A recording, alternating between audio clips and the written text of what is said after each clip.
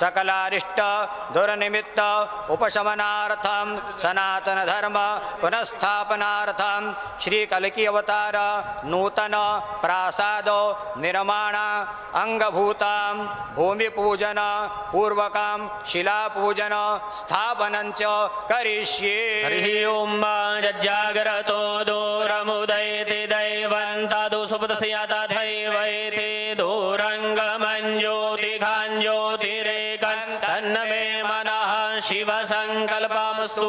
ओम गणानान्त्वा गणपतिगुं हवामहे प्रियाणान्त्वा प्रियपतिगुं हवामहे निधीनान्त्वा निधिपतिगुं हवामहे वसो मम आहमजानि गर्भधमात्वमजासि गर्भधम् अम्बे अम्बिकें बालिके नमः नयति कश्चन साक्षात्सुवकाः सुपुत्रिकां काम्पीलवासिनीम्।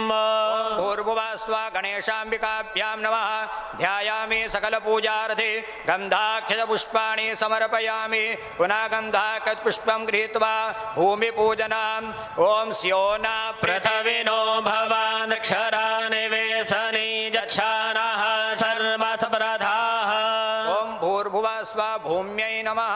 सकलपूजार्थे गन्धाक्षतपुष्पाणि समर्पयामि नमस्करोमि। पुनः गन्धाक्षतपुष्पं गृहीत्वा शिलापूजनम्। ओम श्रीश्चते लक्ष्मीस्याग्न्यां बहोरातुरे पार्श्वे नक्षत्राणि रूपमस्मिनो व्यात्तम् इक्ष्णन्निघाणमुम्मयिघाण सर्वलोकाम्मयिघाण। भूर्भुवस्व शिलास्थदेवतायै नमः। ध्यायामि गन्धाक्षत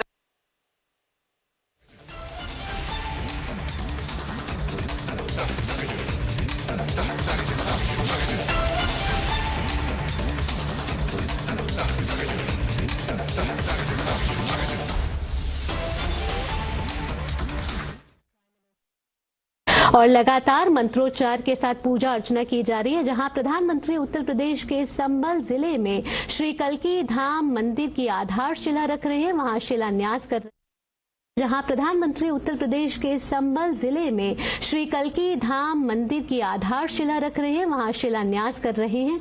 और आपको बता दें कि श्री कल्की धाम निर्माण ट्रस्ट के जो अध्यक्ष हैं आचार्य प्रमोद कृष्णन जी, उनसे मुलाकात कर प्रधानमंत्री को इस मंदिर के शिलान्यास का आमंत्रण दिया गया था आचार्य जी के द्वारा, और अब जो है श्री कल्की धाम मंदिर का शिलान्यास हो रहा है। स्वस्ति नस्तार्क्ष्यो अरिष्टनेमिः स्वस्ति नो बृहस्पतिर्दधातु कंकणबन्धनाम् ॐ जदावदनान्दाक्षायण हिरण्य स्वाहा माधवो मां पुनातु ॐ गोविन्दाय नमः हस्तौ प्रक्षाल्यो स्वस्ति तिलकां हरिः ॐ स्वस्ति न इन्द्रो वृद्धशरावाः स्वस्ति नः पूषा विश्ववेदाः स्वस्ति नस्तार्क्ष्यो अरिष्टनेमिः योगश्च करणं चैव सर्वं विष्णुर्वयं जगत् सूर्यः सोमो यमः कालो महाभूतानि पञ्च च एते शुभाशुभा प्रोक्ता कर्मणो नवसाक्षिणः अद्य पूर्वोच्चारित एवं गुणविशेषेण विशिष्टायां शुभपुण्यतिथौ अस्मिन् भारतवर्षे उत्तरप्रदेशे संभल मण्डलान्तर्गत ऐचोडाकम्बोहस्तथावारो नक्षत्रं विष्णुरेव च योगश्च करणं चैव सर्वं विष्णुर्वयं जगत् सूर्यः सोमो यमः कालो महाभूतानि पञ्च च एते शुभाशुभा प्रोक्ता कर्मणो नवसाक्षिणः अद्य पूर्वोच्चारित एवं गुणविशेषेण विशिष्टायां शुभपुण्यतिथौ अस्मिन् भारतवर्षे उत्तरप्रदेशे संभल मण्डलान्तर्गत ऐचोडाकम्बोहस्तथावारो नक्षत्रं विष्णुरेव च योगश्च करणं चैव सर्वं विष्णुर्वयं जगत् सूर्यः सोमो यमः कालो महाभूतानि पञ्च च एते शुभाशुभा प्रोक्ता कर्मणो नवसाक्षिणः। तो इस समय प्रधानमंत्री का उत्तर प्रदेश दौरा जारी है, जिसमें प्रधानमंत्री नरेंद्र मोदी इन ताजा तस्वीरों के जरिए आप देख सकते हैं कि उत्तर प्रदेश के संभल में श्री कल्की धाम मंदिर का शिलान्यास कार्यक्रम चल रहा है, जहां प्रधानमंत्री नरेंद्र मोदी भूमि पूजन और शिलान्यास कार्यक्रम में शामिल हो रहे हैं। यहां आप देख सकते हैं तस्वीरों के जरिए कि उत्तर प्रदेश के मुख्यमंत्री योगी आदित्यनाथ उनके साथ हैं, साथ ही उनके साथ कल्की धाम के अध्यक्ष भी मौजूद हैं जो आचार्य प्रमोद कृष्णम जी हैं। और यहाँ कल्की धाम मंदिर का शिलान्यास कार्यक्रम चल रहा है और मंत्रोच्चार के साथ इस शिलान्यास कार्यक्रम का आयोजन हो रहा है और इस मंदिर की आधारशिला रखी जा रही है। आपको बता दें कि ये जो मंदिर है वो 5 एकड़ में बनकर तैयार होगा, जिसमें 5 साल का समय लगेगा। और आपको बता दें कि भगवान कल्की जो है वो प्रभु विष्णु का 10वां अवतार माने जाते हैं और संभल में बनने जा रहे श्री कल्की धाम को विश्व का सबसे अनोखा मंदिर कहा जा रहा है। इस मंदिर में भगवान विष्णु के 10 अवतारों के लिए 10 अलग अलग गर्भगृह होंगे और इसी गर्भगृह की का जो भूमि पूजन है वो प्रधानमंत्री नरेंद्र मोदी इस समय आप देख रहे हैं कि कर रहे हैं। और लगातार ये तस्वीरें बयां कर रही हैं कि कैसे आस्था के साथ साथ जो इस मंदिर के साथ जो बाकी का क्षेत्र है उसका भी विकास होगा।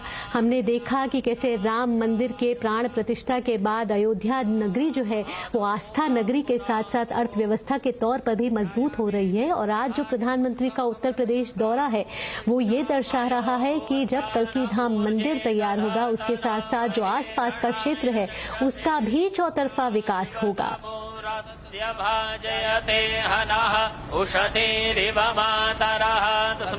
आपको बता दें कि इस कार्यक्रम में अनेक संत, धार्मिक नेता और अन्य गणमान्य लोग शामिल हैं और आचार्य प्रमोद कृष्णम जी जो हैं वो श्री कल्की धाम के अध्यक्ष हैं जो प्रधानमंत्री नरेंद्र मोदी के साथ इस समय मौजूद हैं। लगातार मंत्रोच्चार के साथ प्रधानमंत्री नरेंद्र मोदी पूजा अर्चना में शामिल होकर श्री कल्की धाम मंदिर का आधारशिला रख रहे हैं। इस मंदिर का शिलान्यास हो रहा है और आपको बता दें कि इसके बाद प्रधानमंत्री Uttar Pradesh global investor summit 2023 के चौथे ग्राउंड ब्रेकिंग समारोह में पूरे उत्तर प्रदेश में 10 लाख करोड़ रुपए से अधिक लागत की 14,000 परियोजनाओं का शुभारंभ करेंगे।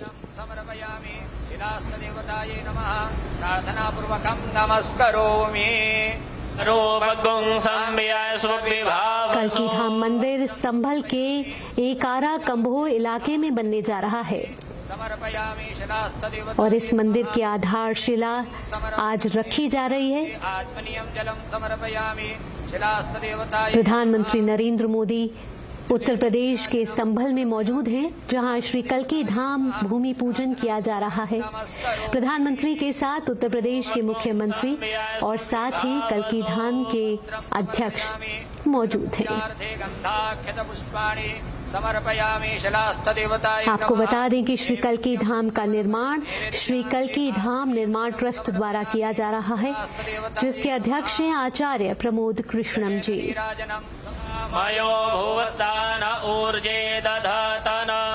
कल्की मंदिर विष्णु के 10वें और आखिरी अवतार कल्की को समर्पित है। सनातन धर्म में मान्यता है कि कलयुग के अंत में विष्णु भगवान कल्की रूप में प्रकट होंगे। इस लिहाज से ये मंदिर दुनिया भर में एक अनोखा मंदिर माना जाएगा। 5 एकड़ में बनकर तैयार होगा ये मंदिर और इस मंदिर में भगवान विष्णु के 10 अवतारों के लिए 10 अलग अलग गर्भगृह बनाए जाएंगे।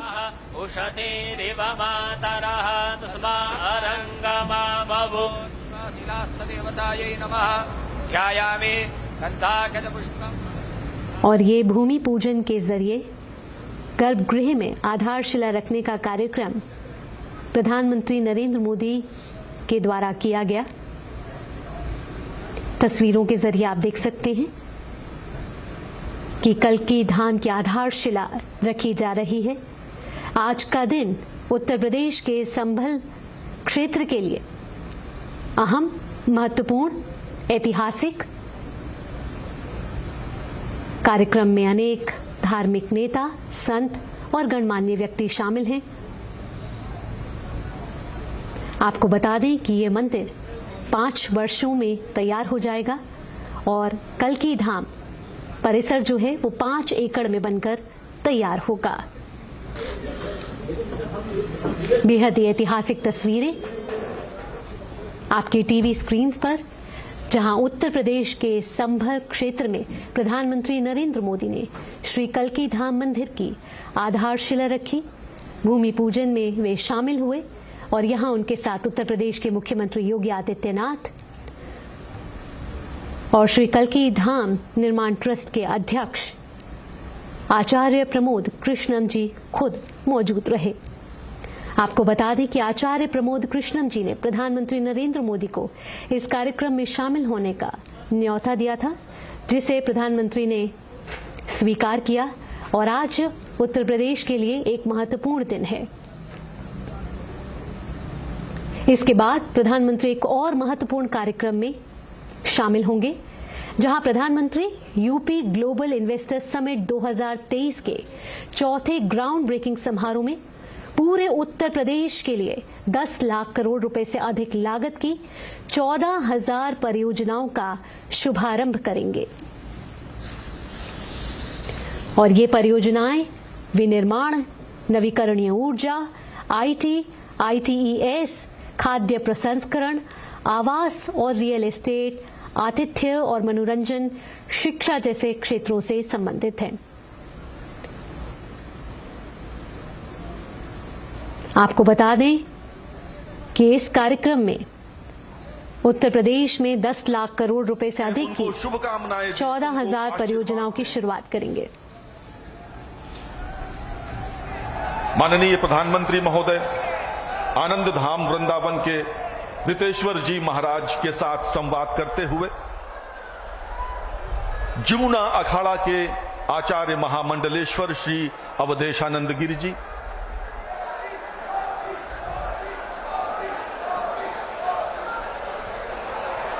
पूज्यपाद श्री कैलाशानंद गिरि जी, सहृदय माननीय प्रधानमंत्री सहृदयता के साथ संवाद कर रहे हैं। आज का दिन उत्तर प्रदेश के लिए आध्यात्मिक और आर्थिक दृष्टि से महत्वपूर्ण है।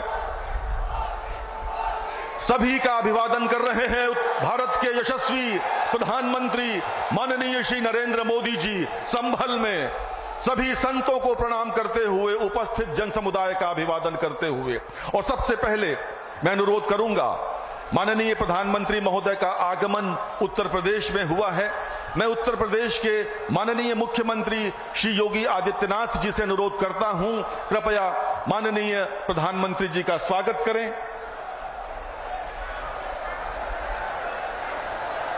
यदा यदा हि धर्मस्य ग्लानिर्भवति भारत अभ्युत्थानम् अधर्मस्य तदात्मानं सृजाम्यहम् परित्राणाय साधूनां विनाशाय च दुष्कृतां धर्म संस्थापनार्थाय संभवामि युगे युगे। और इसी के साथ अब मैं अनुरोध करूंगा श्री कल्की पीठाधीश्वर आचार्य प्रमोद कृष्णम जी से, पूज्यपाद श्री अवधेशानंद गिरि जी से, पूज्यपाद श्री कैलाशानंद गिरि जी से और सद्गुरु रितेश्वर जी महाराज से कृपया माननीय प्रधानमंत्री महोदय का अंग वस्त्र पहनाकर सम्मान करें।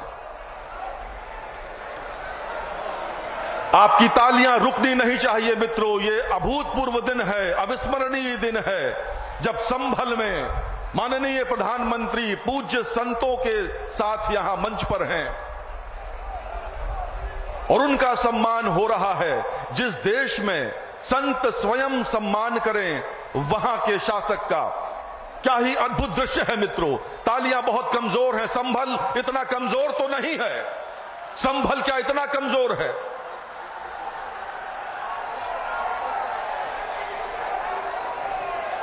और स्मृति चिन्ह श्री कल्की धाम की प्रतिकृति भेंट कर रहे हैं माननीय प्रधानमंत्री को श्री कल्की पीठाधीश्वर और अन्य सभी संत, पूज्य संत अवधेशानंद गिरि जी, कैलाशानंद जी, रितेश्वर जी महाराज। ऐसा होगा आपके जनपद में बनने वाला श्री कल्की धाम।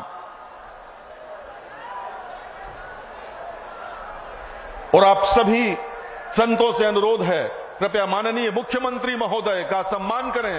उत्तर प्रदेश के लोकप्रिय मुख्यमंत्री श्री योगी आदित्यनाथ जी का सम्मान कर रहे हैं।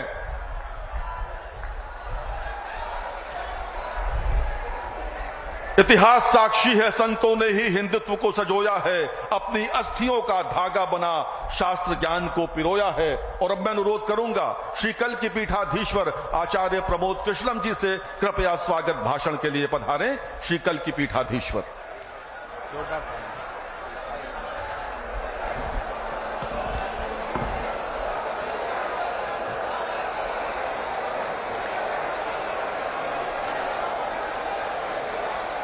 परम सम्मानित, परम आदरणीय, परम श्रद्धेय भारत के यशस्वी, तेजस्वी, ओजस्वी और तपस्वी प्रधानमंत्री श्री नरेंद्र मोदी जी का इस कल्की धाम की पावन धरा पे मुझे स्वागत करने के लिए कहा गया है। माननीय प्रधानमंत्री जी,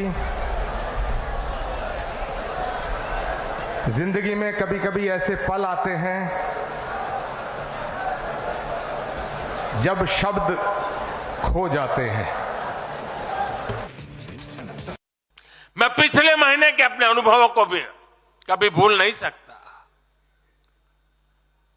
इस दौरान मुझे भगवान श्री राम से जुड़े कई स्थानों में भ्रमण करने का अवसर मिला। मेरा 11 दिन का अनुष्ठान चल रहा था। उस अनुष्ठान के दरमियान मैं नासिक, लेपाक्षी, त्रिप्रयार, श्रीरंगम, रामेश्वरम, धनुषकोडी, मैं इन जगहों पर एक सामान्य साधक के तौर पर गया था। इस दौरान मुझे दक्षिण भारत के विभिन्न क्षेत्रों में लोगों से जो स्नेह मिला, आशीर्वाद मिले, मैं उसका शब्दों में बयान नहीं कर सकता और पॉलिटिकल पंडितों के पैरामीटर में कभी आ भी नहीं सकता है जी। जब मैं सड़कों से गुजर रहा था, लोग अपने वचन से, अपने भावों से मुझ पर अपना आशीर्वाद बरसा रहे थे। इस दौरान मुझे कंब रामायण का पाठ सुनने का अवसर मिला। ये ठीक उसी जगह पर हुआ जहां महान कवि कंबन ने 800 वर्ष पहले अपने रामायण की रचना की थी। आप कल्पना कर सकते हैं उसी स्थान पर बैठ करके जब मैं कंब रामायण सुन रहा था, उस भाव विश्व को मैं ही अनुभव कर सकता हूं। एक ऐसा अद्भुत क्षण था जिसमें एक भारत श्रेष्ठ भारत की भावना पूरी तरह समाहित थी। मुझे विश्वास है कि आप सभी ने भी कम अधिक मात्रा में इसे महसूस किया होगा। हम हमेशा विभिन्न तरीके से देशवासियों को करीब लाने का निरंतर प्रयास करते हैं। एकता के सूत्र में बांधने के लिए हमारी कोशिश रहती है। चाहे संयुक्त राष्ट्र में पहली बार जाकर के कोई तमिल में बोलता है। Today, on a very serious, on a very career-oriented note, Professor Kulkarni, as I welcome you to Republic TV's India Women Summit, you have also got these lovely incidents that happened during the 26/11 attack in Mumbai. I would like you to share that with us, and also how grit and grace, like she was mentioning.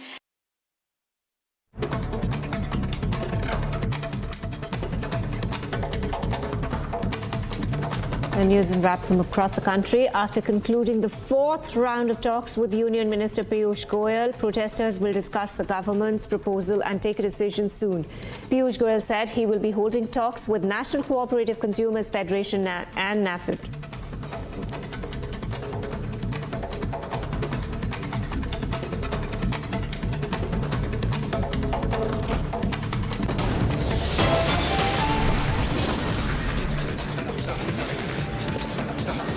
Time to slip in a short break. Coming up on the other side, Supreme Court to hear PIL on Sandeshkhali seeking court-monitored probe into the alleged incidents of sexual assault on women living in Sandeshkhali. NCW Chief Rekha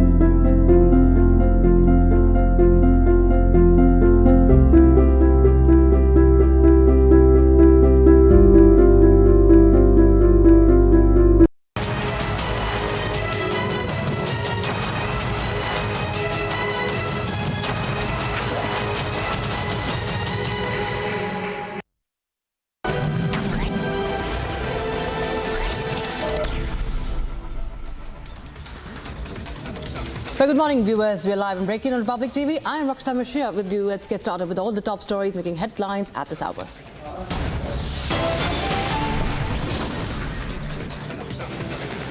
Prime Minister Narendra Modi to lay the foundation stone of Shri Kalki Dham in UP's Sambhal.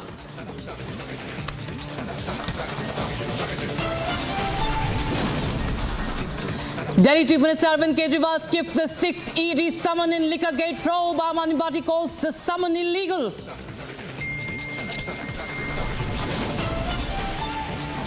Supreme Court to hear PIL on Sandeshkhali seeking court-monitored probe into alleged incidents of sexual assault on women living in Sandeshkhali. NCW Chief Rekha Sharma leaves for Sandeshkhali. Supreme Court to hear Chandigarh mayor poll controversy on alleged rigging. Mayor Manoj Sonkar resigned yesterday.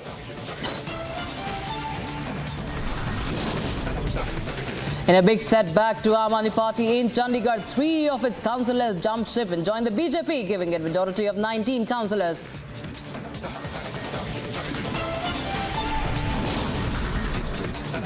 Protesters put Delhi Chalo March on hold to study the MSP plan proposed by the centre.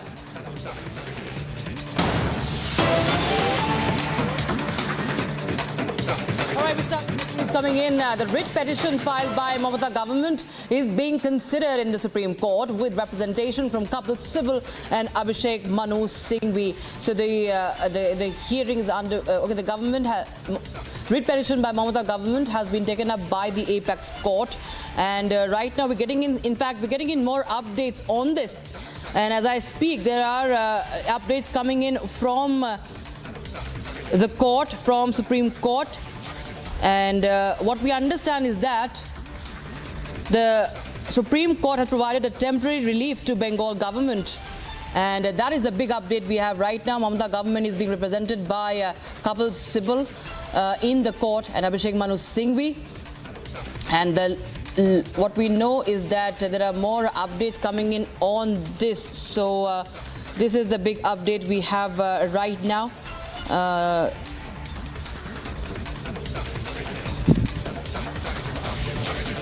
Waiting for more information on this.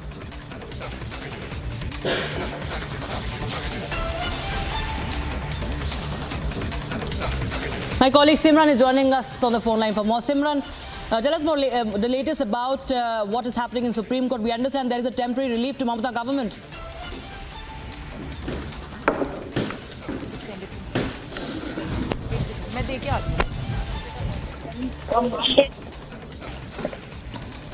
Can you hear me? Check. Can you hear me? Please go ahead, Simran.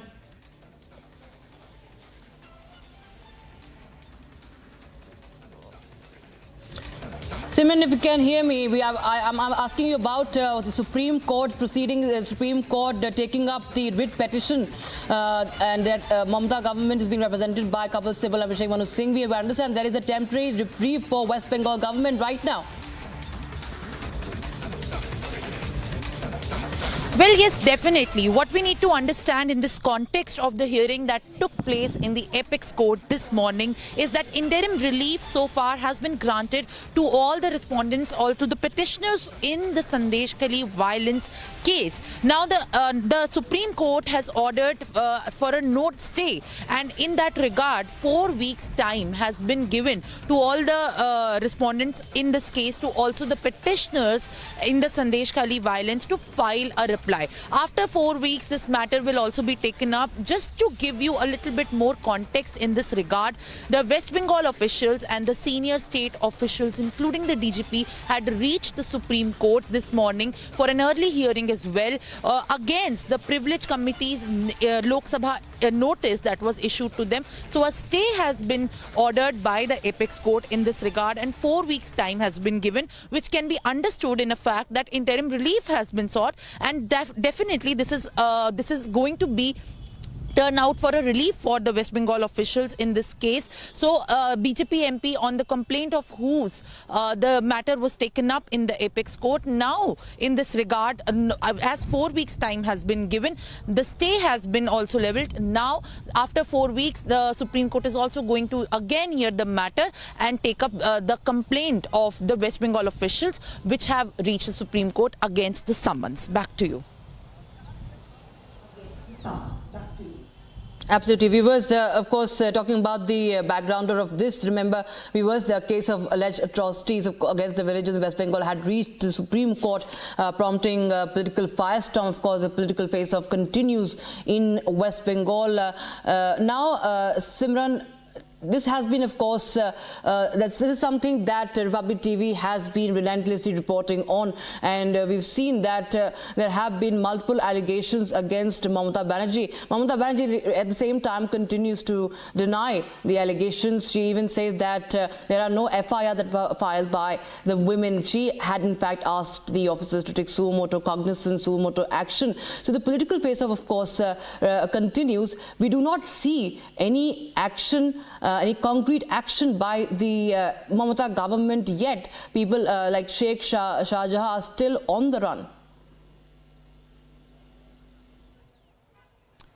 Well, yes, as far as we talk about the political side of this controversy that has been brewing up ever since the violence and the allegations of the Sandeshkhali violence happened to be in the center stage. Remember, just in hours to come, there is also a PIL that has been filed in the apex court regarding a CBI or a court-monitored probe into the Sandeshkhali violence incident. There were two critical hearings that are also on the spotlight highlight in this Sandeshkhali violence. So one, we have seen how Supreme Court has ordered a stay on the privilege committee summons, and 4 weeks time has been granted. The next one, which is going to be scheduled and which is going to take place in the hours from now, is the PIL that has been filed by the Supreme Court lawyer Alok Srivastav in this case, where there is going to be an appeal or seeking an appeal for the court-monitored probe, 3-member judge committee probe into the violence of Sandeshkhali,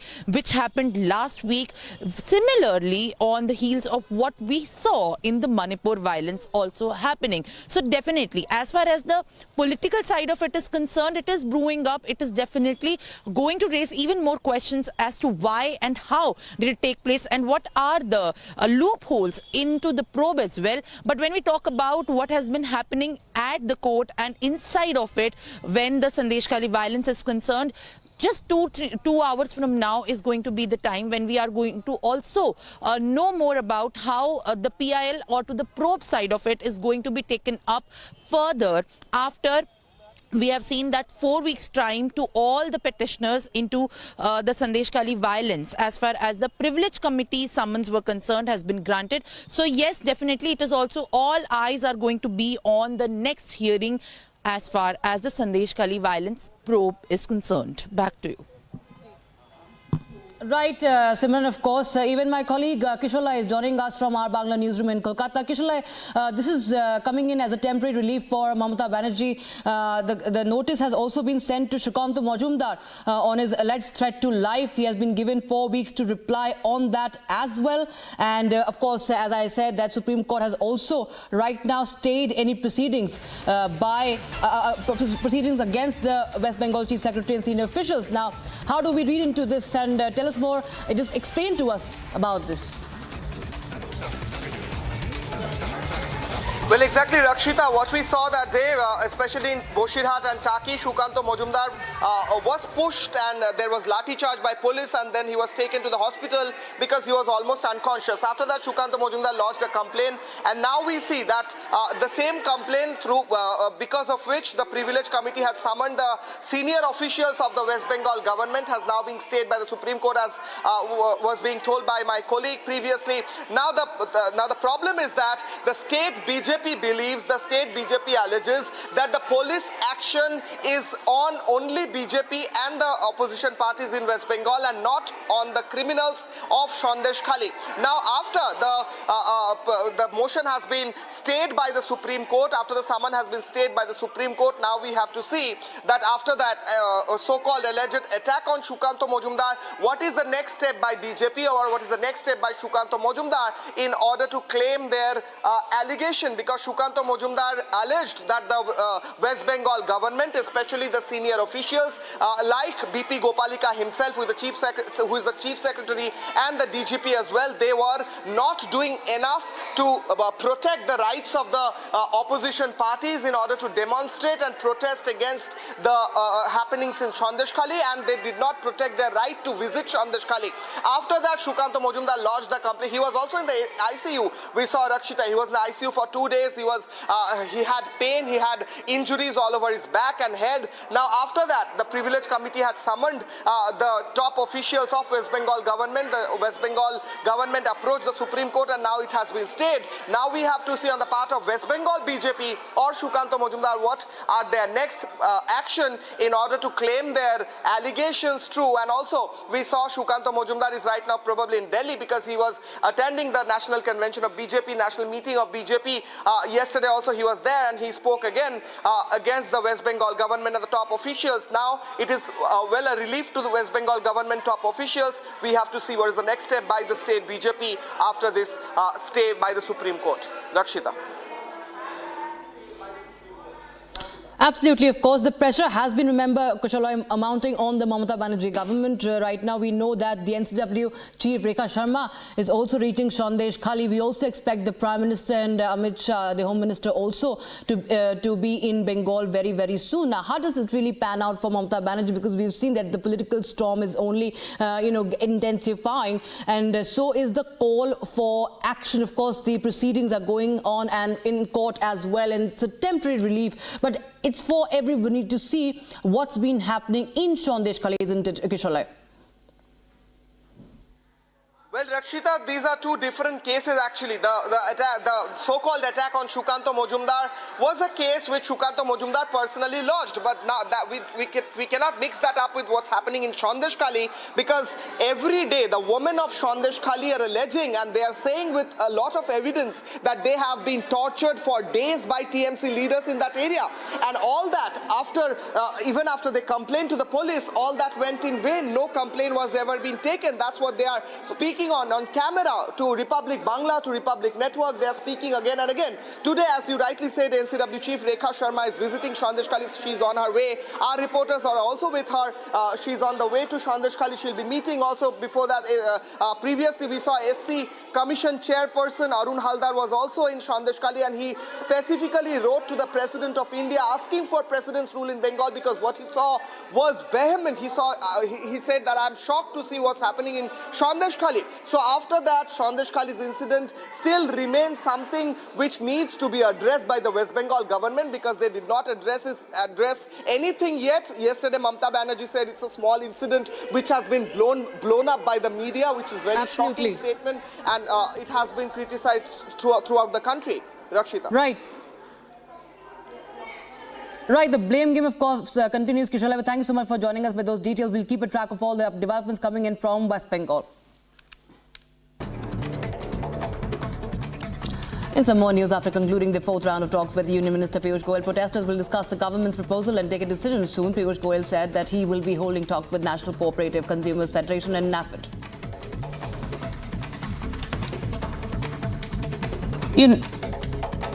कल सुबह तक हमें अपना निर्णय बताएंगे. हम भी दिल्ली जाके बाकी जो विभाग है और एनसीसीएफ नाफेड से चर्चा कर लेंगे, और मेरा विश्वास है जिस अच्छे वातावरण में आज की चर्चा हुई है, उस वातावरण में दोनों पक्ष सकारात्मक सोच के साथ, पॉजिटिव थिंकिंग के साथ आगे बढ़ेंगे. बाकी कई सारे और छोटे विषय थे जिनको समाधान पहले ही आपसी बातचीत से कर दिया गया था.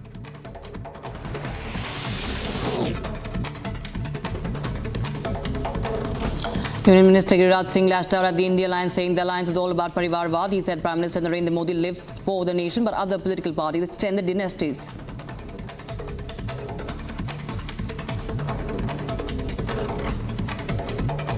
वो राष्ट्र के लिए जीते हैं, राष्ट्र के लिए मरते हैं, और जो राजनीतिक दल हैं वो अपने वंश को बढ़ाते हैं. लालू यादव जी हैं अपने बेटे को मुख्यमंत्री बनाने के लिए, मुलायम सिंह जी बना दिए. अब इधर देखिए ममता जी अपने भतीजे को, स्टालिन अपने बेटे को. पूरे देश में जो ये गठबंधन है, इंडी गठबंधन, ये अपने परिवारवाद का है, और नरेंद्र मोदी राष्ट्रवाद के प्रतीक हैं. Three Aam Aadmi Party councillors in the Chandigarh Municipal Corporation joined the BJP in New Delhi. Councillors Poonam Devi, Neha Musawat, Gurucharan Kala joined the BJP in presence of Party National General Secretary Vinod Tawade.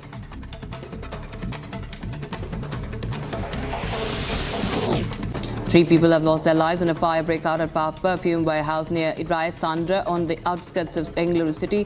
5 others have been injured, suffering from various degrees of burn.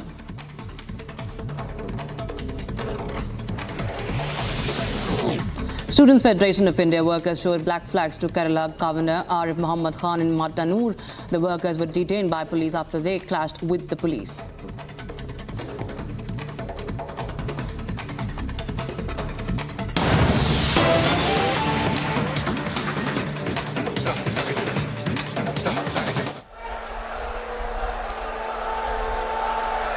जय मां कैला देवी, जय मां कैला देवी, जय मां कैला देवी, जय बूढ़े बाबा की, जय बूढ़े बाबा की, भारत माता की, भारत माता की, सभी संतों से प्रार्थना है कि अपना स्थान लीजिए।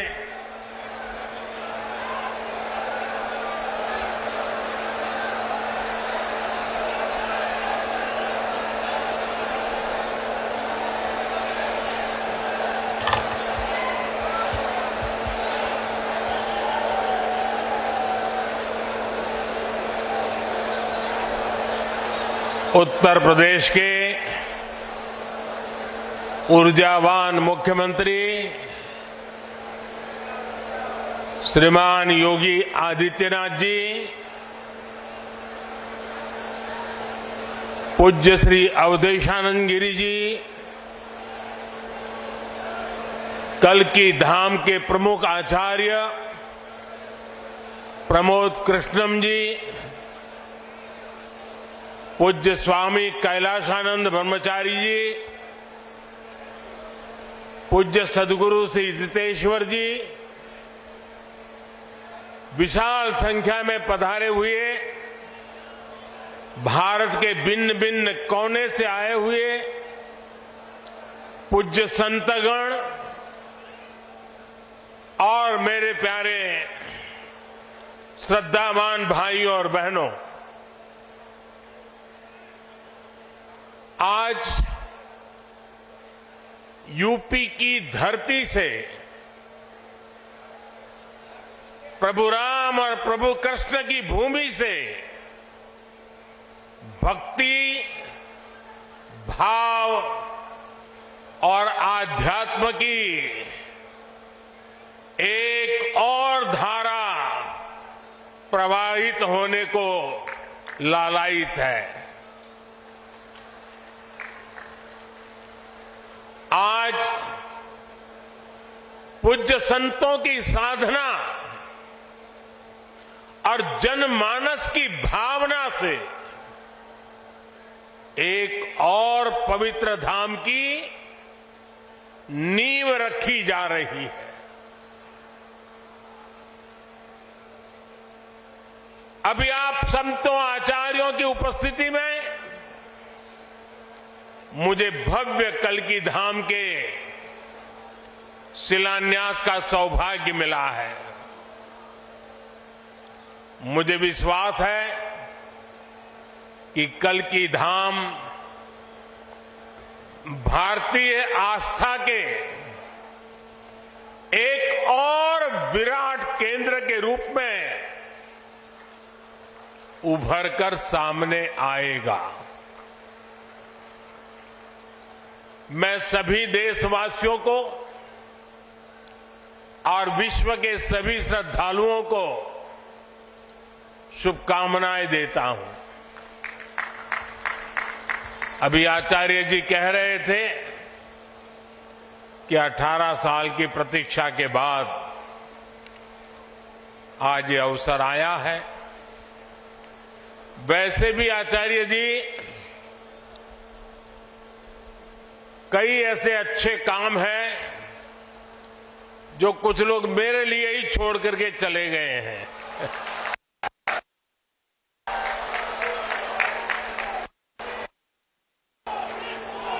और आगे भी जितने अच्छे काम रह गए हैं ना, उसके लिए बस ये संतों का, जनता जनार्दन का आशीर्वाद बना रहे, उसे भी पूरे करेंगे।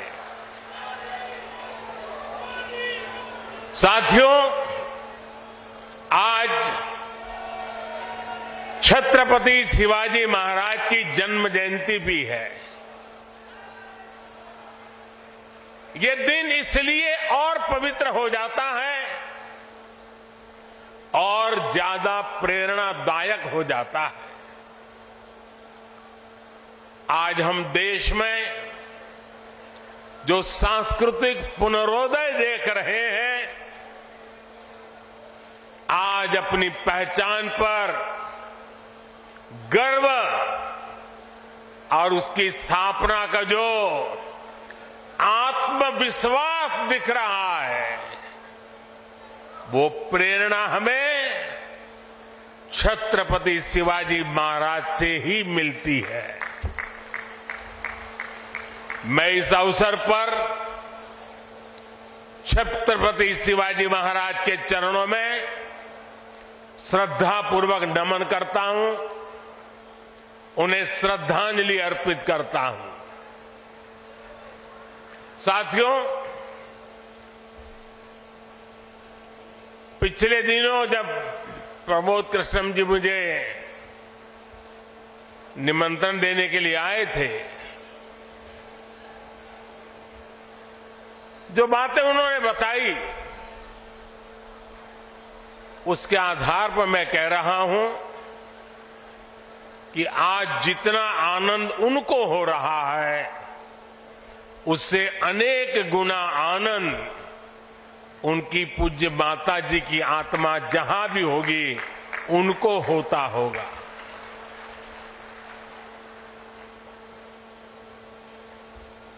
और मां के वचन के पालन के लिए एक बेटा कैसे जीवन खपा सकता है, ये प्रमोद जी ने दिखा दिया।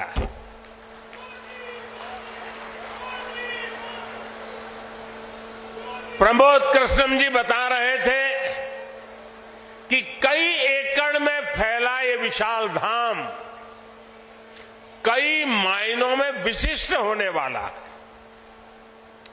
ये एक ऐसा मंदिर होगा, जैसा मुझे उन्होंने पूरा समझाया अभी, जिसमें 10 गर्भगृह होंगे और भगवान के सभी 10 अवतारों को विराजमान किया जाएगा। 10 अवतारों के माध्यम से हमारे शास्त्रों ने केवल मनुष्य ही नहीं बल्कि अलग अलग स्वरूपों में ईश्वरीय अवतार को प्रस्तुत किया गया है। यानी हमने हर जीवन में ईश्वर की ही चेतना के दर्शन किए। हमने ईश्वर के स्वरूप को सिंह में भी देखा, वराह में भी देखा और कच्छप में भी देखा। इन सभी स्वरूपों की एक साथ स्थापना हमारी मान्यताओं की व्यापक छवि प्रस्तुत करेगी। ये ईश्वर की कृपा है कि उन्होंने इस पवित्र यज्ञ में मुझे माध्यम बनाया है, इस शिलान्यास का अवसर दिया है। और अभी जब वो स्वागत प्रवचन कर रहे थे तब उन्होंने कहा कि हर किसी के पास कुछ न कुछ देने को होता है, मेरे पास कुछ नहीं है, मैं सिर्फ भावना व्यक्त कर सकता हूं। प्रमोद जी, अच्छा हुआ कुछ दिया नहीं, वरना जमाना ऐसा बदल गया है कि अगर आज के युग में सुदामा श्री कृष्ण को एक पोटली में चावल देते, वीडियो निकल आती, सुप्रीम कोर्ट में पीआई हो जाती और जजमेंट आता कि भगवान कृष्ण को भ्रष्टाचार में कुछ दिया गया और भगवान कृष्ण भ्रष्टाचार कर रहे थे। ये इस व्यक्त में हम जुगर रहे और इसे अच्छा है कि आपने भावना प्रकट की और कुछ दिया नहीं।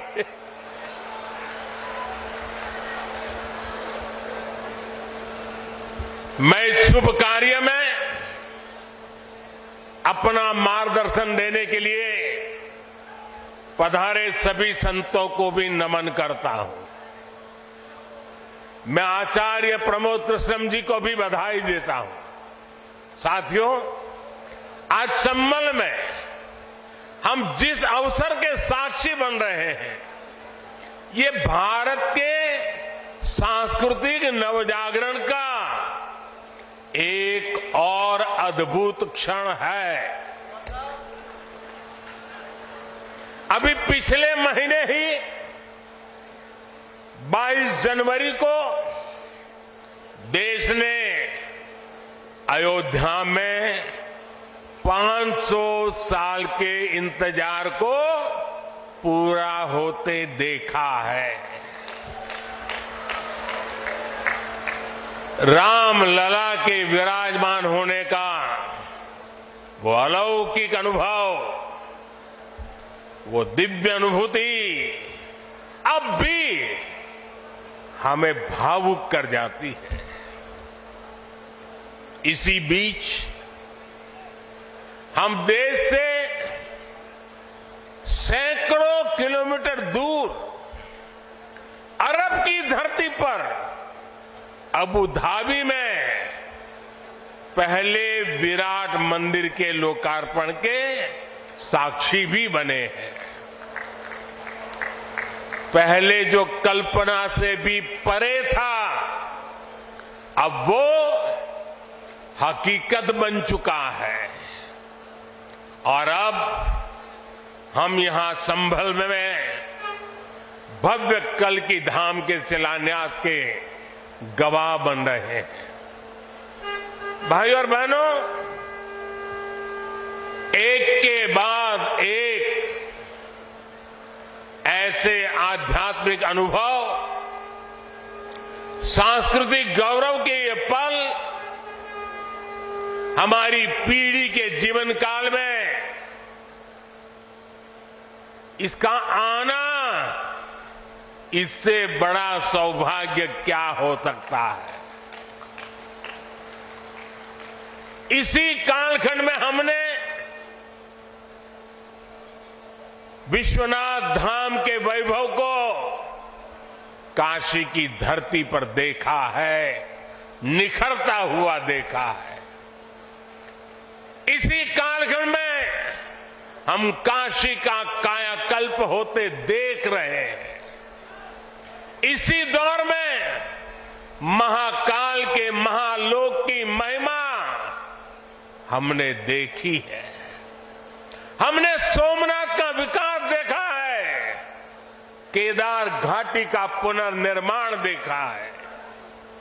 हम विकास भी, विरासत भी इस मंत्र को आत्मसात करते हुए चल रहे हैं। आज एक और हमारे तीर्थों का विकास हो रहा है, तो दूसरी ओर शहरों में हाई टेक इंफ्रास्ट्रक्चर भी तैयार हो रहा है। आज अगर मंदिर बन रहे हैं तो देश भर में नए मेडिकल कॉलेज भी बन रहे हैं। आज विदेशों से हमारी प्राचीन मूर्तियां भी वापस लाई जा रही है और रिकॉर्ड संख्या में विदेशी निवेश भी आ रहा है। ये परिवर्तन प्रमाण है साथियों, और प्रमाण इस बात का है, समय का चक्र घूम चुका है। एक नया दौर आज हमारे दरवाजे पर दस्तक दे रहा है। ये समय है हम उस आगमन का दिल खोलकर स्वागत करें। इसलिए मैंने लाल किले से देश को विश्वास दिलाया था, यही समय है, सही समय है। साथियों, जिस दिन अयोध्या में राम मंदिर की प्राण प्रतिष्ठा हुई थी, तब मैंने एक और बात कही थी। 22 जनवरी से अब नए काल चक्र की शुरुआत हो चुकी है। प्रभु श्री राम ने जब शासन किया तो उसका प्रभाव हजारों वर्ष तक रहा। उसी तरह राम लला के विराजमान होने से अगले 1000 वर्षों तक भारत के लिए एक नई यात्रा का शुभारंभ हो रहा है। अमृत काल में राष्ट्र निर्माण के लिए पूरी सहस्त्र शताब्दी का ये संकल्प केवल एक अभिलाषा भर नहीं है, ये एक ऐसा संकल्प है जिसे हमारी संस्कृति ने हर कालखंड में जीकर दिखाया है। भगवान कल्की के विषय में आचार्य प्रमोद कृष्णम जी ने गहरा अध्ययन किया है। भगवान कल्की के अवतार से जुड़े कई सारे तथ्य और शास्त्रीय जानकारियां भी आचार्य प्रमोद कृष्णम जी मुझे बता रहे थे। जैसे उन्होंने बताया कि कल्की पुराण में लिखा है, शंभले वस तस्तस्य सहस्त्र परिवत्सरा, यानी भगवान राम की तरह ही कल्की का अवतार भी हजारों वर्षों की रूपरेखा तय करेगा। इसलिए भाइयों और बहनों, हम ये कह सकते हैं कि कल्की काल चक्र के परिवर्तन के प्रणेता भी है और प्रेरणा स्रोत भी है। और शायद इसीलिए कल्की धाम एक ऐसा स्थान होने जा रहा है जो उन भगवान को समर्पित है जिनको अभी अवतार होना बाकी है। अब कल्पना करिए, हमारे शास्त्रों में सैकड़ों हजारों साल पहले भविष्य को लेकर इस तरह की अवधारणा लिखी गई।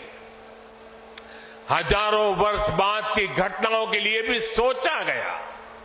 ये कितना अद्भुत है, और ये भी कितना अद्भुत है कि आज प्रमोद कृष्ण जैसे लोग पूरे विश्वास के साथ उन मान्यताओं को आगे बढ़ा रहे हैं, अपना जीवन खपा रहे हैं। वो भगवान कल्की के लिए मंदिर बना रहे हैं, उनकी आराधना कर रहे हैं।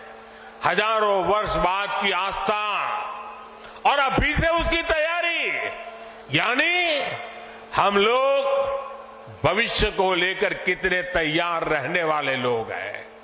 इसके लिए तो प्रमोद कृष्ण जी वाकई सराहना के पात्र है।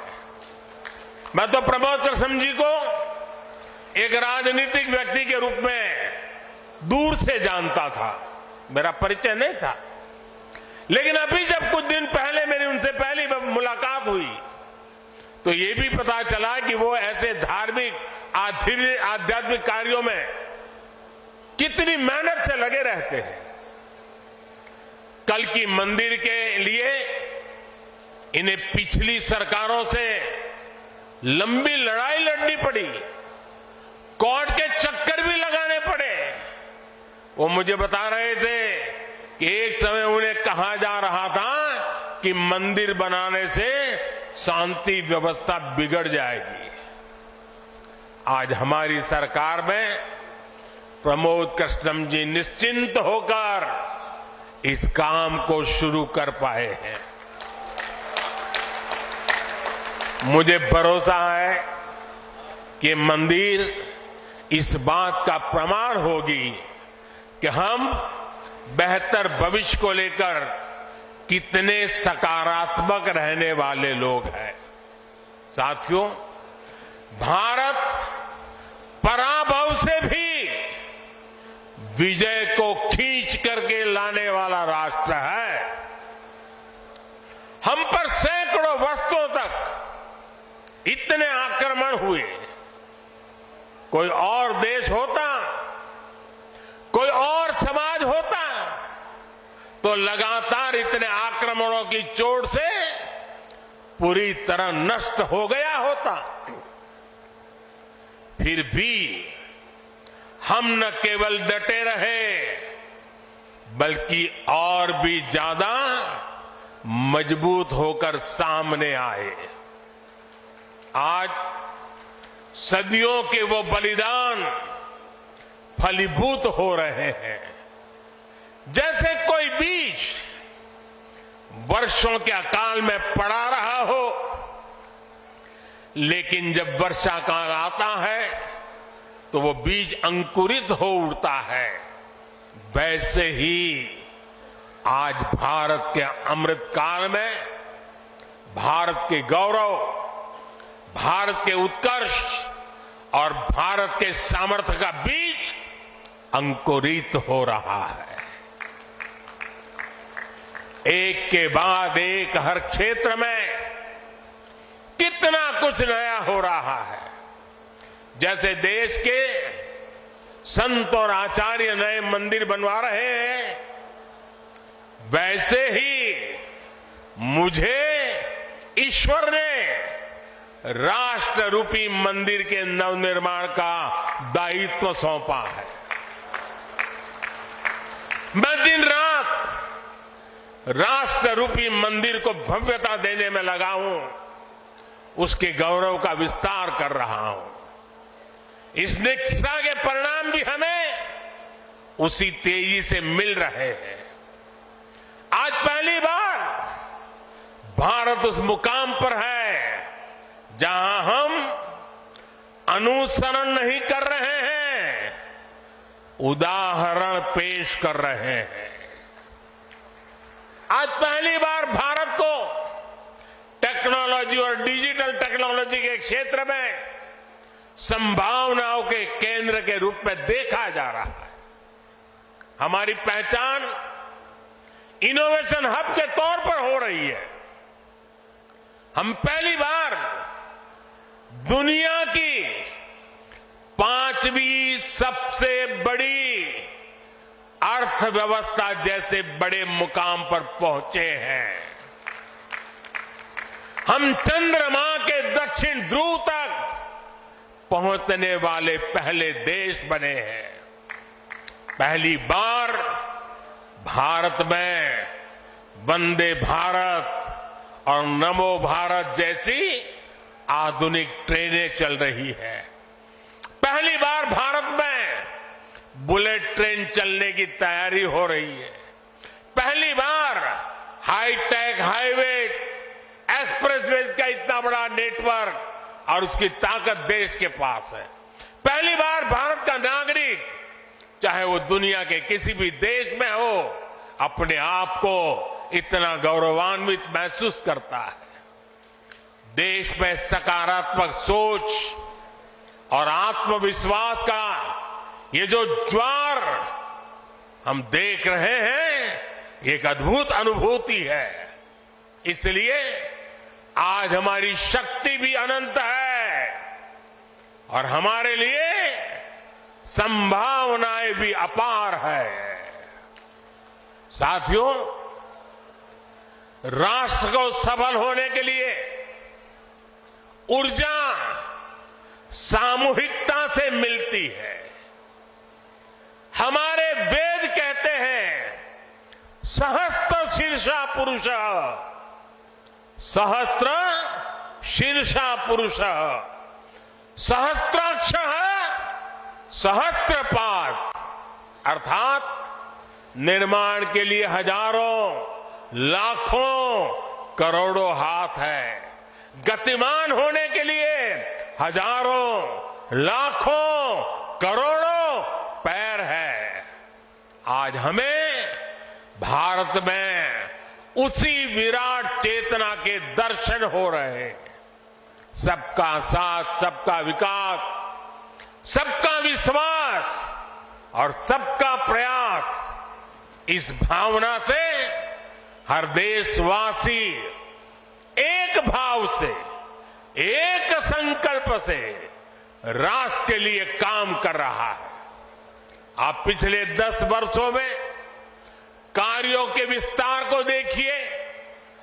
4 करोड़ से ज्यादा लोगों को प्रधानमंत्री आवास योजना के तहत पक्के घर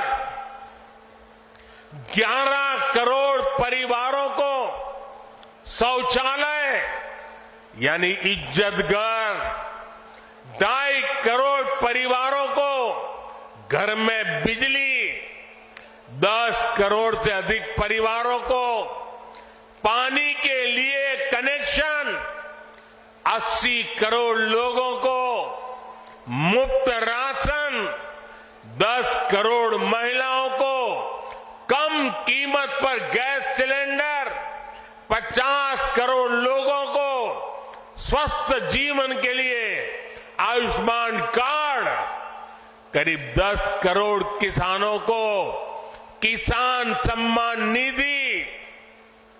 कोरोना काल में हर देशवासी को मुफ्त वैक्सीन, स्वच्छ भारत जैसा बड़ा अभियान। आज पूरी दुनिया में भारत के इन कामों की चर्चा हो रही है।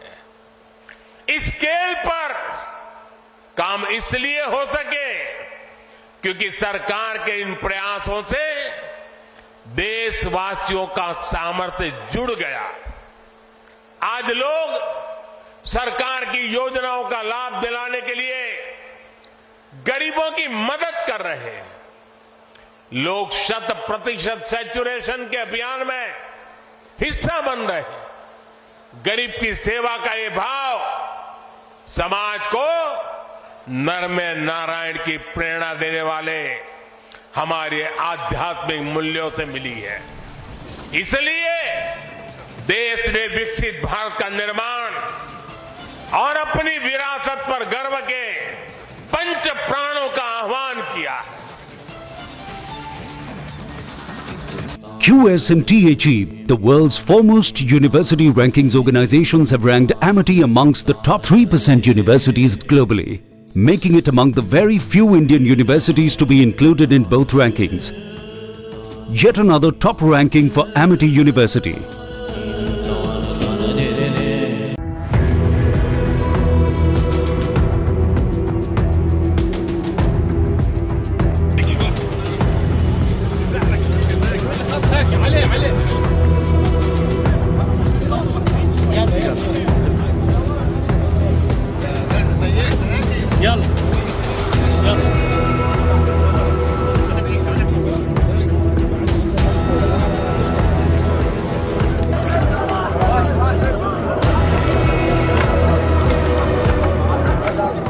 أقول لكم أيها الإخوة والأخوات ولكل السامعين، للصديق وللعدو، نساؤنا وأطفالنا الذين قتلوا في هذه الأيام في النبطية وفي الصواني وفي غيرها من قرى الجنوب، سوف يدفع العدو ثمن سفكهم لدمائهم دماء.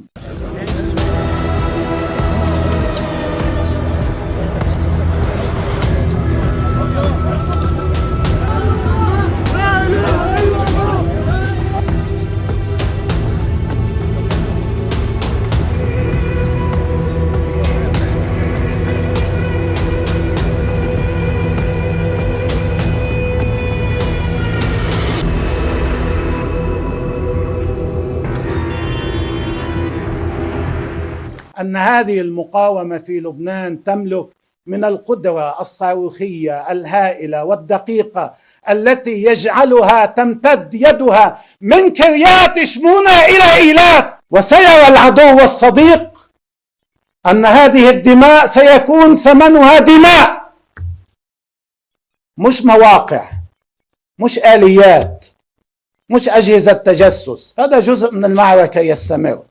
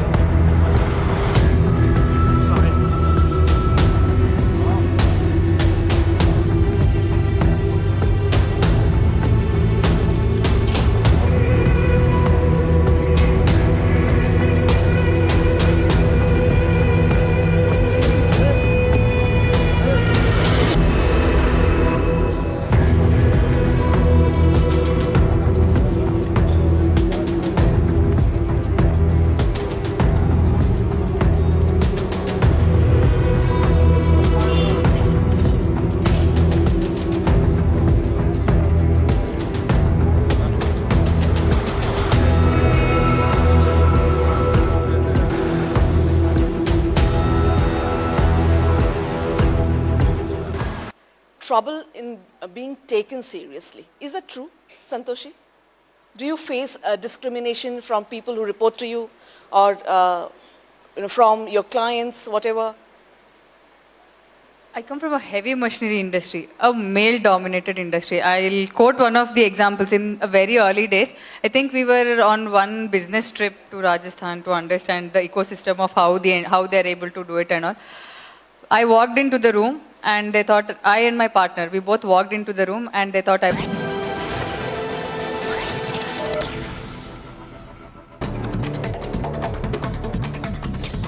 And here's a look at top stories in brief. Prime Minister Modi laid foundation stone of Shri Kalki Dham in Sambhal. Uttar Pradesh Chief Minister Yogi Adityanath and Shri Kalki Dham Nirman Trust Chairman were among those who were part of the event.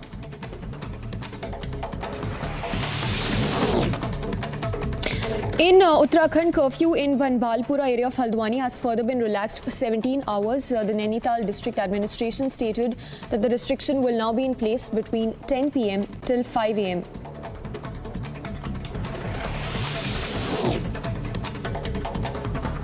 News from Karnataka, where BJP MLA ST Somashekar was on board a private charter with Deputy Chief Minister DK Shivakumar and travelled to Mangaluru. The BJP MLA earlier had campaigned for the Congress candidate and was warned of violating party's protocol by the BJP state president.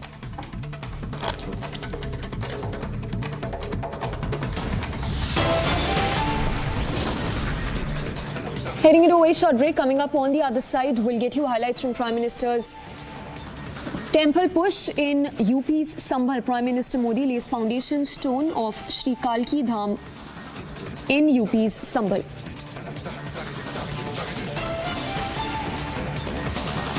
QSMTHE, the world's foremost university rankings organizations, have ranked Amity amongst the top 3% universities globally, making it among the very few Indian universities to be included in both rankings.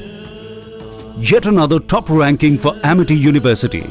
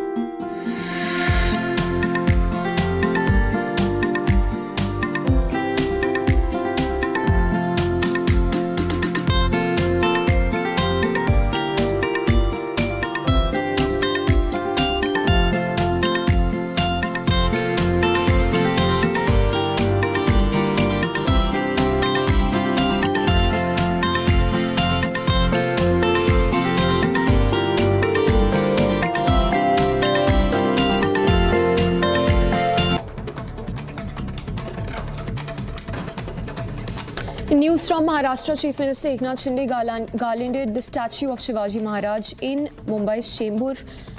People even offered aarti as part of celebrations on the birth anniversary of Chhatrapati Shivaji Maharaj.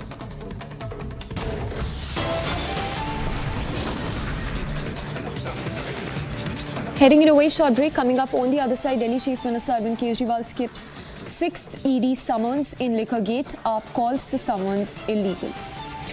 QS&THE, the world's foremost university rankings organizations, have ranked Amity amongst the top 3% universities globally, making it among the very few Indian universities to be included in both rankings.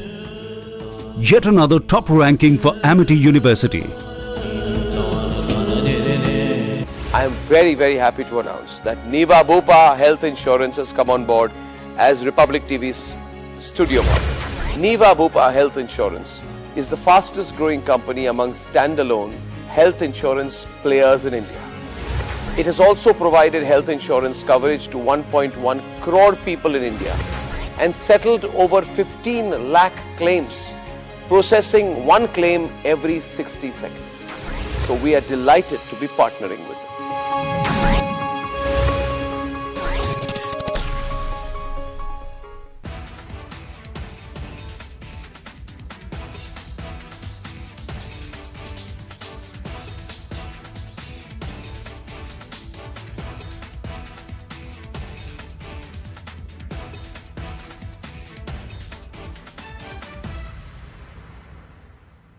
What I want to say to everybody who is here is that let's keep the external environment aside for a moment.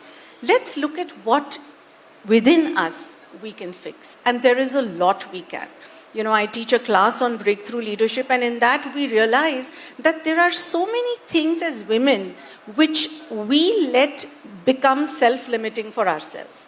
You know, the imposter syndrome, for example, affects women more than men. Do you know, Rhythm, that if there is, for example, a job posting, even in your own organization, if a man feels he's even 50% ready, he will apply for it. But a woman will apply for it only if she feels she's 80 or 90% ready. Amazing. So we put so much pressure on ourselves, our own self-limiting beliefs. I think if we start focusing on what is in our control, and there is a lot which is in our control, I think there is no limit to what we can achieve. So we have come a long way in equality and in women representation, but I think there is a long way to go as well. But I think it's a lovely thought. Yes. I also want to ask you, you're heading the very prestigious Shri University. It has over 11 schools. There are also over 10,000 students in them. How do you think women, Professor Kulkarni, can be helped to the grassroots level, even keeping in mind their health and hygiene? How can we take this forward?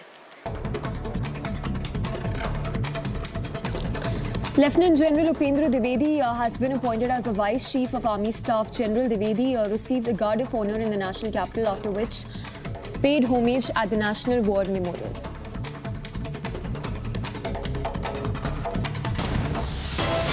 With that, we head into a short break. Coming up on the other side, the highlights from Prime Minister's temple push across the country.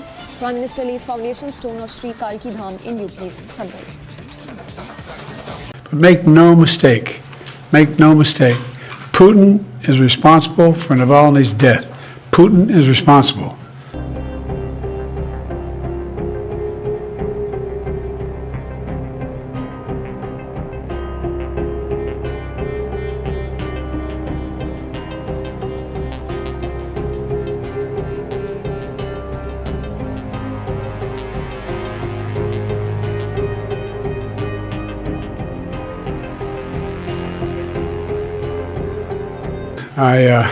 I'm heading off to East Palestine in a moment, but I wanted to say a few things this morning about Alexei Navalny.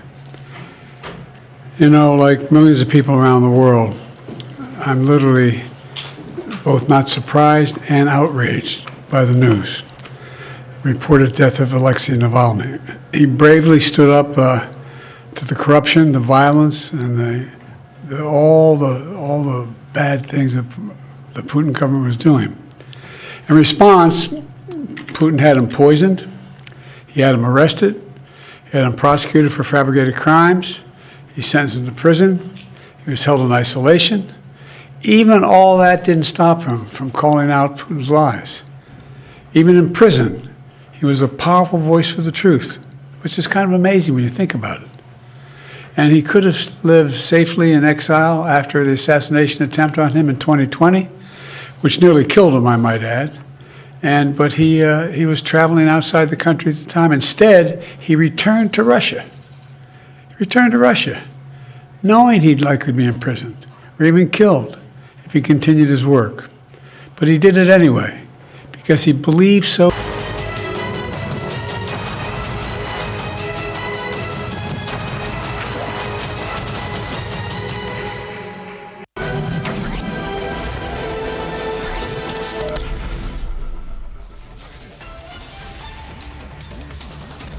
Hello and welcome. You're watching Live and Breaking with me, Gini Narula. Now let's look at our first top headlines.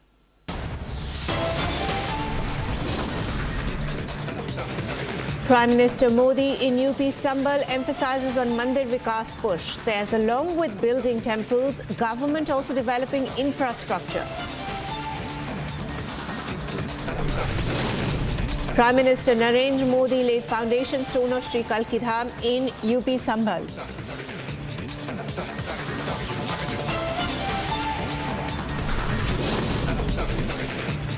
Supreme Court stays privileges committee proceedings against West Bengal Chief Secretary. Senior officials issues notice to LS Secretariat. Notice also issued to Sukanta Majumdar.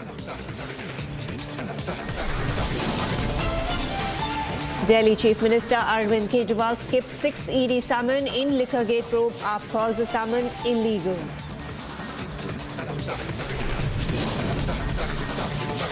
Supreme Court to hear Chandigarh mayor poll controversy on alleged rigging. Mayor Manoj Sonkar had resigned yesterday.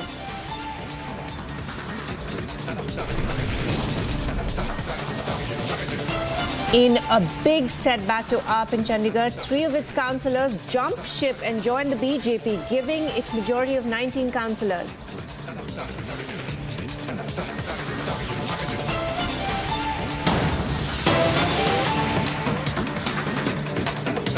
Well, news just coming in. Kejriwal, Chief Minister Arvind Kejriwal has skipped 6th ED summon. Now, ED has filed a complaint against Delhi Chief Minister, complaint over intentionally skipping summons. Now, Kejriwal has also written that he will send a written reply to the summons to ED. AAP has given a statement that the matter is in court and should wait for the court's decision. We're joined in by my colleague Harsha, who's joining us. A very good afternoon to you, Harsha. Liquorgate scam again. Kejriwal skips 6th summon. Now, what does this mean? So, Giri, let me tell you that when Kejriwal skipped 3rd summon only, that time only, Enforcement Directorate under Section 174 of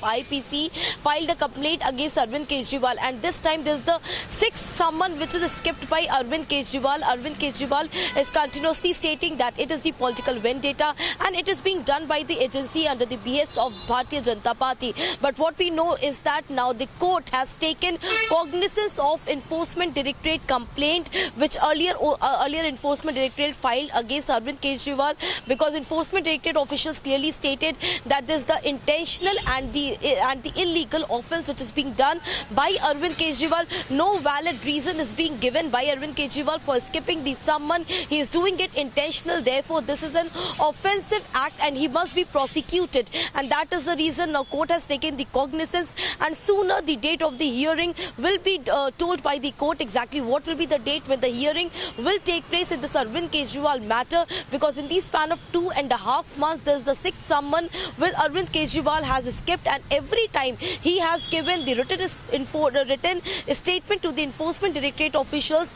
exactly what is the reason why is he skipping, and he will not join the investigation and the interrogation with the ED officials in the entire Delhi new Liquorgate scam. So we know that the cognizance has been taken taken.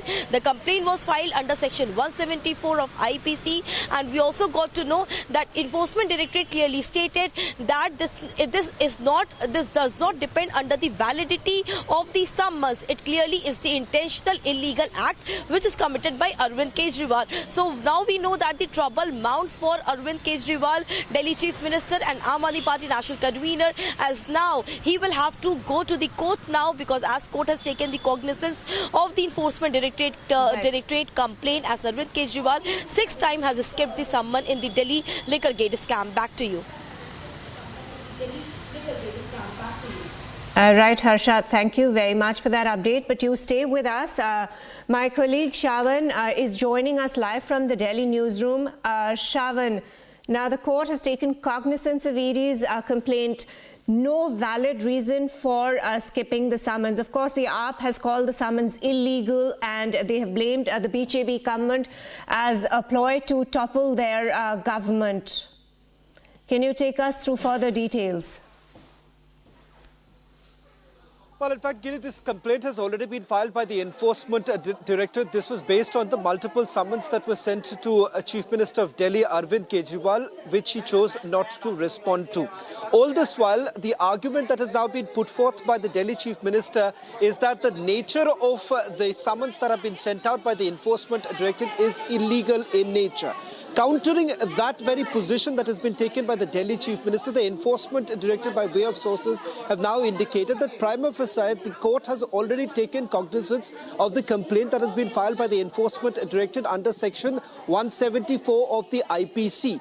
It is not about the illegality of the summons, but rather it is the disobedience on the part of the Chief Minister by not responding to the summons that have been sent out by the Enforcement Directorate. In fact, this was based on at least the first 3 summons that were sent out by the Enforcement Directorate, where the Chief Minister did not respond. But as far as this case goes, remember, there are already 6 summons that have been sent out. In fact, he was asked to appear today, which once again the Chief Minister has indicated that these are illegal summons, only because he says that he's not been informed whether he has been called in as a witness or as a suspect. Remember, that's another angle that happens to be the prerogative of the agency, and it need not be that the agency would be informing the person whether at all the person has been called as a witness or as a suspect. That is something that the agency decides at a later stage.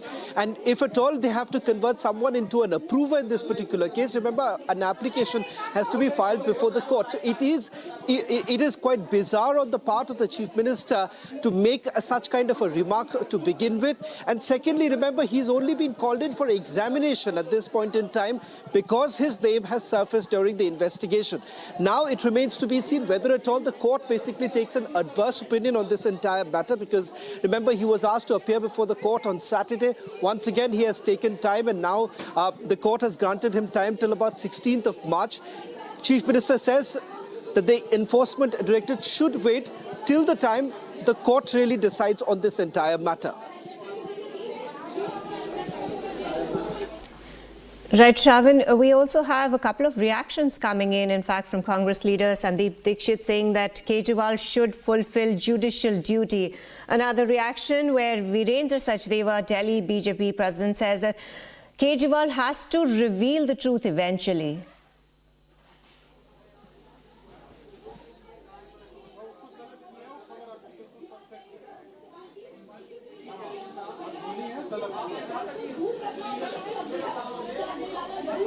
Shravan, I repeat, I was just taking you through the reactions, a couple of reactions coming in from other party. You know, Congress leader Sandeep Dixit has said that Kejriwal should fulfill his duty, and Virendra Sachdeva has said that Kejriwal has to reveal the truth eventually.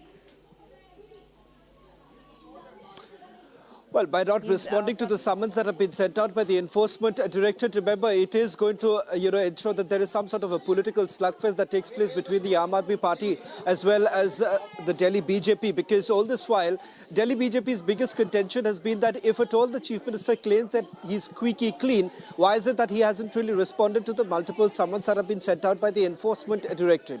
Aam Aadmi Party, however, has basically dubbed this entire investigation as completely biased at the behest of the centre. But if you simply go by the merits of the case, Arvind Kejriwal's name was actually taken by the approver in this particular case, Magunta Reddy.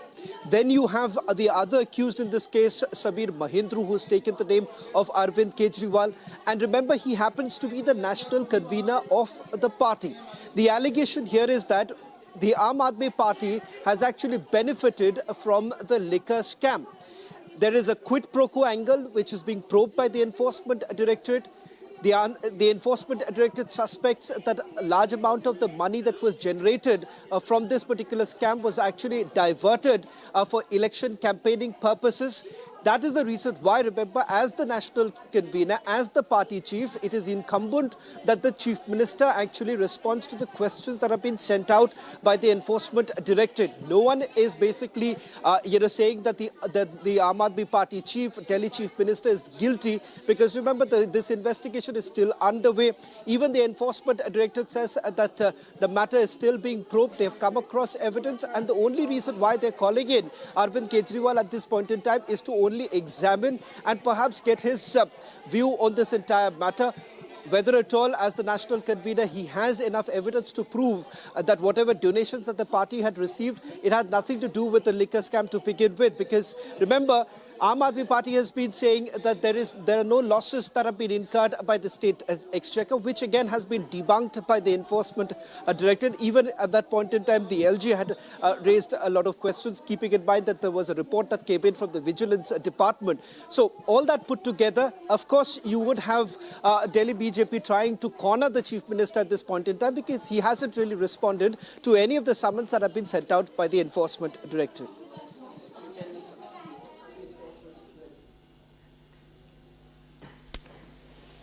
Right, Shravan, thank you very much. And of course, Harsha, also thank you for joining us. Now, Kejriwal has a lot to answer on that front, especially when the ED files complaint against the Delhi Chief Minister over intentionally skipping summons. We have a few reactions coming in. Let's listen in. Kejriwal ji बहानों के champion बन गए। पूर्ण बहुमत की सरकार होने के बावजूद 17 तारीख को जब उनकी कोर्ट की डेट थी, 16 तारीख को उन्होंने खुद ही एक विश्वास प्रस्ताव मूव कर दिया विधानसभा में और उसकी बहस लगा दी 17 तारीख को। फिर बहाना बनाया कोर्ट के सामने कि जी क्या करूं, कॉन्फिडेंस मोशन की बहस लगी है, इसलिए 17 तारीख को मैं कोर्ट के सामने आ नहीं सकता जी। आज 19 तारीख को छठा समन जब ईडी ने भेजा है कि वो आए और जांच में जुड़ें, एक बार फिर अरविंद केजरीवाल जी ने समन का निरादर कर इस देश के कानून का उल्लंघन करा है। देखिए साहब, हम तो बार बार इसी बात को कह रहे हैं कि ईडी की मंशा कुछ भी हो, ये हम लोग सब इस बात को समझते हैं कि ईडी, सीबीआई, इनकम टैक्स इस समय एक स्वायत्त संस्था नहीं बल्कि किसी रूलिंग पार्टी के एक तरीके से अपना ही घटक दल बन के अपना काम कर रहा है। और वो बात अलग है, जो कानूनी प्रक्रिया है, मैं हमेशा से कहता हूँ उसमें हमको भागीदार होना चाहिए और अपनी जो भी ड्यूटी है वो पूरी करनी चाहिए। इसको कहने के बाद ये बात भी है कि शायद 2-4 दिन पहले कोर्ट में समन हुआ था केजरीवाल जी का, क्या वो क्यों नहीं इसमें जाएंगे, और उसमें ईडी गई थी, तो कोर्ट ने शायद 2-3 दिन बाद की कोई तारीख दी है।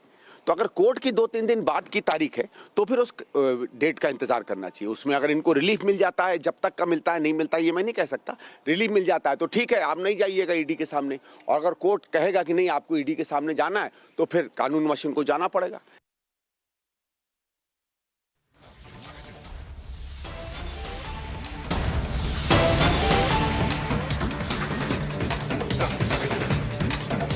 Well, news just coming in. SP leader Swami Prasad Maurya formed a new party. He will address a rally at Talkatora Stadium in Delhi on 22nd February.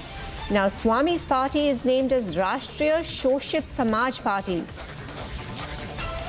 The flag is launched, of course. A big jolt to Samajwadi Party there. SP Maurya has formed a new party.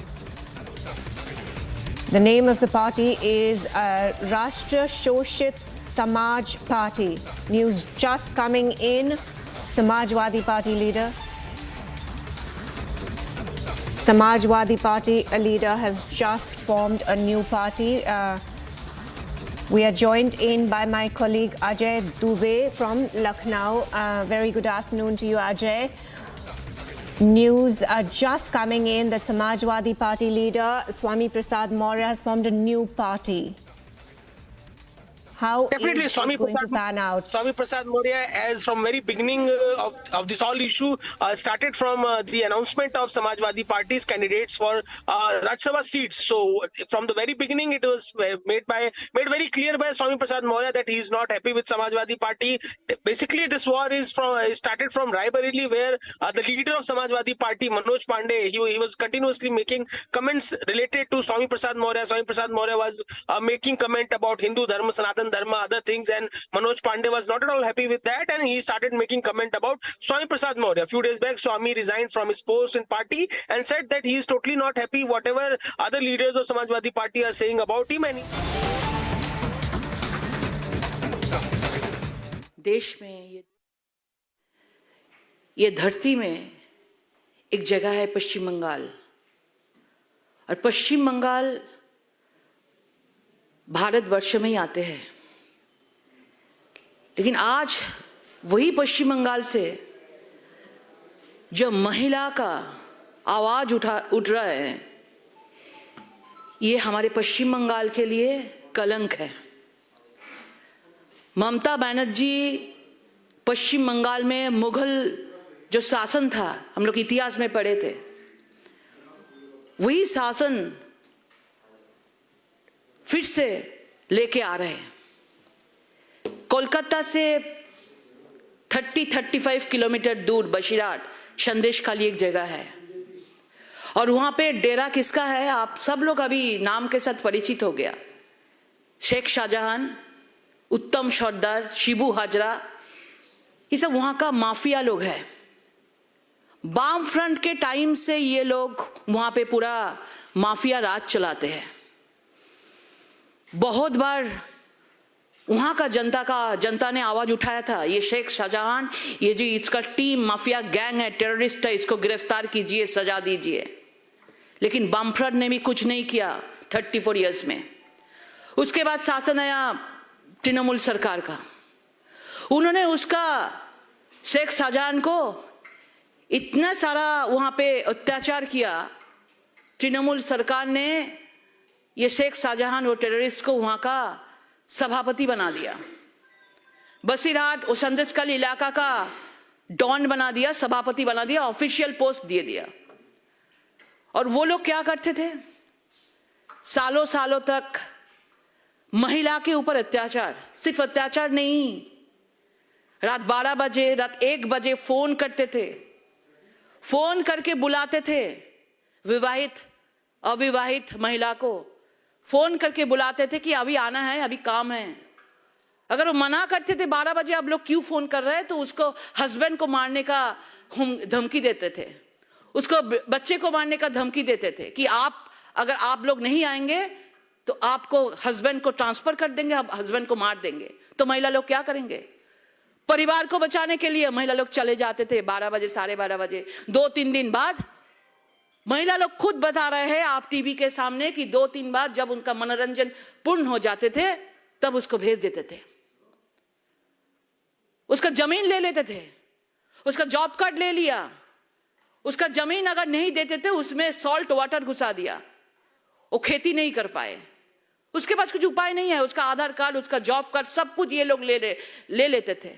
और महिला लोग अगर police के सामने जाके complain के लिए जाते थे, बोलते थे शेख शाहजहां जो है उसका जो गैंग है उसके पास से परमिशन लेके आइए आप, तब आपका एफआईआर होगा। ममता बनर्जी कल बोल रहे थे ना कि एक भी एफआईआर नहीं है, इसलिए नहीं है कि एफआईआर करने के लिए जो पुलिस होता है वो भी शेख शाहजहां के साथ एकदम मिले जुले है। पूरा पुलिस एडमिनिस्ट्रेशन तृणमूल का पार्टी ऑफिस हो गया है, पुलिस के सामने ये सब होते थे। और ममता बनर्जी सिर्फ 30% पॉलिटिक्स, 30% वोट के लिए खोज के हिंदू महिला को उठाते थे, हिंदू महिला को सम्मान बर्बाद करते थे, और कुछ नहीं, अभी तक एक भी उन्होंने स्टेटमेंट नहीं दिया। उन्होंने शेख शाहजहां अभी तक एब्सकॉन्डिंग है। कल शिबू सरदार को अरेस्ट किया, ये दोनों को अरेस्ट किया, लेकिन जो मेन लोग हैं अभी शेख शाहजहां कहाँ पे है? सब लोग, उनका परिवार लोग उनके साथ एवरीडे बात करते हैं, लेकिन पुलिस उसको खोज नहीं पा रहे, क्योंकि ममता बनर्जी का जो आंचल है ना, आंचल के अंदर में ये शेख शाहजहां को रख दिया, क्योंकि सामने लोकसभा निर्वाचन है, 30% का वोट चाहिए उनको। तो हिंदू महिला को जो भी हो जाए, लेकिन हम लोग तो 500 रुपया दे रहे हैं ना, 500 रुपए दे रहे हैं। 500 रुपए में हिंदू महिला को मान, इज्जत, सम्मान लूट रहे हैं पश्चिम बंगाल में, सिर्फ 500 रुपए में। अभी बजट में, एक साइड में बजट में घोषणा किया 500 से 1000 हो जाएगा, और दूसरा साइड में हिंदू महिला को खोज खोज के ले रहे। और जो लोग अभी टीवी के साथ, बहुत सारा आपके जैसा मीडिया लोग वहां पे गया, मीडिया लोग, महिला जाके घर में जाके उसका बाइट ले रहे हैं। सब लोग एकदम पूरा कपड़ा ढक के सब लोग बोल रहे हैं कि देखिए हमारे मुंह नहीं दिखाइए, क्योंकि ये जब तक हम लोग बोल रहे हैं हमारे ऊपर भी अटैक होगा। और ऐसे ही हो रहा है, सिविल ड्रेस, ऐसे ही लोग पुलिस का ड्रेस में आते हैं, और जो लोग को वो देख रहे हैं कि टीवी में बाइट दे रहे हैं, उसका घर लूट हो रहा है। अभी संदेशखाली का सिचुएशन आप समझ नहीं पा रहे कि हम लोग कहाँ पे। हम लोग सुने हैं कि ICS का सुना है, हम लोग ईरान का बात सुना है, हम लोग पाकिस्तान का बात सुना है कि महिला के ऊपर कैसा अत्याचार चलते हैं। आज वही पश्चिम बंगाल में हो रहा है, और ममता बनर्जी पूरा चुप है। वो क्या बोल रहे हैं? वो बोल रहे हैं ये RSS कर रहे हैं।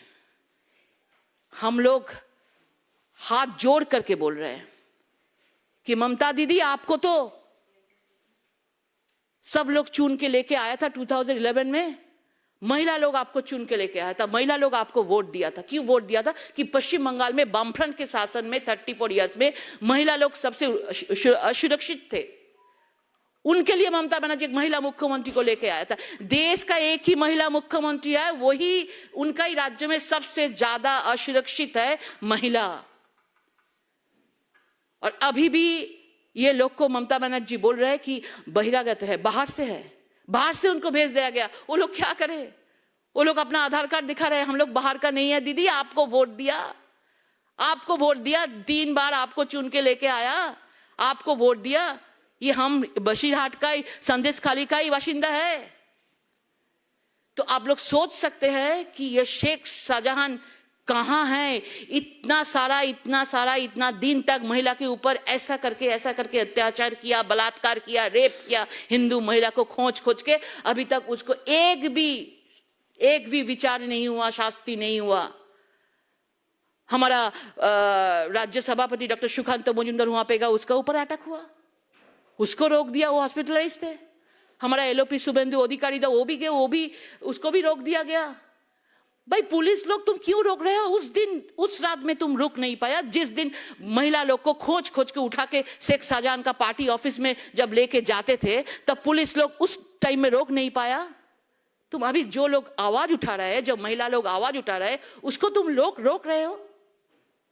शर्म का बात है। आज NCW कमीशन गया, उनको भी रोक दिया गया। घर में जाके सबको धमकी चल रहा है, पुलिस लोग धमकी दे रहा है, वहां का जो तृणमूल का जो गुंडा माफिया लोग धमकी दे रहा है कि और एक बार आप कैमरा के सामने आएंगे तो आपका परिवार को खत्म कर देंगे। तो वो लोग बेचारा जाएंगे कहां पे? लेकिन पश्चिम बंगाल में महिला लोग एक साथ हाथ में तलवार ले लिया, हाथ में लाठी ले लिया। क्योंकि अभी आप अगर देखेंगे ना, जिसके घर में भी ममता बनर्जी का फोटो है ना, उसके घर में भी महिला आया। कोई पार्टी का रंग नहीं है, कोई राजनीति इसमें नहीं है। तृणमूल जो पार्टी करते हैं उसका घर का भी महिला। स्पॉन्टेनियस आउटबर्स्ट है ये, स्पॉन्टेनियस आउटबर्स्ट है ये।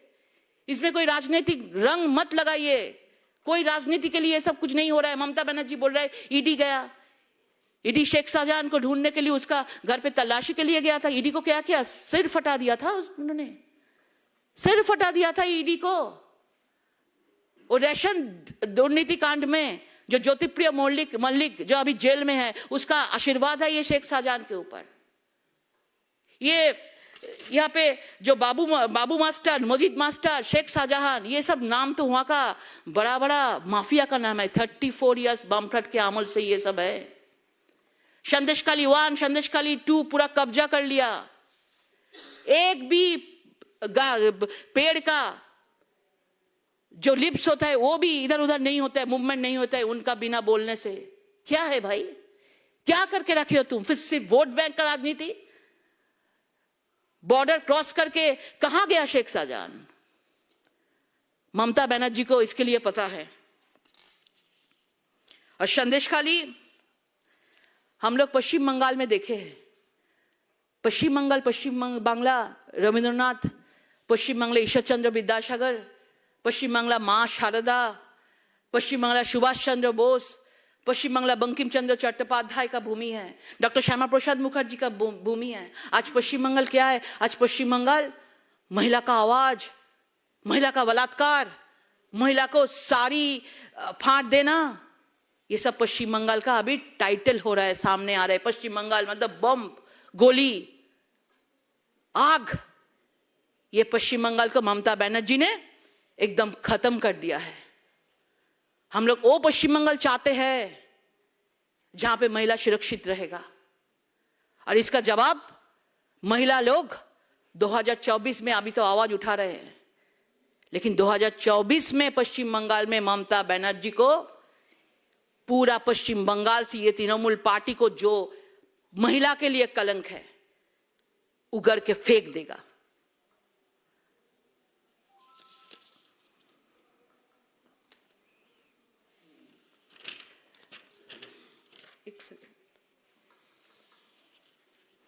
एक मैसूर अमेरिका पत्रकार जेनेट लेवी ने 2015 में ऐसे खुलासे किए थे कि जो बहुत हैरान करने वाला तथ्य है। उन्होंने अपने लेख the Muslim take over of West Bengal में आशंका व्यक्त की थी कि पश्चिम बंगाल जल्द ही एक इस्लामिक देश बन जाएगा। और ममता बनर्जी महिला के बारे में बहुत ही इनसिंसियर है, बहुत ही खराब शब्द बोल रहे हैं, बहुत ही झूठ बात बोल रहे हैं। हम लोग चाहते हैं कि पूरा देश में जैसा नरेंद्र मोदी जी के नेतृत्व में पूरा महिला को सम्मान मिल रहा है, नरेंद्र मोदी जी के नेतृत्व में महिला लोग आगे बढ़ रहा है, पश्चिम बंगाल में भी महिला लोग चाहते हैं कि हमको भी थोड़ा सा ये जो आगे बढ़ रहा है, ये जो नया सूरज के लिए नरेंद्र मोदी जी के नेतृत्व में आगे बढ़ रहा है देश, हमको भी थोड़ा सा शामिल करो। लेकिन सिर्फ ममता बनर्जी के लिए ये पूरा रोक दिया है। और हम लोग नहीं चाहते कि ये ऐसा एक संदेशखाली पश्चिम बंगाल में दूसरा तीसरा ना हो जाए, घर घर में संदेशखाली नहीं बन जाए। हम हाथ जोड़कर विनती करते हैं कि शेख शाहजहां को फांसी देना चाहिए, एनआईए इंक्वायरी होना चाहिए और मृत्युदंड इसके ऊपर, इसके नीचे और कुछ नहीं हो सकता है। जो नारी शक्ति का जो हम लोग पूजा करते हैं, देव देवी का हम लोग जो पूजा करते हैं, उसको ही हम लोग खोज खोज के लेके जा रहे हैं, उसके ऊपर हम लोग अत्याचार कर रहे हैं, रेप कर रहे हैं, उसके बाद उसको घर में भेज देते हैं, किसी को मार देते हैं। शर्म का बात है। ধিক্কার জানাই মমতা ব্যানার্জিকে, যিনি এইভাবে দিনের পর দিন হিন্দু মহিলাদের ওপর অত্যাচার চালিয়ে এসছেন, দেখছেন, চুপ করে বসে আছেন। তিনি কোথায় আধার কার্ড, কোথায় কার লিঙ্ক নেই, কোথায় কি চোপড়ায় চলে যাচ্ছেন, কিন্তু নিজের ভূমিতে, নিজের মাতৃভূমিতে দাঁড়িয়ে মায়েদের, মা দুর্গা, মা সরস্বতী, মা লক্ষ্মীর ওপর যে অত্যাচার শেখ শাহজাহান, শিবু সর্দার, উত্তম হাজরা করছে, তিনি কেন ব্যবস্থা নিচ্ছেন না? কেন উনি ওখানে যাচ্ছেন না? সাহস থাকলে ওখানে যাক, গিয়ে শুনুক মহিলাদের কথা, মহিলারা কি বলছে সেটা শুনুক। তিনি মহিলাদের বিশ্বাস করছেন না, তিনি শেখ শাহজাহানদের বিশ্বাস করছেন, কারণ তার এখন 30% ভোট চাই। 30% ভোটের উপর নির্ভর করে আছে এই লোকসভা নির্বাচন। সেই জন্য মহিলারা যাচ্ছে, যাক। 500 টাকায় মহিলাদের সম্মান কিনে নিয়েছি, 500 টাকায় মহিলাদের সম্মান বিক্রি করছে তৃণমূল সরকার। এই সরকারকে ধিক্কার জানাই। আমাদের সভাপতি, আমাদের ভারতীয় জনতা পার্টির স্টেট প্রেসিডেন্ট, আমাদের LOP, NCW commission, SC commission সবাই গেছে, কাউকে ঢুকতে দেয়নি। নিজেরা যাবে, 144 ধারা জারি করে দিচ্ছে যে ভাই কেউ যেতে পারবে না। তাদেরকে ধামাচাপা দেওয়া হচ্ছে, মহিলাদের আওয়াজকে ধামাচাপা দেওয়া হচ্ছে, নেটওয়ার্ক বন্ধ করে দেওয়া হচ্ছে। কিন্তু আপনাদেরকে ধন্যবাদ জানাই, আপনারা সাহসিকতার সঙ্গে সেই ভেতরে যাচ্ছেন, তাদের মহিলাদের আওয়াজ আপনারা তুলে এনে সারা দেশকে দেখাচ্ছেন। মমতা ব্যানার্জি আমাদের জন্য কলঙ্ক, এবং মমতা ব্যানার্জি আজকে আমাদের দেশের জন্য একটা কলঙ্কিত হয়ে গেছে। পশ্চিমবাংলার মহিলারা 2024-এ তার জবাব ইভিএম ভোট বাক্সে দেবে, এবং এই তৃণমূল সরকারকে পশ্চিম Jain friends, I'm Major Gauravadi and you're watching the latest news of the day. The World Defense Show happened very recently in Saudi Arabia, and you know, the entire world congregated there. Arms manufacturers throughout the world, across the world, they had the latest weapon systems on display. And what is the aim of these shows? What is the aim?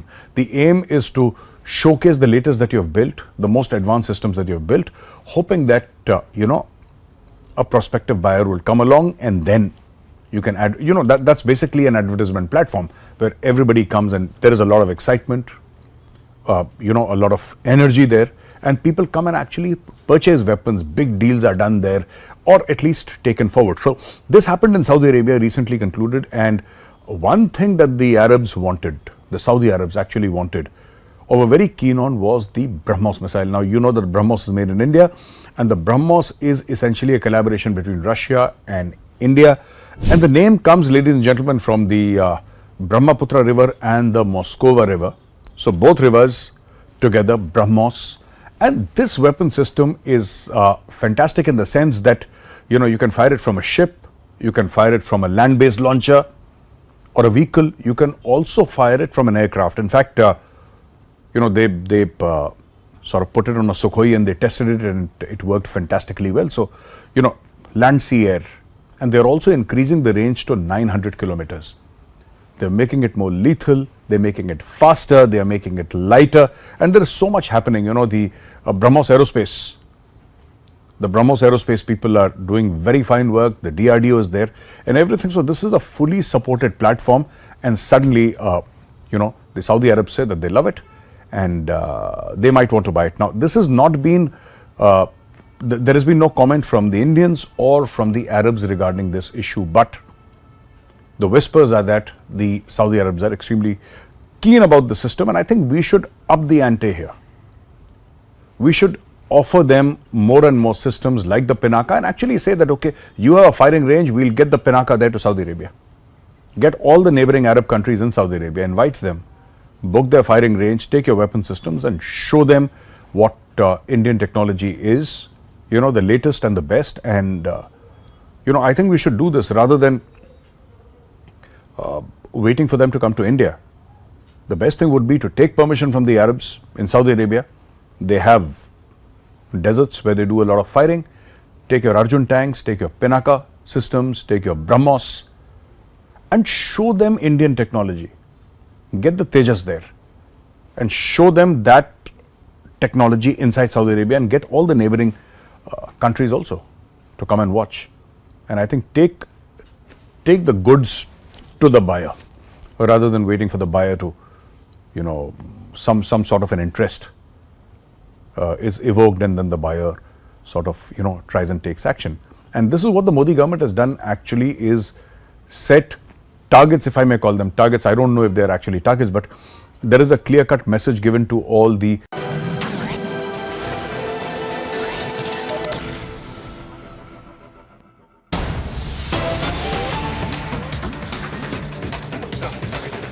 Well, news just coming in that last Thursday, the Enforcement Directorate had summoned Trinamool Congress leader Mahua Moitra to appear before the agency on February 19th, which is today, for questioning in the Foreign Exchange Management Act contravention case. Mahua Moitra to skip ED summons. News just coming in that Trinamool Congress leader and former Lok Sabha MP Mahua Moitra was to appear before the ED for questioning in FEMA contravention case today.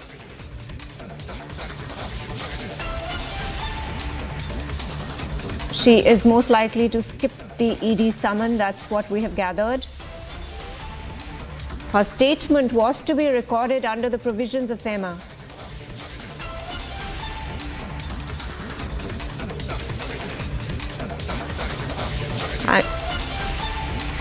I'm joined in by my colleague Shavan.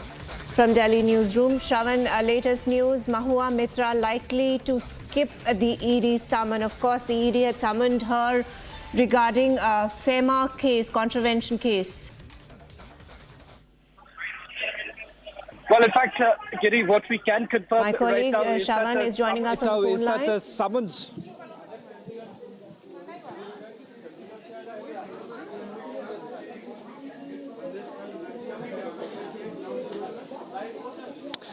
Well, in fact, the latest that we are picking up in the summons that was sent out to the former Trinamool Congress parliamentarian Mahua Moitra, in all likelihood, she's unlikely to appear before the enforcement directorate. In fact, it turns out that she is currently in Noida, and her office essentially maintains that the summons that were sent out by the enforcement directorate last week hasn't even reached her. In fact, this is also turning out to be yet another moment for the opposition parties to come together, saying that most of the opposition parties are being targeted by the enforcement directorate at a time when they are all preparing for the elections, starting from the Aam Aadmi Party to the Jharkhand Mukti Morcha and now the Trinamool Congress. As far as Mahua Moitra is concerned, the case against her, the enforcement directed while investigating. In fact, a lead was given by the income tax department, and it turns out that they've actually come across an NRE account in which transactions were actually taking place.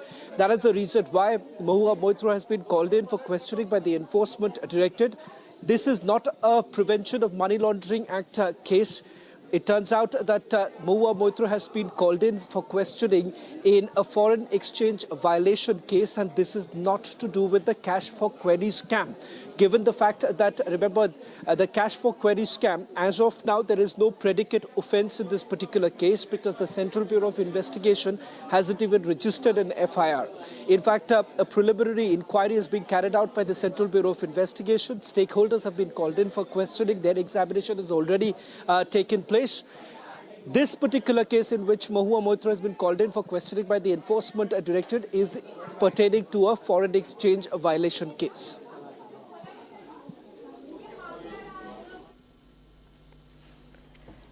Right, Shravan, Mahua Moitra, in her defense, had denied the allegations. She denied doing any wrongdoing and claimed that she was being targeted as she had raised questions on the deal of the Adani Group. Well, as far as this particular case is concerned, there hasn't been any response coming in from Mahua Moitra because this is nothing to do with the cash for query scam, because that was a different matter altogether. But remember, in that particular case, the Central Bureau of Investigation is still carrying out their preliminary inquiry. Now, it is subject to the preliminary inquiry. It is then the Central Bureau of Investigation would take the final decision whether at all an FIR has to be registered against Mahua Moitra. If they do, it certainly paves way for the enforcement directed to also take up that entire matter.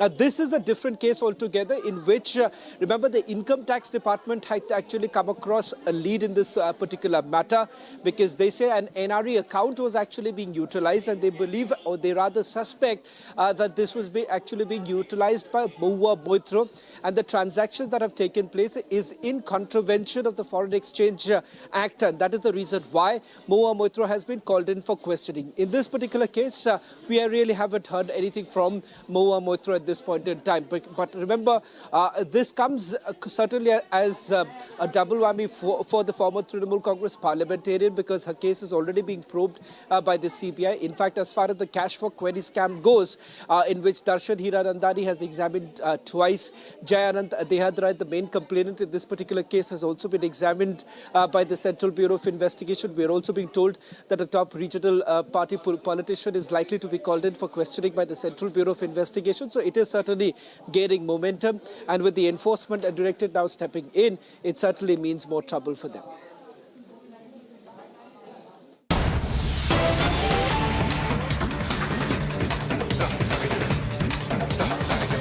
हुई है वो ऐसा इल्जाम कैसे लगा सकते हैं? उनके नेता एक्टिंग से ही बने हैं सारे, तो वो हमारे ऊपर ऐसे इल्जाम कैसे लगा सकते हैं? हम तो एक ग्राउंड वर्कर है, ग्राउंड पे काम करने वाले लोग हैं।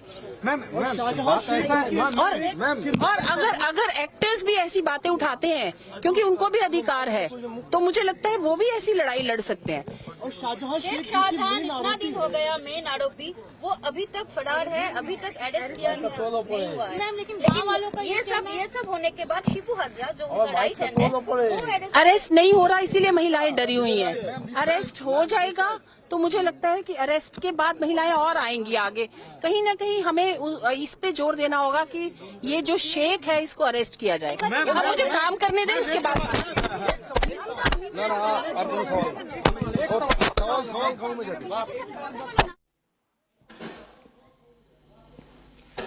Right, NCW chief, as we can see, Rekha Sharma has reached Sandeshkhali to meet Bengal Governor, Chief Secretary and DGP in the state during her two-day visit to Sandeshkhali to ensure that women get justice. She will also be meeting the Governor of West Bengal, C.V. Ananda Bose. Now, the women's panel, remember viewers, had earlier been sent. A fact-finding team had been sent to Sandeshkhali to investigate reports of alleged victims of sexual violence. Now, moving on to news and wrap from across the country,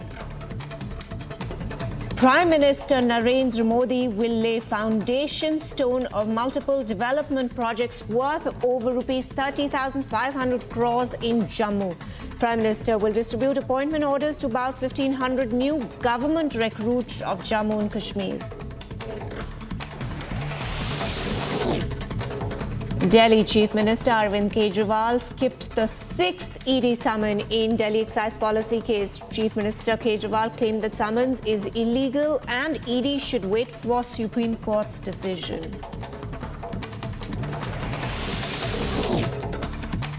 French Senate Chairman Gerard Larcher is on an official visit to India and is accompanied by a delegation of 5 senators.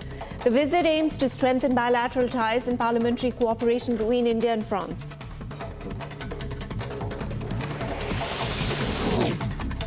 Tamil Nadu Finance Minister Thangam Tennarasu tabled budget in the State Assembly today in presence of Chief Minister M.K. Stalin. The State Finance Minister announced rupees 1,000 crore for development of rural roads in state budget.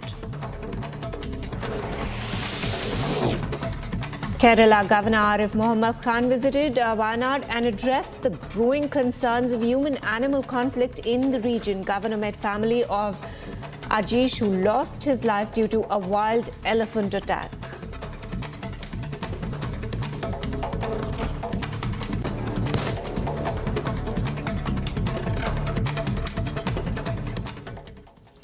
Now, in a major setback for the Aam Aadmi Party, 3 AAP councillors in the Chandigarh Municipal Corporation joined the BJP, citing unhappiness with the Arvind Kejriwal-led party. The councillors Poonam Devi, Neha Musawat and Gurcharan Kala joined the BJP in the presence of Party National General Secretary Vinod Taude in Delhi. Let's listen in.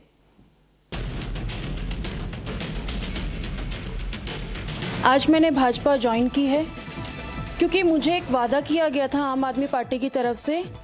सबसे ज़्यादा मैं उनमें educated candidate मानी गई थी mayor election के लिए, लेकिन एक झूठा वादा किया गया कि आपको मेयर कैंडिडेट बनाया जाएगा, लेकिन एट दी एंड उन्होंने किसी और को मेयर कैंडिडेट बना दिया। तो ये झूठा वादा उन्होंने मेरे साथ किया। आज मैं प्रधानमंत्री मोदी जी की जो गरीब कल्याण के लिए उन्होंने कार्य किए हैं, दलितों के लिए कार्य किए हैं, उससे प्रभावित होकर भाजपा ज्वाइन कर रही हूँ। भाजपा ज्वाइन करने की वजह ये रही है कि जो हमारे नरेंद्र मोदी जी हैं, इनकी जो नीति है गरीबों और दलितों के लिए जो मसीहा बनते हैं, इनके ही द्वारा मैं जो इनसे प्रभावित हुई हूँ, इसलिए मैंने ज्वाइन की है बीजेपी। आम आदमी पार्टी छोड़ने की वजह ये रही है कि इन्होंने मुझे वादा किया था कि मैं मेयर कैंडिडेट बनूंगी, तो मैं ये सोचती हूँ कि वो एक झूठी पार्टी है, इसलिए मैं उस पार्टी को छोड़ना चाहती थी। Time to slip in a short break. Coming up on the other side, Supreme Court to hear Chandigarh mayor poll controversy on alleged rigging. Mayor Manoj Sonkar had resigned yesterday. In a big setback to AAP in Chandigarh, 3 of its councillors jumped ship and joined the BJP, giving it majority of 19 councillors. This and much more after a very short break. Stay tuned.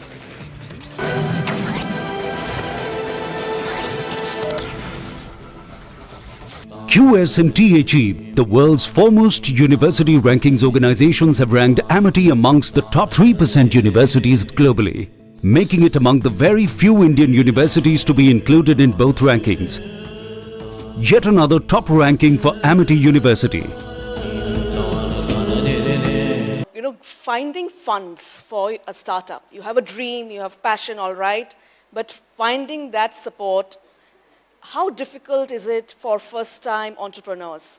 You know, if you're just bootstrapping, when you go to the market and say that I have this great idea, how do the banks receive you? What are the challenges that, Santoshi, you might have faced when you started out with this business?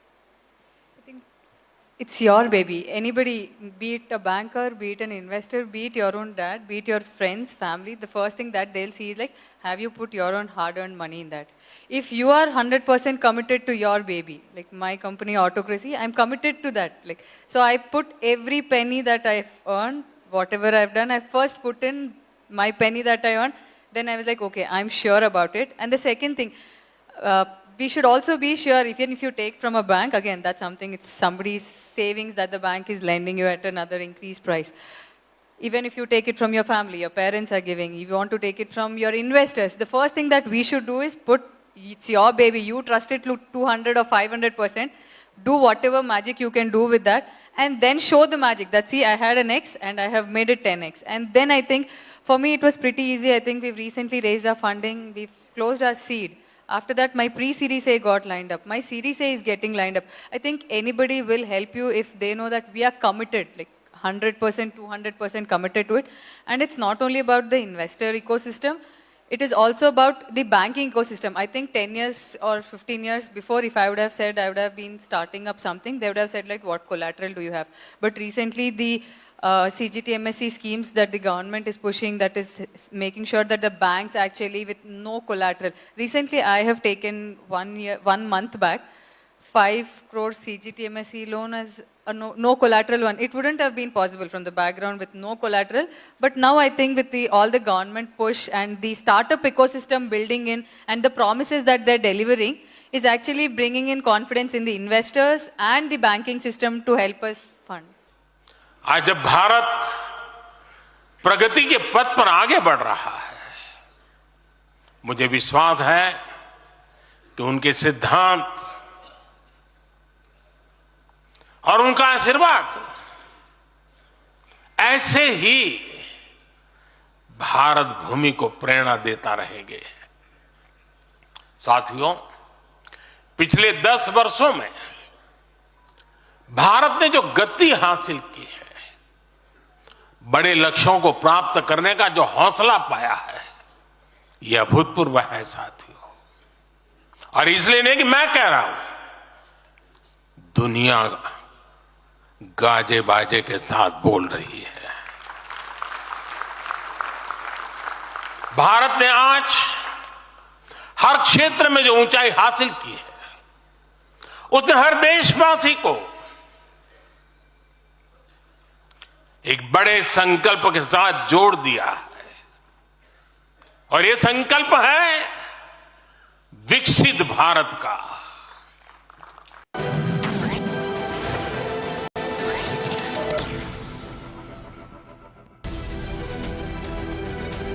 News and wrap from across the globe now. Russia said its forces took complete control of a city in eastern Ukraine that was the focus of intense combat for months. The Russian Defense Ministry's announcement came the same day Ukraine's military chief said that he was withdrawing troops from the city of Avdiivka.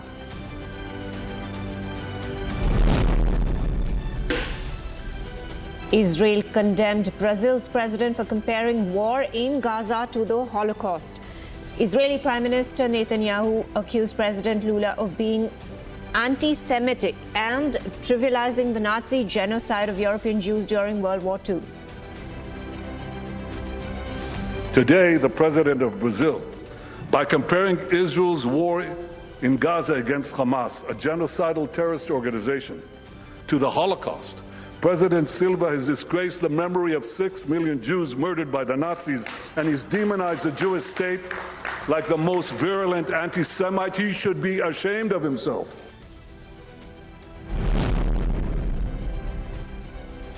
Israeli Defense Minister Yoav Gallant claimed Hamas's leadership abroad is looking for a replacement for its Gaza Strip leader Yahya Sinwar after communications with the Gaza chief broke down completely.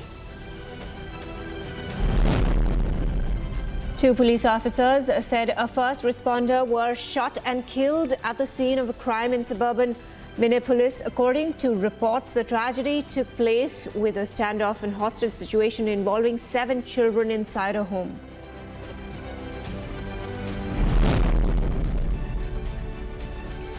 Chinese Foreign Minister Wang Yi hailed ties between China and Spain after meeting with his counterpart Jose Manuel in Cordoba. Both countries discussed ways to lift ban on Spanish beef imports and on boost to tourism, including China's visa exemption for Spanish visitors.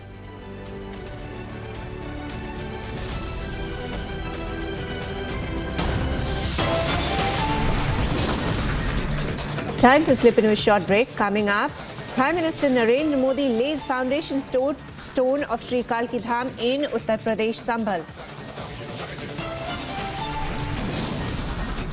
Supreme Court stays Privileges Committee proceedings against West Bengal Chief Secretary. Senior officials issues notice to LS Secretariat. Notice also issued to Sukanta Mujumdar. This and much more after a very short break. Stay tuned.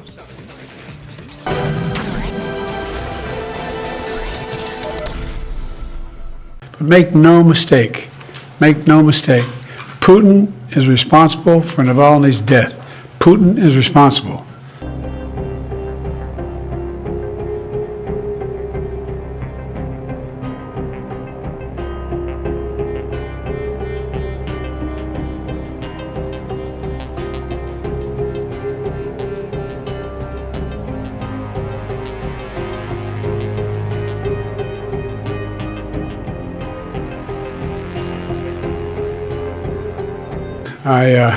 I'm heading off to East Palestine in a moment, but I wanted to say a few things this morning about Alexei Navalny. You know, like millions of people around the world, I'm literally both not surprised and outraged by the news. Reported death of Alexei Navalny. He bravely stood up to the corruption, the violence, and all the bad things that the Putin government was doing. In response, Putin had him poisoned, he had him arrested, he had him prosecuted for fabricated crimes, he sentenced him to prison, he was held in isolation. Even all that didn't stop him from calling out Putin's lies.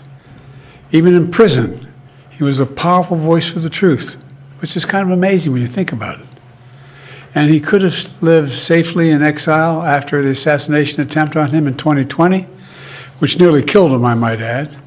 But he was traveling outside the country at the time. Instead, he returned to Russia. Knowing he'd likely be imprisoned or even killed if he continued his work.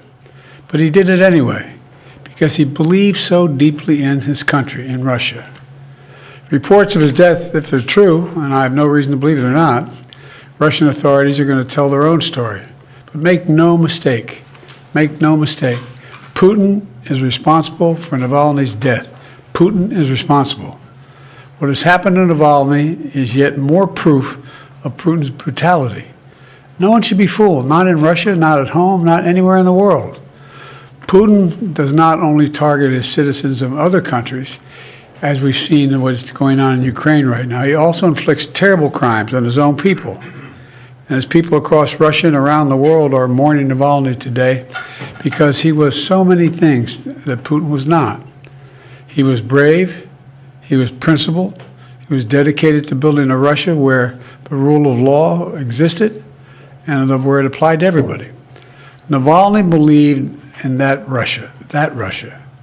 He knew it was a cause worth fighting for, and obviously even dying for. This tragedy reminds us of the stakes of this moment. We have to provide the funding so Ukraine can keep defending itself against Putin's vicious onslaughts and war crimes.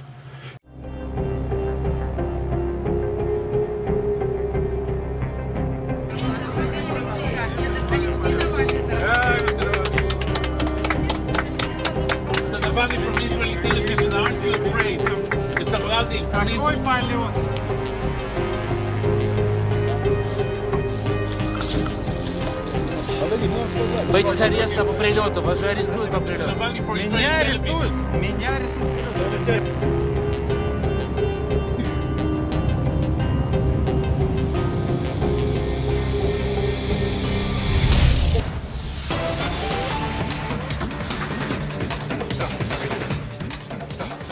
Now, a major setback for Congress in Uttar Pradesh as Akhilesh Yadav decides to forgo participation in the Congress Yatra.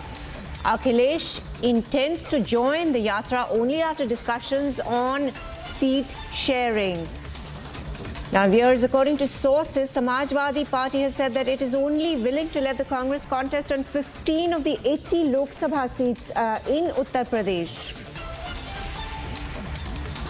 News just coming in. Another setback for Congress in Uttar Pradesh. Akhilesh Yadav had decided to forgo participation in Congress Yatra till a consensus on seat sharing issue is reached.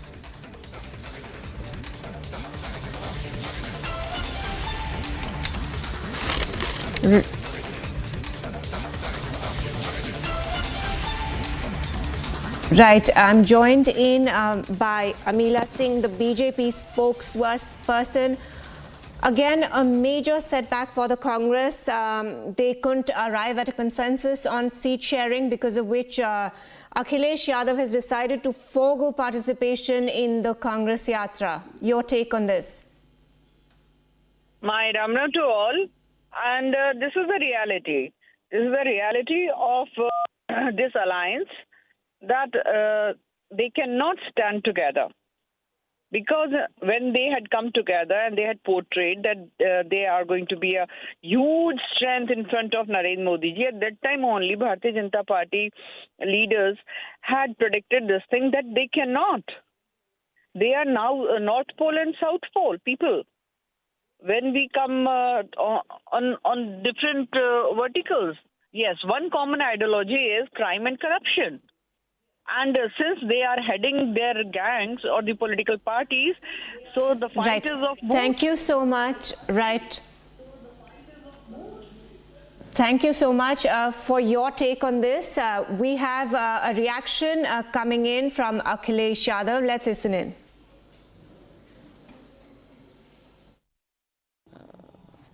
अभी बातचीत चल रही है, कई दौर में बातचीत हो चुकी है, कई सूचियां उधर से आई, सूची इधर से भी गई।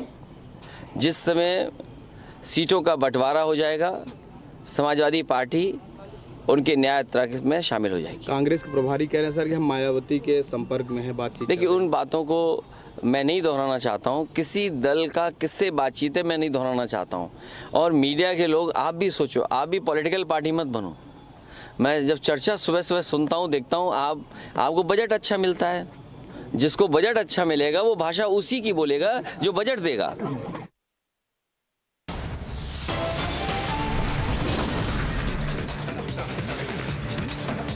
Time to slip in a short break. Coming up on the other side, Supreme Court to hear Chandigarh Mayor poll controversy on alleged rigging. Mayor Manoj Shankar has resigned yesterday. QS and THE, the world's foremost university rankings organizations, have ranked Amity amongst the top 3% universities globally, making it among the very few Indian universities to be included in both rankings. Yet another top ranking for Amity University. How did you fund your, passion? So as I was mentioning, right, this happened right after my fellowship. There was a very small fund which was given as a grant, 5 lakh, and that was something to kind of build a prototype, just ideate around your idea. But that wasn't enough. We were talking about a wearable, like, a device which is very, very futuristic in 2017. But I have to tell you, I think women, they are the bigger push. My mother was my first investor. And she actually put the money in my startup because I was not working at that time. She was my first investor. And she said, I'll take this money back. And she put a condition. This is on paper. And she said, I'll take it back when you are there. So of course, it was not like something that it was just showing the trust in your passion and, trust in your effort. But after that, we knew that even that amount would not be enough. I started raising funds. So I literally used to apply 10 grants a day. Okay. So this has been my process. I'm a first generation entrepreneur. I have literally taught ABCD of business to myself. Like, of course, there have been amazing, amazing mentors. I cannot name one. But I have literally sat down. I used to wake up till 3, 4. I still do that. I literally taught myself. मुझे पता था कि मैं कितनी भी अच्छी engineer हूँ, कितनी भी सुपीरियर डिज़ाइनर हूँ, but business आपको सीखना पड़ेगा. Like, you literally have to learn how to convert 1 rupee to 1,000 crores. So I literally taught this, but I also leveraged the startup ecosystem. I have to mention this, of course, the Government of India, the way they have created the startup ecosystem and the time it had happened. So of course, we were very lucky that it happened at that time.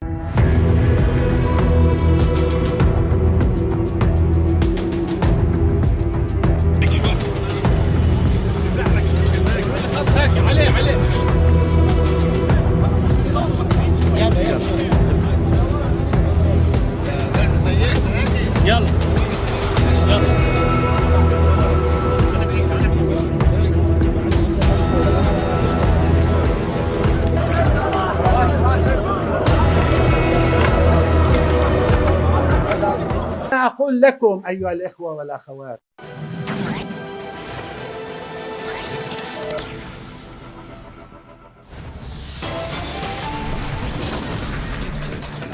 Prime Minister Modi in Uttar Pradesh's Sambhal emphasizes on Mandir Vikas push, says along with building temples, government also developing infrastructure. Prime Minister Modi lays the foundation stone of Shri Kalki Dham in Uttar Pradesh's Sambhal.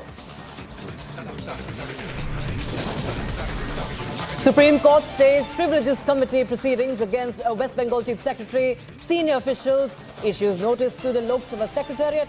Notice also issued to Shukanta Mojumdar. Delhi Chief Minister Arvind Kejriwal skips the 6th ED summon in Liquorgate probe. Aam Aadmi Party calls the summon illegal.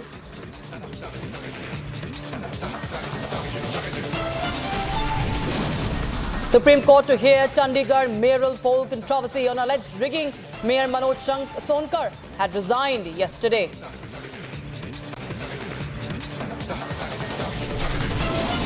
In a big setback to Aam Aadmi Party in Chandigarh, 3 of its councillors jumped the ship, joined the BJP, giving it a majority of 19 councillors.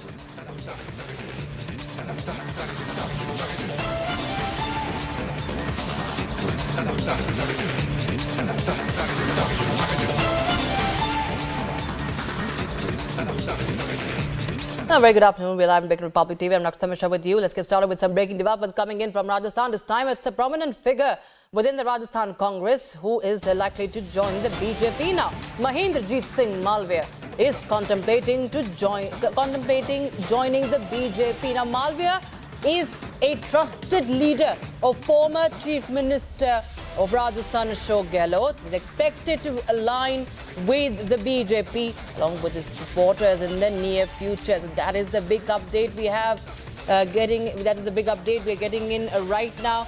Big update there. And Rajasthan MLA could be now jumping the ship.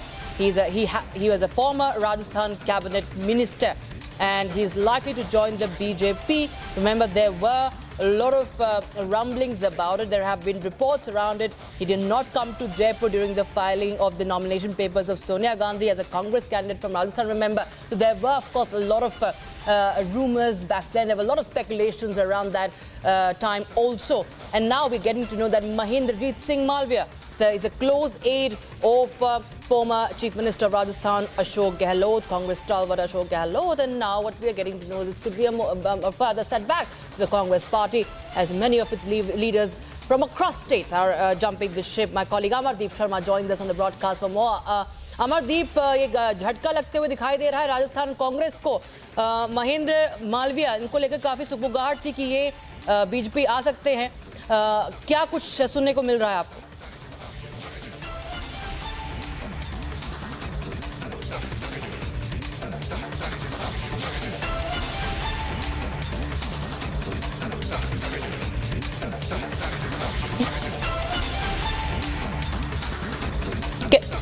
We'll try and reconnect there with Amardeep, but this is the big update we have right now. Congress to face another setback, viewers, and former cabinet minister of Rajasthan, Mahendrajit Singh Malviya, and his supporters also, remember, his supporters also are likely to join the BJP. Will be another setback for the Congress party. He's likely to join the BJP. He did not come to Jaipur. Remember when Sonia Gandhi was filing the nomination papers as Congress candidate from Rajasthan.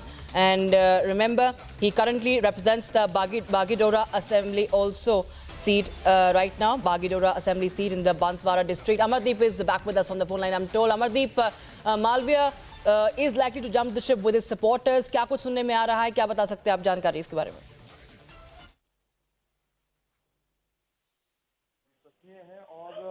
अभी फिलहाल उनको राज्यसभा जाने की उम्मीद थी कि कांग्रेस उनको राज्यसभा बना देती थी। इससे पहले मुख्य नेता प्रतिपक्ष के रूप में भी इनका नाम चला था, लेकिन दोनों ही तरफ से कांग्रेस ने इनको दरकिनार किया, क्योंकि अशोक गहलोत के साथ माने जाते हैं। इतिहास से ये बड़ा नाम भी है और ट्राइबल इलाके में इनकी महत्वपूर्ण भूमिका रहती है। और यही कारण है कि महेंद्रजीत सिंह मालवीय नाराज दिखाई देते हैं। इससे पहले दिल्ली में भी उन्होंने एक बयान दिया था और कहा था कि कांग्रेस जो है वो दूसरे को हाथों में खेल रही है। उन्होंने साफ कह दिया था कि उनके साथ में भी कई लोग और ज्वाइन कर सकते हैं, लेकिन फिलहाल उन लोगों की नाम की अगर बात करें जिसमें लालचंद कटारिया महत्वपूर्ण नाम था, राजेंद्र यादव महत्वपूर्ण नाम था, जो कि कैबिनेट मिनिस्टर रह चुके हैं। महेंद्रजीत सिंह मालवीय के साथ पिछली सरकार में महेंद्रजीत सिंह मालवीय की भूमिका जो थी वो न सिर्फ ट्राइबल इलाके के बड़े नेता के तौर पर उनको देखा जाता था, बल्कि वो कैबिनेट मिनिस्टर भी रहे हैं। और इसके अलावा अशोक गहलोत की बहुत विश्वसनीय नेताओं में उनकी गिनती होती थी। और अब जब बहुत विश्वसनीय नेताओं में उनकी गिनती होती थी और अब जब दिल्ली से जब वो 2 से 3 दिन दिल्ली में बड़े नेताओं के संपर्क में, जब बीजेपी के बड़े नेताओं के संपर्क में वो रहे, तो उसके बाद अब प्रदेश अध्यक्ष सीपी जोशी, जो कि बीजेपी के प्रदेश अध्यक्ष हैं, वो कुछ ही देर बाद उनको ठीक मेरे पीछे वाले मंच पे ही उनको ज्वाइनिंग कराएंगे। इसके साथ उनके जो नजदीकी नेता है महेंद्रजीत मालवीय के, उनके वो भी यहाँ पे बीजेपी की सदस्यता लेते हुए नजर आएंगे। लेकिन जो चौंकाने वाली स्थिति थी कि महेंद्रजीत सिंह मालवीय के साथ में राजेंद्र यादव, लालचंद कटारिया, रिचपाल मिर्धा, ये तमाम लोग जो हैं वो बीजेपी ज्वाइन करना चाहते थे, उनका नाम अभी फिलहाल रुक गया। यानी कि 1-2 दिन बाद शायद हो सकता है कि उन नामों पर भी मोहर जो है वो लग जाए, क्योंकि एक बड़ा डेंट जो है राजस्थान में कांग्रेस को पहुंच सकता है। Right, Amardeep, but tell us how does it really impact? क्या कुछ इससे कितना बड़ा झटका है, क्योंकि ये जो जिस बागीडोरा से आते हैं वो मेवाड़ एरिया में पड़ता है, रीजन में पड़ता है, और जिस तरह से आप जो नाम ले रहे हैं और खासकर मालविया की बात करें तो ये किस तरह का सेटबैक और किस तरह का एडवांटेज जो है वो बीजेपी को मिल सकता है अगर वो ज्वाइन करते हैं तो?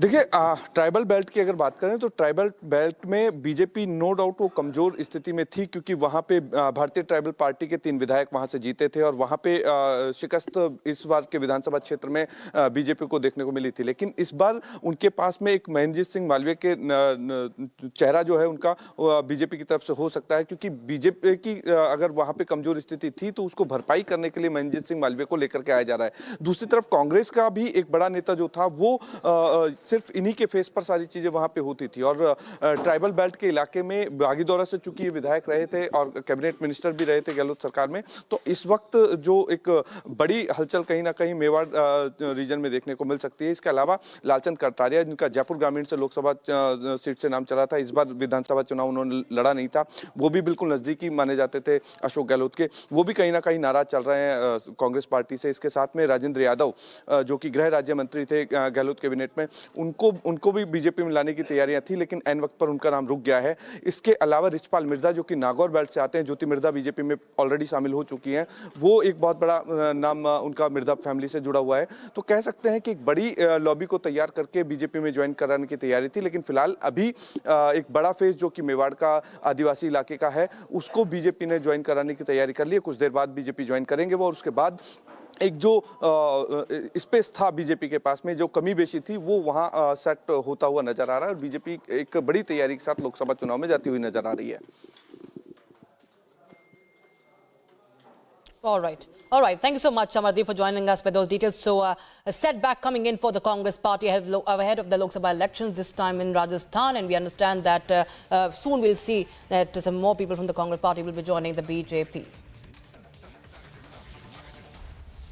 Some more news. Prime Minister Modi will be on a visit to Jammu on the 20th of February, where he will be inaugurating and laying the foundation stone of multiple development projects worth over 30,500 crore rupees. My colleague Gursimran gets us the details.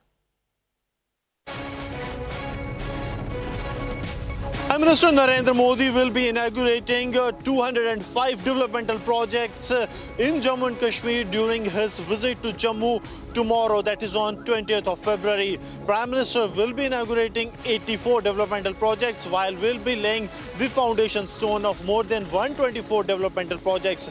The total worth of these projects is more than 30,000 crores. That includes the main project of All Indian Institute of Medical Science in Jammu, which will be the first AIIMS to be established in the Union Territory of Jammu and Kashmir as part of 2 AIIMS that have been allocated. Apart from this, the Prime Minister will also be laying the foundation stone of the Jammu airport that will not only give a major boost to the tourism and employment, but also will be a strategic move, as this airport is a defense airport that caters the movement of forces as well. With Sarjeevan Kumar, Gursimran Singh for Republic Media Network. In other news, Prime Minister Modi will lay the foundation stone of multiple development projects worth over 30,500 crore rupees in Jammu. PM will distribute appointment orders to about 1,500 new government recruits of Jammu and Kashmir. Delhi Chief Minister Arvind Kejriwal skipped the 6 ED summon in Delhi excise policy case. Chief Minister Kejriwal claimed that the summon is illegal. ED should wait for Supreme Court's decision.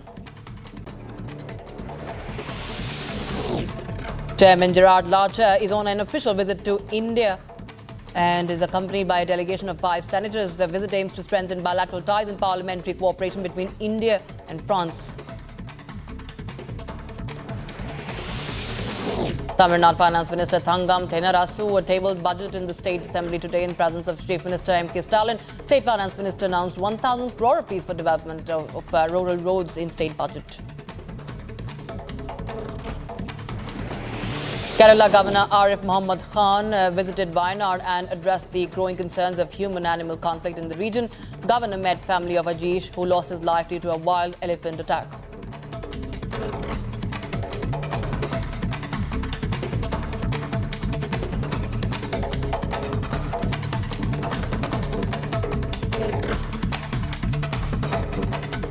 All right, Samajwadi Party's Swami Prasad Maurya has now formed a new party. He will address the rally at Talkatoa Stadium in Delhi on the 22nd of February. And Swami's party is named Rashtriya Shoshit Samaj Party. His new flag has been launched by Republic TV. Has spoken exclusively with SP Maurya. Let's take a listen in.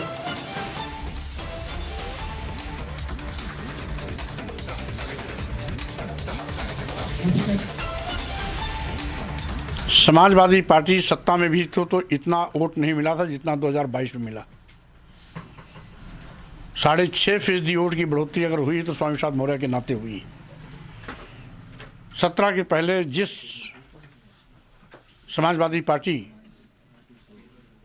22 के पहले जिस Samajwadi party की संख्या विधायकों की मात्र 45 थी, 22 के बाद वो संख्या 111 हो गई।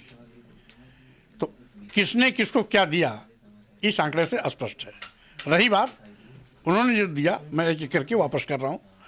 एक पद तो वापस हो ही गया 13 तारीख को राष्ट्रीय महासचिव के रूप में, और जो बचा हुआ है वो शीघ्र वो भी वापस हो जाएगा। सर, आप लोगों का इतना अच्छा चल रहा था, ये आखिर ये मामला जो मतभेद ये सामने आ रहा है दोनों तरफ से, ये क्यों? समाजवादी पार्टी में शिव जी की पूजा हुई, कहीं ये तो कारण नहीं रहा? देखिए, चूंकि वो कारण इसलिए नहीं था कि उसके विषय में मुझे जानकारी नहीं थी, उस दिन मैं चंदौली में था, तो इसलिए वो कारण नहीं है। कारण वही है जो 13 तारीख के इस्तीफे के पत्र में उल्लिखित है। जी, क्या कहें सर, चर्चा है, आपके ही हवाले से चर्चा है कि 22 तारीख को आप एक राजनीतिक दल का ऐलान कर सकते हैं, क्या है जो चर्चा? स्वाभाविक रूप से अगर कार्यकर्ताओं की चाहत होगी तो वो भी हो सकता है। क्या कहें सर, न्याय यात्रा में भी शामिल होने की चर्चा है राहुल गांधी की? अब चूंकि इधर तो मेरी व्यस्तता रहेगी, लेकिन उन व्यस्त कार्यक्रमों के अतिरिक्त यदि हमें समय मिला तो मैं शामिल भी हो सकता हूँ।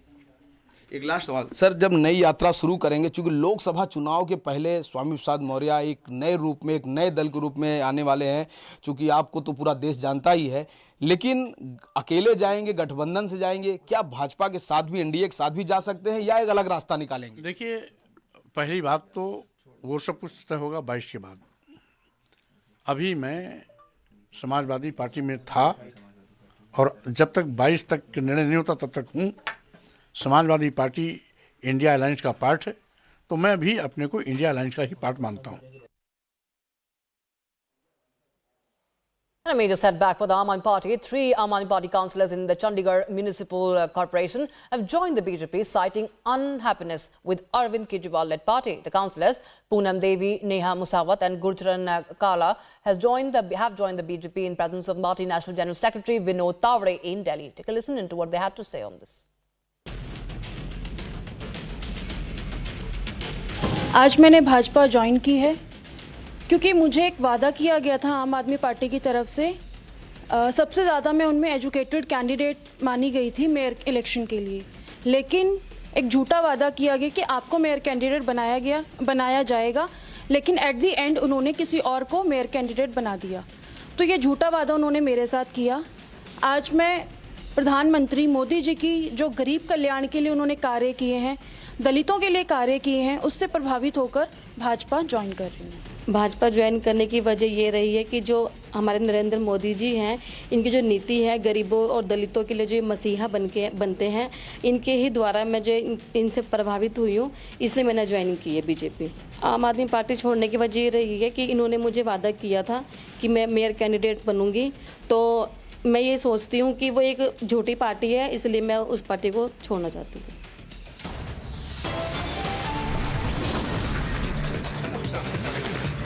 Time for a short break. On the other side, the Supreme Court is set to hear Chandigarh mayor poll controversy on the alleged rigging. Mayor Manoj Sonkar has resigned already.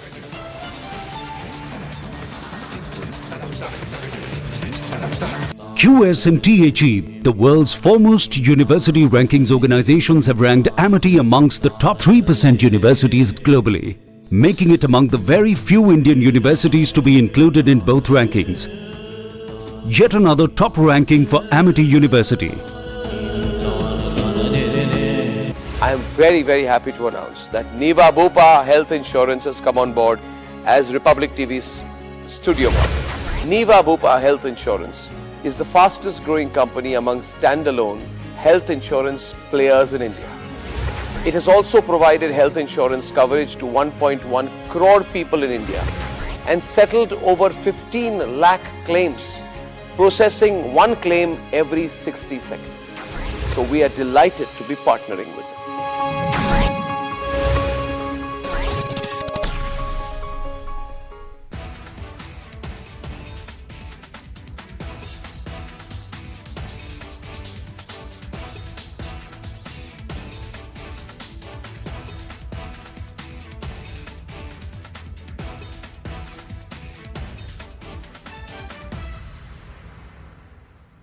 What I want to say to everybody who is here is that let's keep the external environment aside for a moment. Let's look at what within us we can fix. And there is a lot we can. You know, I teach a class on breakthrough leadership, and in that we realize that there are so many things as women which we let become self-limiting for ourselves. You know, the imposter syndrome, for example, affects women more than men. Do you know, Rhythm, that if there is, for example, a job posting, even in your own organization, if a man feels he's even 50% ready, he will apply for it. But a woman will apply for it only if she feels she's 80 or 90% ready. Amazing. So we put so much pressure on ourselves, our own self-limiting beliefs. I think if we start focusing on what is in our control, and there is a lot which is in our control, I think there is no limit to what we can achieve. So we have come a long way in equality and in women representation, but I think there is a long way to go as well. But I think it's a lovely thought. Yes. I also want to ask you, you're heading the very prestigious Shri University. It has over 11 schools. There are also over 10,000 students in them. How do you think women, Professor Kulkarni, can be helped at the grassroots level, even keeping in mind their health and hygiene? How can we take this forward? Yeah, women have an extremely vital role to play. We are all sitting here, mothers, aunts, sisters, friends, and the nurturing of women starts at home. Our mother is our first teacher. So the role women can play today is exceptional. You look at our entire G20 presidency. We had the vertical on W20, the Women 20. We had a vertical on G20 Empower. And our Honorable Prime Minister is now, complete focus is on women-led development. There are so many new schemes. There are...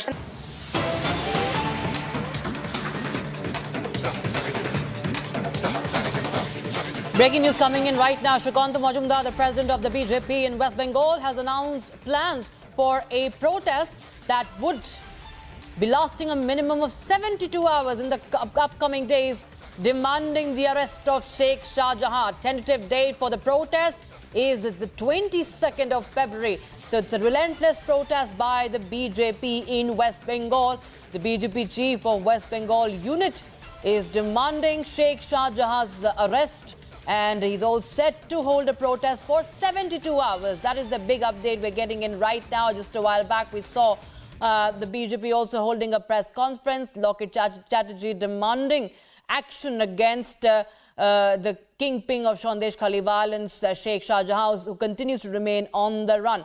And now the BJP continues with its protests. Shri Kalki Majumdar, who was injured a few days back while holding protests, he was stopped and he got injured. You can see those visuals from that protest. He's again going to hold protest for 72 hours. That is the big update we're getting in right now.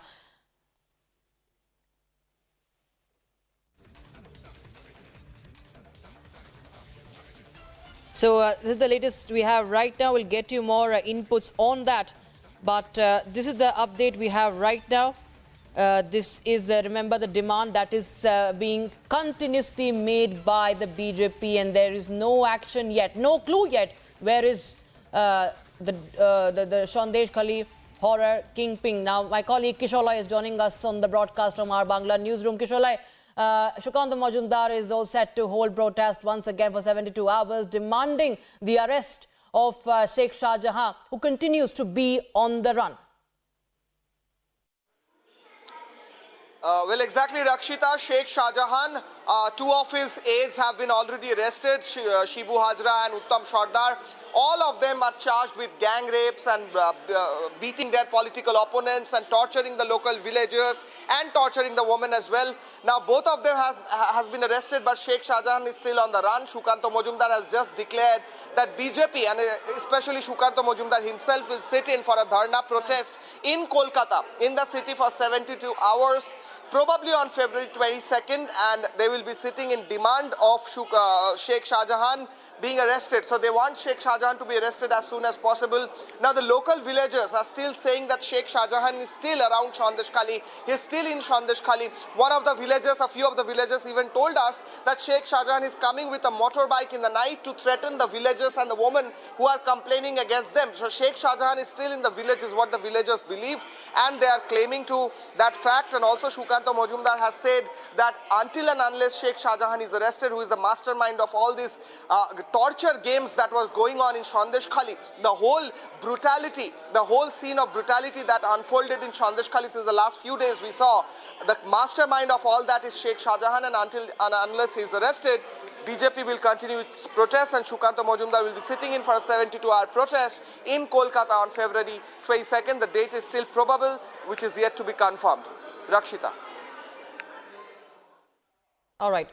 Thank you so much, Kishore, for joining us with those details. That is the latest we have right now. Shukanta Majumdar will be holding a protest soon, once again demanding the long-pending arrest of Sheikh Shah Jahan.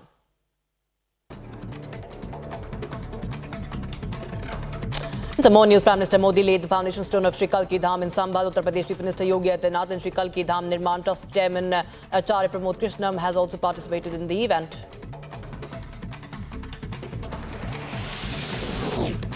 Curfew in Banpulpura area of Haldwani has been further relaxed for 17 hours. Nainital District Administration said that the restrictions will now be in place between 10 p.m. to 5 a.m. only.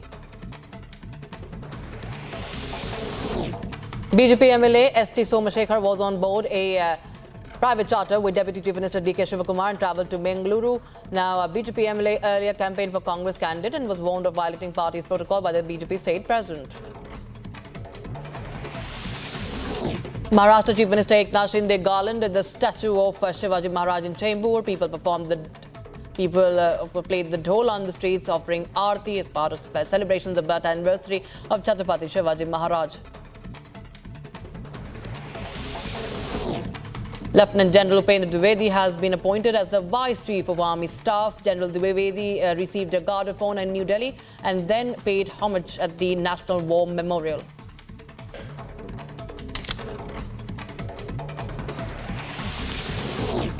Around 130 huts were gutted last night after a massive fire broke out at Shahbaz Dairy area in New Delhi. Total of 15 fire tenders were rushed to the site. No casualties reported.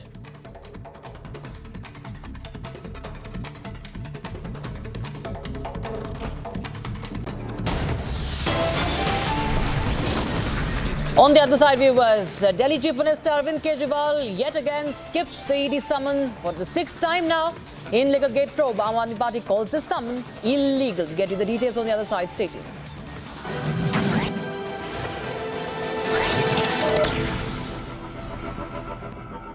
QS and THE, the world's foremost university rankings organizations, have ranked Amity amongst the top 3% universities globally, making it among the very few Indian universities to be included in both rankings. Yet another top ranking for Amity University. Trouble in being taken seriously. Is that true, Santoshi? Do you face discrimination from people who report to you, or from your clients, whatever? I come from a heavy machinery industry, a male-dominated industry. I'll quote one of the examples. In very early days, I think we were on one business trip to Rajasthan to understand the ecosystem of how they're able to do it and all.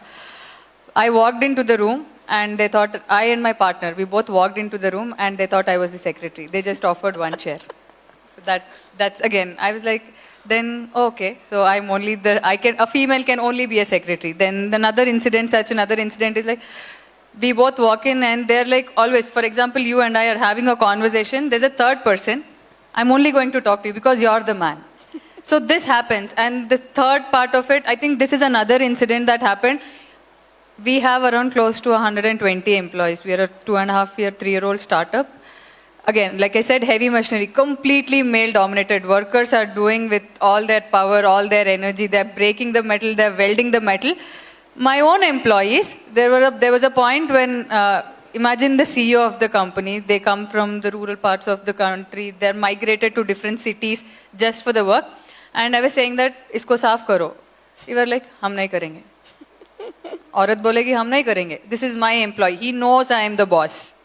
This was a situation that happened, and I think we were like, okay, bhaiya, aap bagal mein baithiye, theek hai. Then the others were also, they all stopped for a minute. The reason they stopped is because they didn't want to take an order from a female. My clients, my supply chain vendors who I was talking to, my own employees who were men. This is the reality, and we faced it and we sorted it. I'll tell you how we sorted it out. And At that point of time, we were only 3 employees in my factory, 3 females, the rest were all men. And I was like, okay, this is not going to happen. If this happens, I cannot even employ another female, because if you're not going to listen to your boss, who is a female, what are you going to listen to another junior who is going to come in? And that's when we decided, and I think that day we fired the guy. And we said that, I think my partner came in and he's like, भैया, आपको सुनना है तो इनका ही सुनना है. मैं भी इनका सुनता हूँ. That support that you get is very crucial, and I think now I can very proudly say 30% of the females, 30 to 40% of the workforce is females. On machine floor in our factory, you will see a girl saying she's touching the metal, she's bending the sheets, they're doing everything. And when I've seen it in Germany and China, and I think I'm proud to see it in India. So yes, there is discrimination, and we are trying to bridge the gap. One thing that I would want to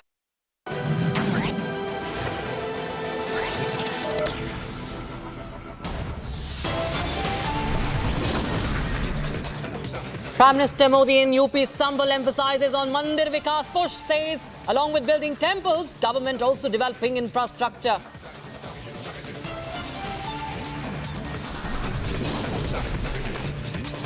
Prime Minister Modi lays the foundation stone of Shri Kalki Dham in Uttar Pradesh's Sambhal. Kalki Mandir. Supreme Court stays Privileges Committee proceedings against West Bengal Chief Secretary and senior officials, issues a notice to the LS Secretariat. Notice also issued to Shukant Majumdar.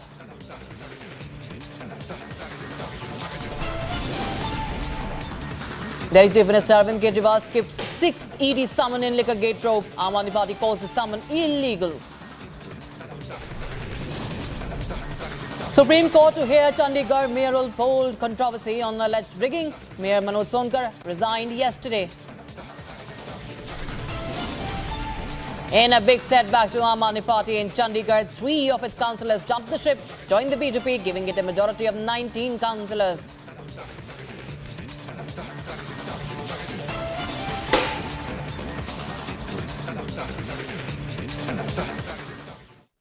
Right, we're getting in some breaking developments. This with regards to the speculations around Kamal Nath. Will he, won't he jump the ship? Will he, won't he join the BJP? Now, what we are getting to know is that members of his camp are appealing to him to not leave the party.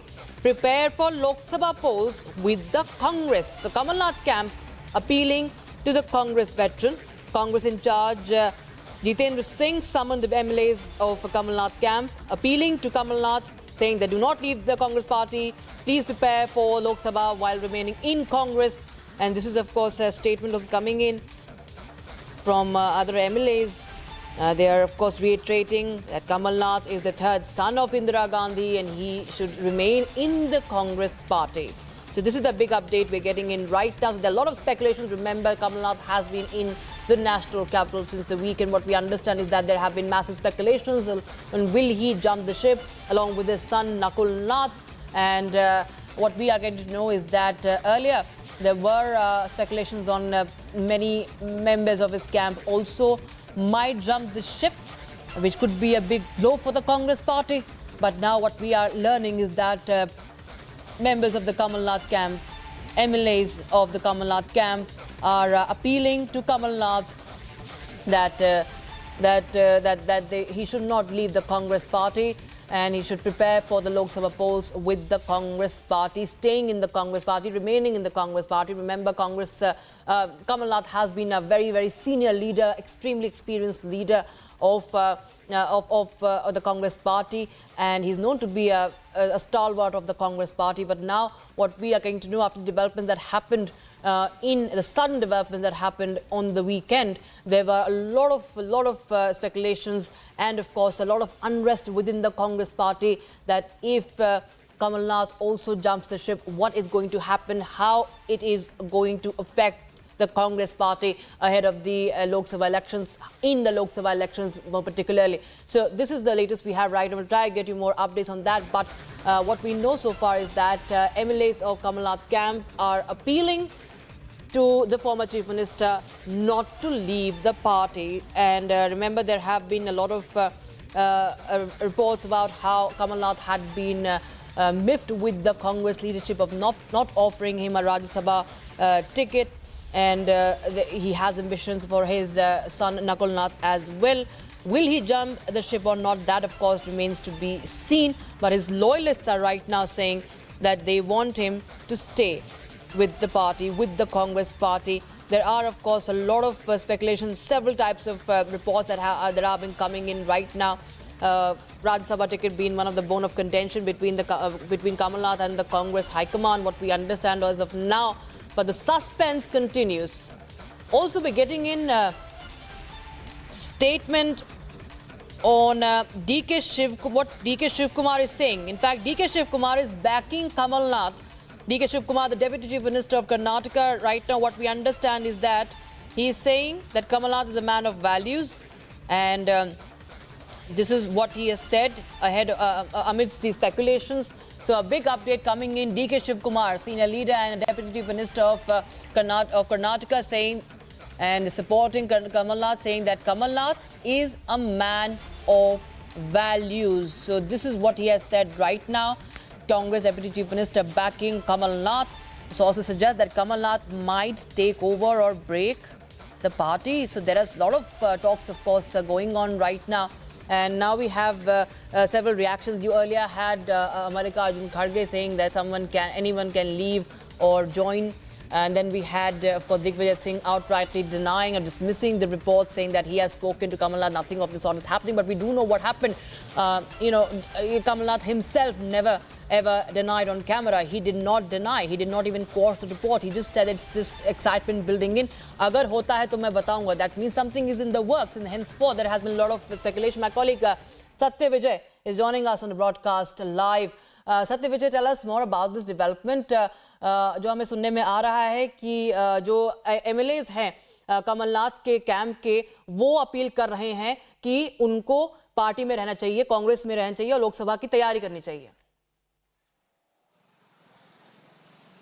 जी हाँ, बिल्कुल। देखिए, कमलनाथ को लेकर जो suspense था, आप कह सकते हैं कि उसके बादल छटने लगे हैं, थोड़ी थोड़ी चीज़ें क्लियर होने लगी हैं। अभी फिलहाल जो दिल्ली से अपडेट्स है उसमें यही आ रहा है कि कमलनाथ के एक समर्थक ने कहा कि कमलनाथ जो है वो कांग्रेस से क्विट नहीं कर रहे, कांग्रेस से नहीं जा रहे हैं। इस तरह की स्टेटमेंट्स नेताओं के आ रहे हैं। वही अगर मध्य प्रदेश कांग्रेस की बात की जाए या छिंदवाड़ा से जो विधायक हैं, उनके समर्थक हैं, उनकी बात की जाए, वो सब भी कमलनाथ से ये अपील करते दिख रहे हैं कि कमलनाथ जो है छिंदवाड़ा के विकास के लिए कांग्रेस में रहते ही काम करें। अभी हाल ही में एक विधायक ने ये स्टेटमेंट दिया है। इसके अलावा नेता प्रतिपक्ष उमंग सिंगार की बात करें तो उन्होंने भी जो विधायकों में फूट नहीं पड़ी, विधायक जो कहना चाहिए कि ये बात आ रही थी कमलनाथ के साथ करीब 12 से ज़्यादा विधायक जा सकते हैं, लेकिन अधिकांश विधायकों ने यही, जब कांग्रेस कमेटी ने उनसे चर्चा की तो ये कहा कि वो चाहते हैं कि कमलनाथ यहीं रहें और कमलनाथ से अपील की कि इस भ्रम को तोड़ें, स्टेटमेंट दें। तो एकजुटता जैसी चीज़ दिखी है। उमंग सिंगार का ये कहना है, इसके लिए उमंग सिंगार और कांग्रेस आलाकमान ने विधायकों की तारीफ भी की। वहीं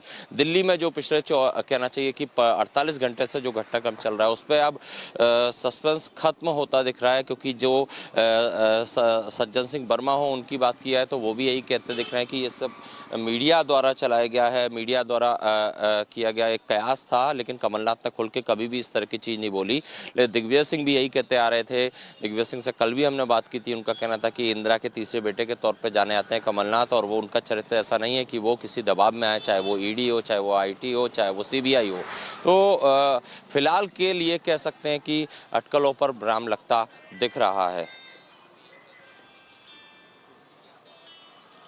साथ ही साथ हम देख रहे हैं किस तरह से डीके शिव कुमार जैसे जो बड़े लीडर हैं, डेप्यूटी चीफ मिनिस्टर भी हैं, वो भी खुलेआम जो हैं उनके सपोर्ट में सामने आ रहे हैं, कह रहे हैं कि Kamal Nath is a man of values जो हैं उनके सिद्धांत हैं। In fact stay with us Satvik Akash, we are joined by executive editor for politics Aishwarya Kapoor joining us. Aishwarya, clearly we can see now Congress Deputy Chief Minister DK Shiv Kumar is saying that Kamal Nath is a man of values. He's openly, outrightly backing Kamal Nath. How do we read into this? Yes, well, that's right, but you need to understand what is happening. It is just not DK Shiv Kumar calling a man of values. You need to understand what is happening nationally as far as the Congress party is concerned. It's up for a clear vertical break. The Congress leadership across the country is dissatisfied by the kind of leadership which is there in the Congress party, and especially with this trinity of Jairam Ramesh, Surjewala and KC Venugopal, and it's coming out. And it's not only limited to one Kamal Nath or one Acharya Pramod Krishnam. You understand Vivek Tanka was present in the Prime Minister's event at Kalki Dham in Sambhal today, breaking all ranks in the Congress party. So Kamal Nath is not, the story is not this that whether Kamal Nath is leaving Congress or not. Kamal Nath is being supported by leaders within the Congress party nationally, and he's all set to break the Congress party vertically. And he's getting the support right from the Congress leaders in Assam to Gujarat, to Tamil Nadu, to UP, to MP, to Maharashtra, and that's the news. That Kamal is being supported by all Congress leaders nationally against Mallikarjun Kharge. So is he all set to break the Congress party? Because what is happening is fast and very quick in the last 48 hours. Krishnam, in presence of Prime Minister Vivek Tanka, breaking all ranks, present there, a Congress MP, and now support Kamal Nath is getting nationally. DK Shiv Kumar, the Deputy Chief Minister of Karnataka, calling him man of values. And I'm once again repeating, it is just not one DK. Nationally, sources are very clearly telling us that Congress leaders nationally are supporting him. Because of the kind of mismanagement, the party has been taken in the completely opposite direction to the ideology of the Congress, and hence, leaders the likes of Kamal Nath is gaining support from all rank and file within the Congress party itself. So is Kamal Nath all set to break the Congress party vertically? That is what is important, and that is why when we say that this is a very, very important development, and we are being told that in the next few minutes, Kamal Nath is also going to be doing a press conference, and that is equally important. So this is breaking news coming in. Kamal Nath is going to do a press conference. It's going to be very important what he says in that press conference. News is not that he's joining BJP or not, he's not. But what is happening is that he's breaking the Congress party. He's getting support from Congress leaders nationally. DK Shiv Kumar speaking to Republic Kannada, to our sister channel, says that he's a man of values. That is very important. You have Congress, Assam leaders saying that if Kamal Nath leaves, they would have not left the Congress party. It's a clear line that they do not give their support to Mallikarjun Kharge, but are ready to support Kamal Nath. Will Kamal Nath walk that mile? That is what it is. Right, Ashura. In fact, that is a big revolt that you're pointing out towards within the Congress ranks. Let's take a listen in fact, to what DK Shiv Kumar had to say to Republic TV. Let's take a listen in. There are a lot of rumors about our Kamal Nath also. I am telling you on record, being a president of a political party, I know Kamal Nath since last 35 years personally. He is a man of values, principles. He will not step out of Congress party. It is a new rumor spreading by various political parties and the BJP friends. Why will he go at this age? What is there? After all, we are there to keep our name's integrity in place.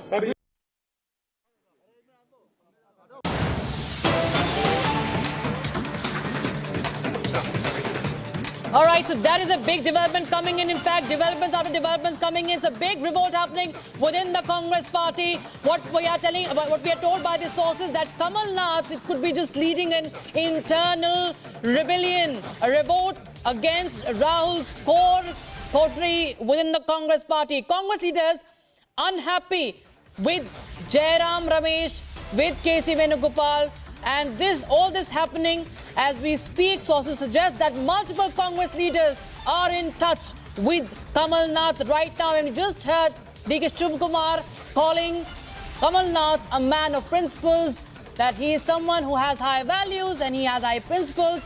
And now what we are learning from our sources is that there are some disgruntled leaders within the Congress party who are in touch with Kamal Nath. Kamal Nath, who is in the national capital for the past 48 hours. And what we understand is could be a vertical split within the Congress party.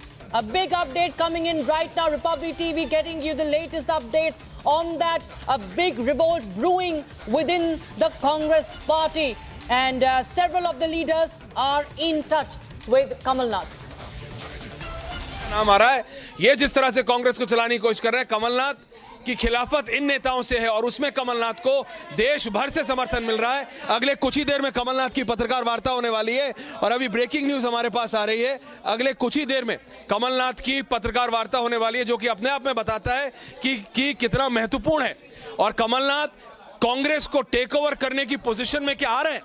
क्या कमलनाथ कांग्रेस को vertically break करने की position में आ रहे हैं? Breaking news आ रही है हमारे पास, ब्रेकिंग न्यूज आ रही है। आचार्य प्रमोद कृष्णम, कांग्रेस के नेता आचार्य प्रमोद कृष्णम, जिनको कांग्रेस से निकाल दिया था, लाइव आ रहे हैं संभल से। मैं काट रहा हूं जी।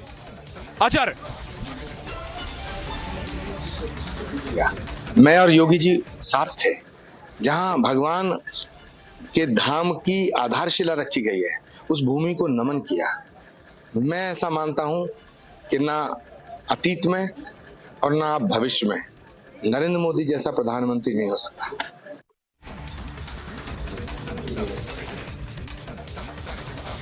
So there you see, there are of course big updates coming in right now. Disgruntled Congress leaders in touch with Kamal Nath. And these are national leaders, what we are getting to know right now. Kamal Nath in touch with Congress leaders nationally. And it's a major internal revolt against the advisors, the core coterie of Rahul Gandhi. This is the big update we're getting in right now. And Kamal Nath will be doing a press conference very shortly, as he has been camping in the national capital for the last 48 hours. Major speculations, and in fact we're getting in more and more leads, but quite serious updates coming in. Sources are suggesting that Kamal Nath has a larger game plan to break up the Congress party, already crumbling down Congress party. Sources say Kamal Nath may divide the Congress vertically. Big discord already, what we are learning about within the Congress on Jairam Ramesh and KC Venugopal's decisions. And it's an internal revolt that is quite on a larger scale that is happening against the main advisors, namely KC Venugopal and Jairam Ramesh. There are several of the disgruntled leaders who are tall leaders who are now in contact with Kamal Nath. This is the big update we have right now, and we are waiting for that press conference of Kamal Nath. Kamal Nath will be addressing a press briefing in a short while from now. Earlier we saw how D.K. Shivakumar, the Deputy Chief Minister of Karnataka, had called Kamal Nath on those reports when speaking about the reports on his. देश भर के जो कांग्रेस नेता उनके साथ संपर्क पे हैं, और अगर कमलनाथ ने मुझे कहा कि देश भर के कांग्रेस नेता मेरे साथ संपर्क में हैं, ये बात बहुत बड़ी बात है। यानी कि उन्होंने कहा कि अब मैं क्या करूं, आसाम से कांग्रेस नेता मेरे से संपर्क में, हरियाणा से मुझे फोन कर रहे हैं, दिल्ली से मुझे फोन कर रहे हैं, महाराष्ट्र से मुझे फोन आ रही है, मध्य प्रदेश से सोहाई। तो मुझे जो लगता है कि मुझे निश्चित तौर से ऐसा लग रहा है कि कमलनाथ का गेम कुछ और है। कमलनाथ का गेम ये बीजेपी ज्वाइन करने वाला गेम नहीं है। कमलनाथ का गेम निश्चित तौर से कांग्रेस को, जो उन्हें लगता है कि वेणुगोपाल और जयराम रमेश मुक्त कांग्रेस पार्टी बनाने की जरूरत है। हाँ बिल्कुल, और सबसे ज्यादा जो कांग्रेस के नेता जो बोल रहे हैं कि रणदीप सुरजेवाला, ये क्या नाम है इनका, जयराम रमेश और केसी वेणुगोपाल ने जो एक तरह से जकड़ के रखी है कांग्रेस को अपने मुट्ठी में, उसको तोड़ने की जरूरत है। तो ये देखना पड़ेगा कमलनाथ करते क्या। मुझे लगता है वो कांग्रेस पार्टी को तोड़ेंगे। बिल्कुल बिल्कुल। विवेक तनखा का पहला reaction, we just gonna go live with Vivek Tankha's first reaction on both Hindi and English now. Vivek Tankha who was present. एक सपना साकार हुआ। ये बहुत दिनों के संघर्ष में के बाद हम लोगों को हाई कोर्ट के माध्यम से ये परमिशन अक्टूबर में मिली थी। मैं आचार्य जी का सहयोगी था इस पूरे प्रकरण में, और जब हम लोगों को जब ये परमिशन मिल गई तो उसके बाद 19 फरवरी की डेट मुकर्रर की गई।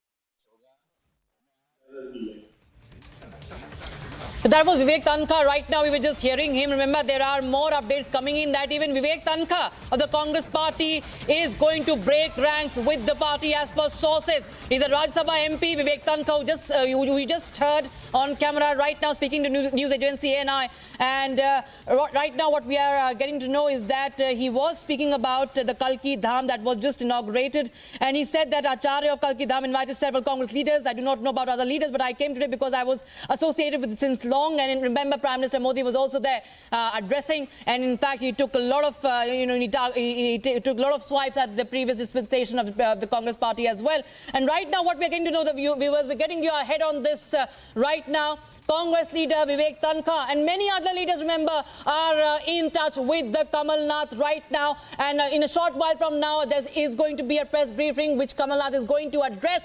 And Congress leaders from many other states are in touch with Kamal Nath. So this could be a major game plan by Kamal Nath to break the Congress party vertically, a major revolt against Rahul Gandhi and company. When I speak of company, I mean K.C. Venugopal and Jairam Ramesh, who are known to be the key advisors of Rahul Gandhi, unhappy within the Congress party, unhappy with the coterie. Several of the leaders are ready to break ranks with the party and join hands with Kamal Nath. So this is a big update we have right now. Vivek Tankha was spotted at the Prime Minister's event. I was just telling you, we just heard him right now speaking after the event. He's a legal voice, he's a senior leader, and he's a senior lawyer also. We just saw him at the Prime Minister's event. Acharya Pramod Krishnan, remember, he was already suspended right after he invited Prime Minister Modi. He met Prime Minister Modi for the Kalki Dham inauguration. And just now we saw Vivek Tankha also in attendance and saying that I do not know about the other leaders, but I was associated with this, with Kalki Dham, and I am very happy to be here. So he is not saying anything much on that, but we are getting to know that even Vivek Tankha will be breaking away from the party. Big update coming in right now. What is happening in the Congress party? Major speculations coming in right now, as Kamal Nath has been, remember, in the national capital for the past 48 hours. Earlier, there were a lot of rumors about, Nakul Nath and Kamal Nath joining the BJP. He is still in the national capital. Remember, there have been hectic parleys, what we are getting to know. But now it seems that this was a part of a major game plan. There is going to be a breakup of the Congress party, what we are getting to know right now. And there are leaders from across the states, across India.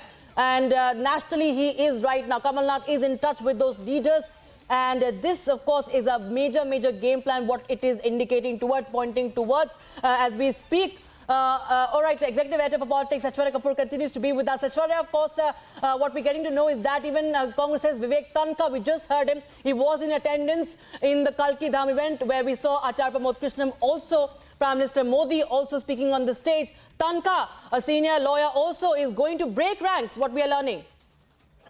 Well, absolutely. Well, he has already broken ranks.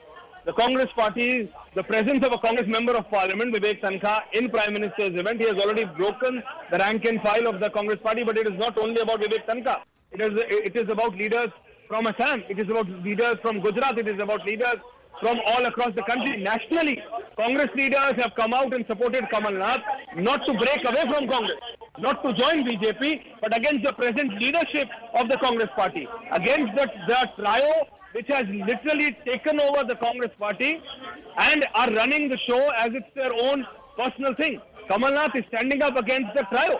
And that is why in the press conference, which is going to happen very, very shortly, we are being told that now he has got some confirmation that no, he will get the control. But it's all set for a vertical split. The kind of support Kamal Nath has got, it clearly shows the kind of disinterest and the kind of distrust there is in the present leadership of the Congress party, including Mallikarjun Kharge. So very, very clearly, Kamal Nath is getting support from Congress leaders nationally. I repeat, from Assam to Maharashtra to Madhya Pradesh to Punjab to Haryana to Tamil Nadu to Kerala to Andhra Pradesh. Imagine the Deputy Chief Minister, sitting Deputy Chief Minister of Karnataka, speaks to Republic Kannada, speaks to our Kannada and says that Kamal Nath is a man of value.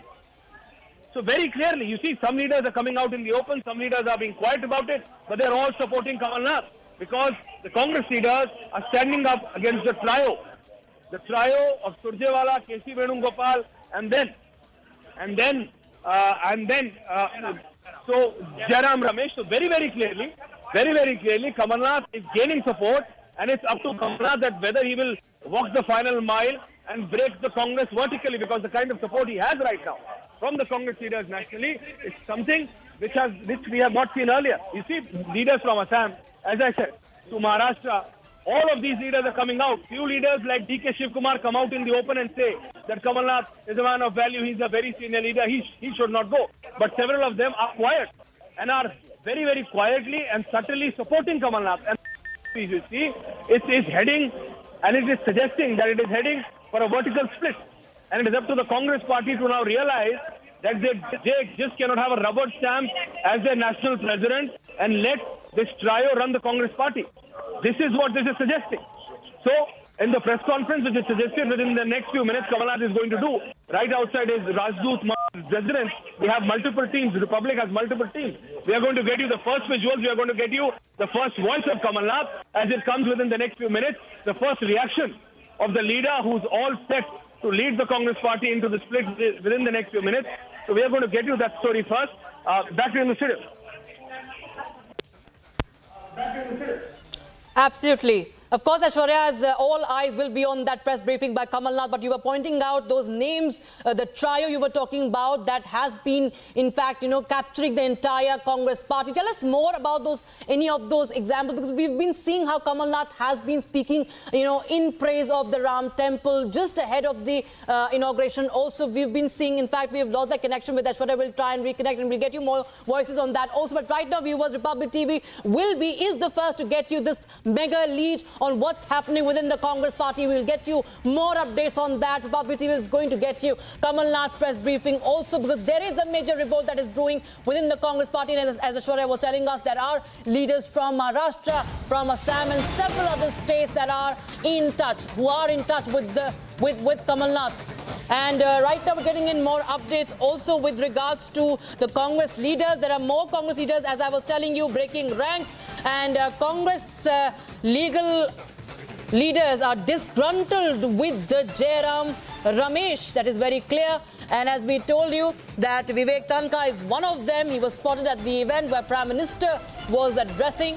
And there are more and more leaders who are now disgruntled with Jairam Ramesh, with KC Venugopal, with Randeep Surjewala. These are the core team members of Rahul Gandhi and Priyanka Vadra aides also. All of them are unhappy, and we just saw how DK Shivkumar openly backed Kamal Nath, saying that he is a man of values. So this speaks volumes of what is happening within the Congress party, viewers. And right now, what we are getting to know is that Congress leaders from several of the states are in touch with Kamal Nath. There have been major speculations on something like Kamal Nath joining the BJP, or his son getting a ticket, or son joining the BJP. But the lead we are picking up right now is much bigger. This is Congress breaking up. Kamal Nath right now is planning to maybe take over the Congress or break it vertically. And as we were telling you, how many leaders, there are so many leaders who are disgruntled with the current functioning of the Congress party, the decisions that were taken by the Rahul Gandhi and Priyanka Vadra aides, namely Jairam Ramesh and KC Venugopal, and of course even Mallikarjun Kharge and Randeep Surjewala. So there is a lot of introspection that the Congress party needs to do, because its own house is not at all in order, and this happening ahead of the Lok Sabha elections with just a few days to go for the polls. This is something that could be really a big damage for the Congress party. Now, this is the big update we have right now, and we'll get you more updates on that.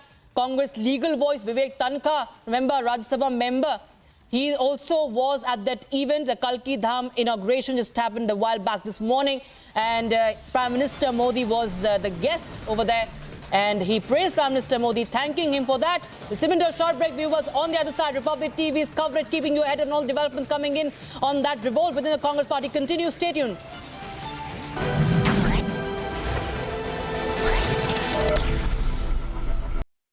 मैं पिछले महीने के अपने अनुभवों को भी कभी भूल नहीं सकता। इस दौरान मुझे भगवान श्री राम से जुड़े कई स्थानों में भ्रमण करने का अवसर मिला। मेरा 11 दिन का अनुष्ठान चल रहा था। उस अनुष्ठान के दरमियान मैं नासिक, लेपाक्षी, त्रिप्रयार, श्रीरंगम, रामेश्वरम, धनुषकोडी, मैं इन जगहों पर एक सामान्य साधक के तौर पर गया था। इस दौरान मुझे दक्षिण भारत के विभिन्न क्षेत्रों में लोगों से जो स्नेह मिला, आशीर्वाद मिले, मैं उसका शब्दों में बयान नहीं कर सकता। और पॉलिटिकल पंडितों के पैरामीटर में वो कभी आ भी नहीं सकता है जी। जब मैं सड़कों से गुजर रहा था, लोग अपने वचन से, अपने भावों से मुझ पर अपना आशीर्वाद बरसा रहे थे। इस दौरान मुझे कंब रामायण का पाठ सुनने का अवसर मिला। ये ठीक उसी जगह पर हुआ जहां महान कवि कंबन ने 800 वर्ष पहले अपने रामायण की रचना की थी। आप कल्पना कर सकते हैं उसी स्थान पर बैठ करके जो मैं कंब रामायण सुन रहा था, उस भाव विश्व को मैं ही अनुभव कर सकता हूं।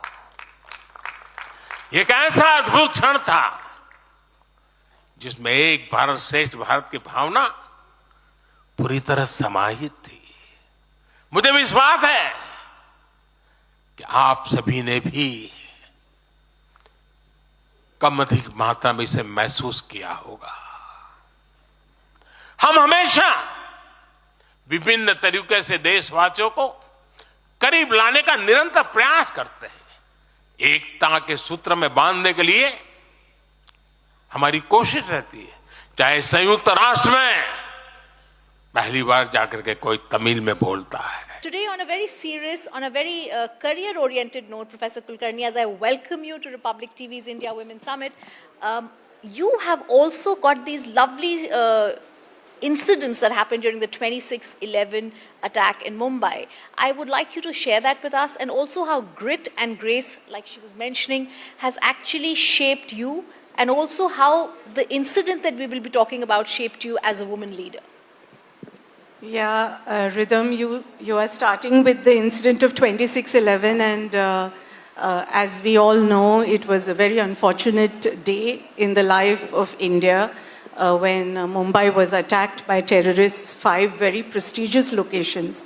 So I was with my husband Ajay in the Taj Mahal Hotel, and we went to meet a German.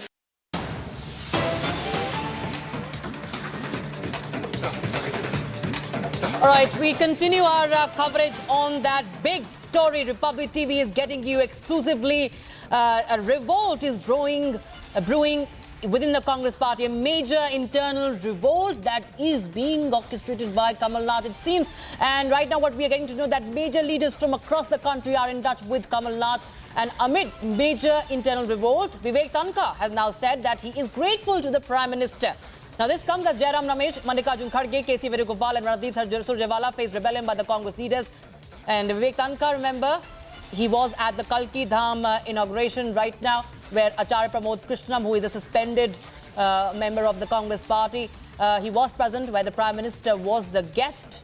And now we have Vivek Tanka breaking the ranks openly. Take a listen in. Kalki Dham का भूमि पूजन और शिलान्यास हुआ।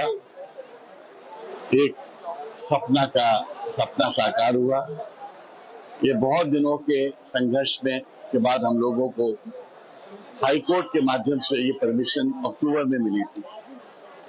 मैं आचार्य जी का सहयोगी था इस पूरे प्रकरण में, और जब हम लोगों को जब ये परमिशन मिल गई तो उसके बाद 19 फरवरी की डेट मुकर्रर की गई कि इसका शिलान्यास होगा। मैं आज अभिभूत हूँ। ये धन की बात है, ये किसी पार्टी और विशेष की बात नहीं है, और ये अपनी आस्था और प्रेम से जो चीजें होती हैं उससे एक अद्भुत इंसान को इनर शांति मिलती है। आप पहले भी बहुत बार देखा गया कि कल्की महोत्सव में मौजूद हैं। मैं आता हूँ, अभी कुछ दिन पहले भी आया था, चीफ गेस्ट था यहाँ पर, और आज भी मैं व्यक्तिगत इस धाम के लिए मैंने 11 लाख रुपए का चेक हमारा आचार्य श्री को दिया है। मैंने कहा यहाँ जो गरीब बच्चों का जो आप व्यवस्थाएं करोगे, उस व्यवस्था के लिए मेरे से एक छोटा सा राशि दीजिए। आज प्रधानमंत्री नरेंद्र मोदी जी यहाँ पर मौजूद रहे और क्या कहेंगे? देखिए, प्रधानमंत्री जी तो ऐसे बड़े मौकों में आएंगे ही और उनको आमंत्रित किया जाता है, एंड इसके लिए हम लोग सब आभारी हैं। मगर जो काम है ये धर्म का काम है, ये श्रद्धा का काम है, सुमन का काम है।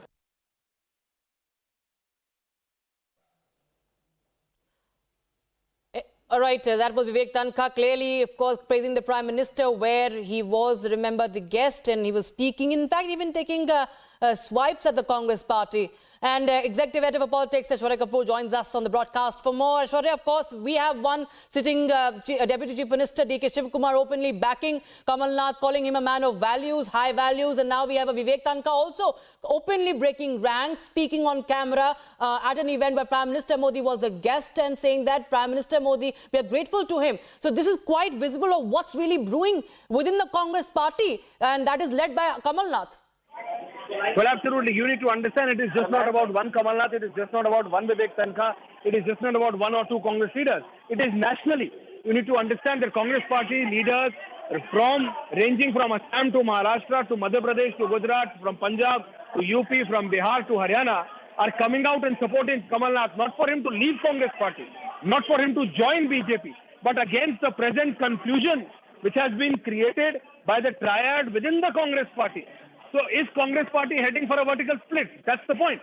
It is not about the nationally like Vivek Tankha or a sitting Deputy Chief Minister of Karnataka is hailing Kamal Nath so that he should leave Congress party. No. They are against the present confusion within the Congress party. They are against the present seizure by these three leaders, by these so-called three leaders who are said to be very close to Congress, to Rahul Gandhi. They are against this. So that they want to protect the Congress party. The leaders of the Congress party nationally are trying to protect the Congress party. No, Vivek Tankha is on the roll. We are following him. He will stop at a hotel. We will get him live there. From Sambhal to Delhi en route.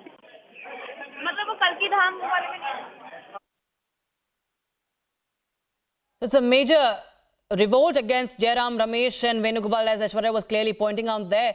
And Kamal Nath is also set to brief the media very shortly, what we are understanding, and Republic TV will be getting you the latest on that also, as Kamal Nath is set to brief the media. And there's a major revolt that is brewing within the Congress party, as Aishwarya was telling us. These are leaders from across the country, and this could be a vertical split within the Congress party, who are leaders who are disgruntled with K.C. Venugopal, with Mallikarjun Kharge, with Jairam Ramesh, with Randeep Surjewala, who, as Aishwarya was telling us, are known to be close aides of Rahul Gandhi, key advisors of Rahul Gandhi, especially if you talk about K.C. Venugopal and Jairam Ramesh. And there are disgruntled leaders within the Congress who are not at all happy with their working, the way they have been functioning in the Congress party. And we expect that several of them are going to break ranks with the Congress party. Some of them are quite clearly, visibly breaking ranks with the Congress party. Kamal Nath will be addressing the media very shortly. We just had Vivek Tankha as a part of this, what we are saying right now. You can see clearly he was on camera saying that he thanks the Prime Minister for the Kalki Dham, and we heard him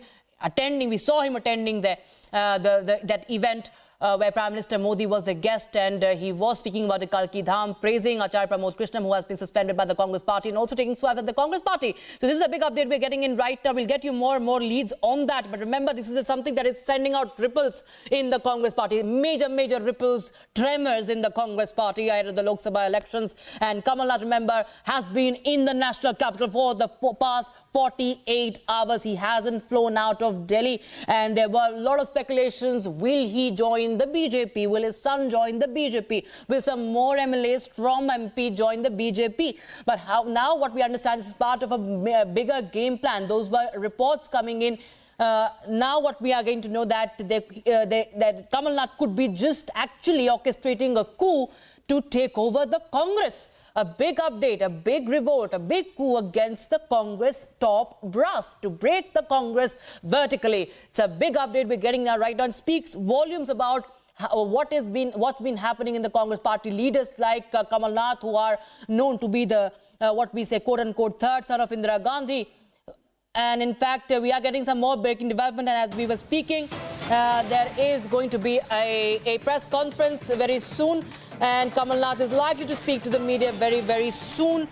Updates coming in right now. And all eyes will be on that press briefing. Republic TV keeping you ahead on that, that suspense, on that story, getting you the latest inside details.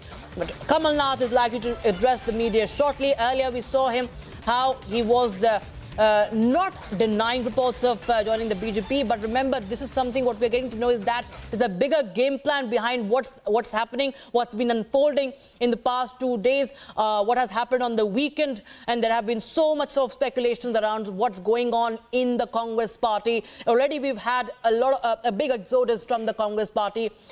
From various states, we've seen several of the leaders jumping the ship and joining the BJP. Kamal Nath is one of the known as the stalwarts of the Congress party, as biggest of leaders there.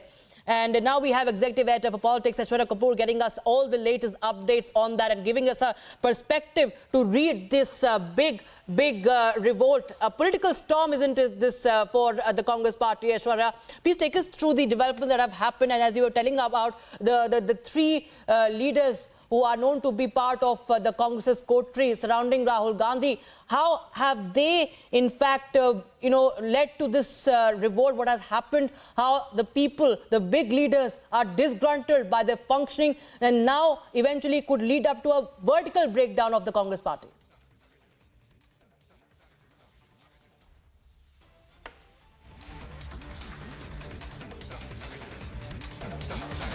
All right, I'm told Aishwarya is back with us on the phone line now. Aishwarya, as we were speaking, you were telling us about the details on what's been happening and brewing within the Congress party. Take us through those details on how the disgruntlement has only been mounting and peaking, that it has now led to a complete breakdown, a vertical split in the Congress party.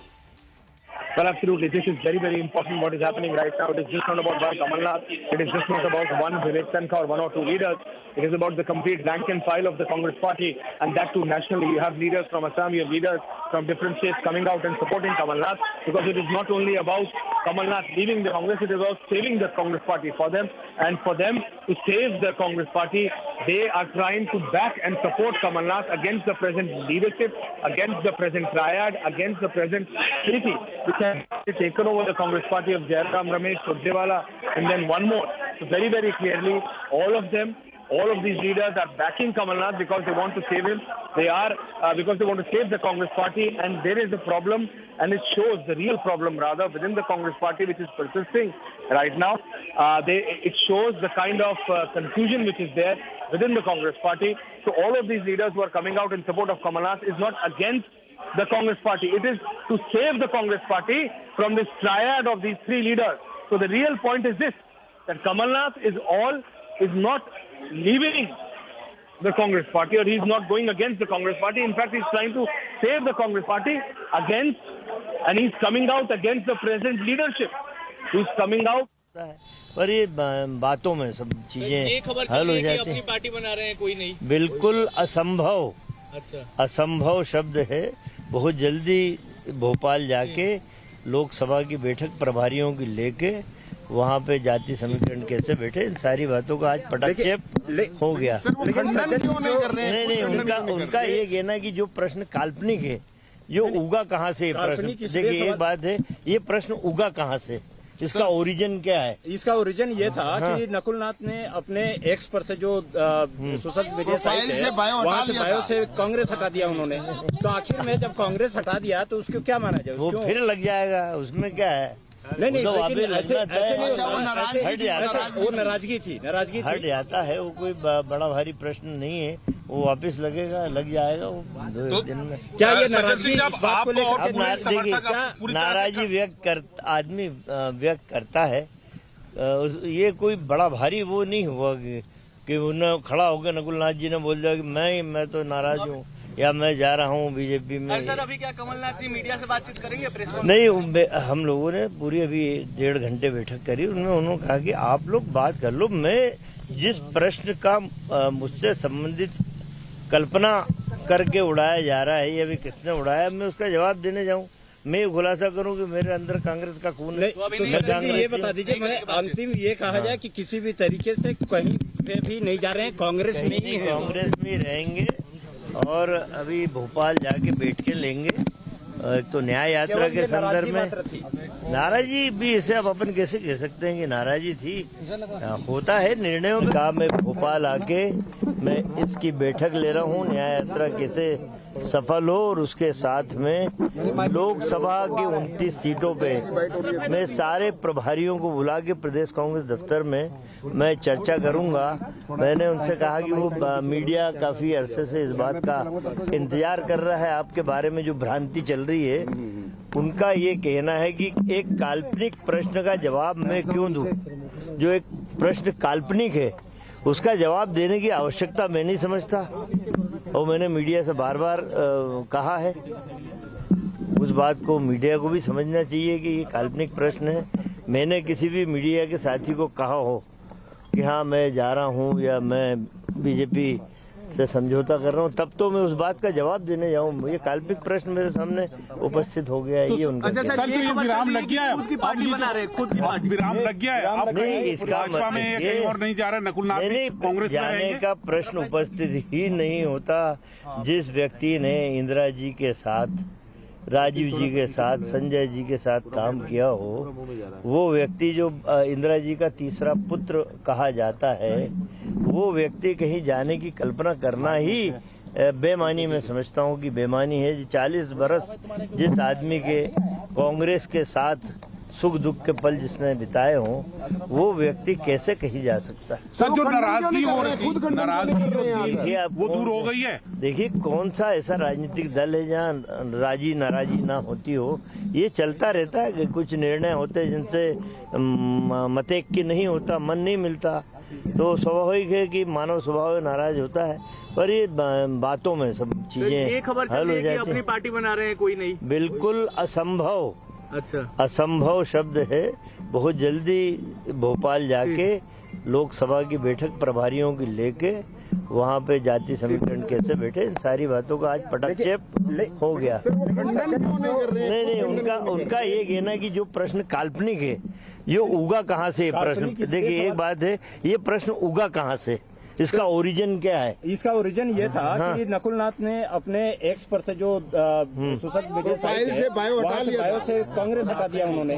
तो आखिर में जब कांग्रेस हटा दिया तो उसको क्या माना जाए? वो फिर लग जाएगा, उसमें क्या है? नहीं, तो अभी लगना वो नाराजगी थी, हट जाता है। वो कोई बड़ा भारी प्रश्न नहीं है, वो वापस लगेगा, लग जाएगा वो 2 दिन में। क्या ये नाराजगी अब नाराजी आदमी व्यक्त करता है, ये कोई बड़ा भारी वो नहीं हुआ कि उन्हें खड़ा हो गया नकुल नाथ जी ने बोल दिया कि मैं तो नाराज हूँ या मैं जा रहा हूँ बीजेपी में। सर अभी क्या कमलनाथ जी मीडिया से बातचीत करेंगे प्रेस कॉन्फ्रेंस? नहीं, हम लोगों ने पूरी अभी 1.5 घंटे बैठक करी। उन्होंने कहा कि आप लोग बात कर लो, मैं जिस प्रश्न का मुझसे संबंधित कल्पना करके उड़ाया जा रहा है, ये अभी किसने उड़ाया, मैं उसका जवाब देने जाऊँ। मैं खुलासा करूं कि मेरे अंदर कांग्रेस का खून है, मैं कांग्रेस। ये बता दीजिए, अंतिम ये कहा जाए कि किसी भी तरीके से कहीं पे भी नहीं जा रहे हैं, कांग्रेस कहीं नहीं, कांग्रेस में रहेंगे और अभी भोपाल जाके बैठ के लेंगे। तो न्याय यात्रा के संदर्भ में नाराजी भी इसे अब अपन कैसे कह सकते हैं कि नाराजी थी?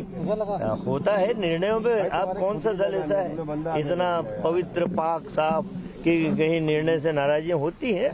हल्की फुल्की नाराजी। और जो आदमी खुद हाईकमान है कांग्रेस का, कमल नाथ, उसे किसी से पूछने या बात करने की आवश्यकता। लेकिन नकुल नाथ रहेंगे, बीजेपी में जाएंगे? नहीं, कांग्रेस में रहेंगे, कांग्रेस से चुनाव लड़ेंगे लोकसभा का। लेकिन नाराजगी इतनी ज्यादा हो गई थी, नाराजगी इतनी ज्यादा हो गई। नहीं, वो हो गई नाराजी सब दूर हो गई। सब बात चल रही है, मल्लिकार्जुन खड़गे जी से, राहुल जी से सबसे बात हो रही है, और बिल्कुल उसकी तैयारी में न्याय यात्रा के बाद कैसे दौरा करेंगे, कैसे 29 लोकसभा में जाके प्रचार करेंगे। नहीं, वो इस समय ठीक है सर, ठीक है, thank you.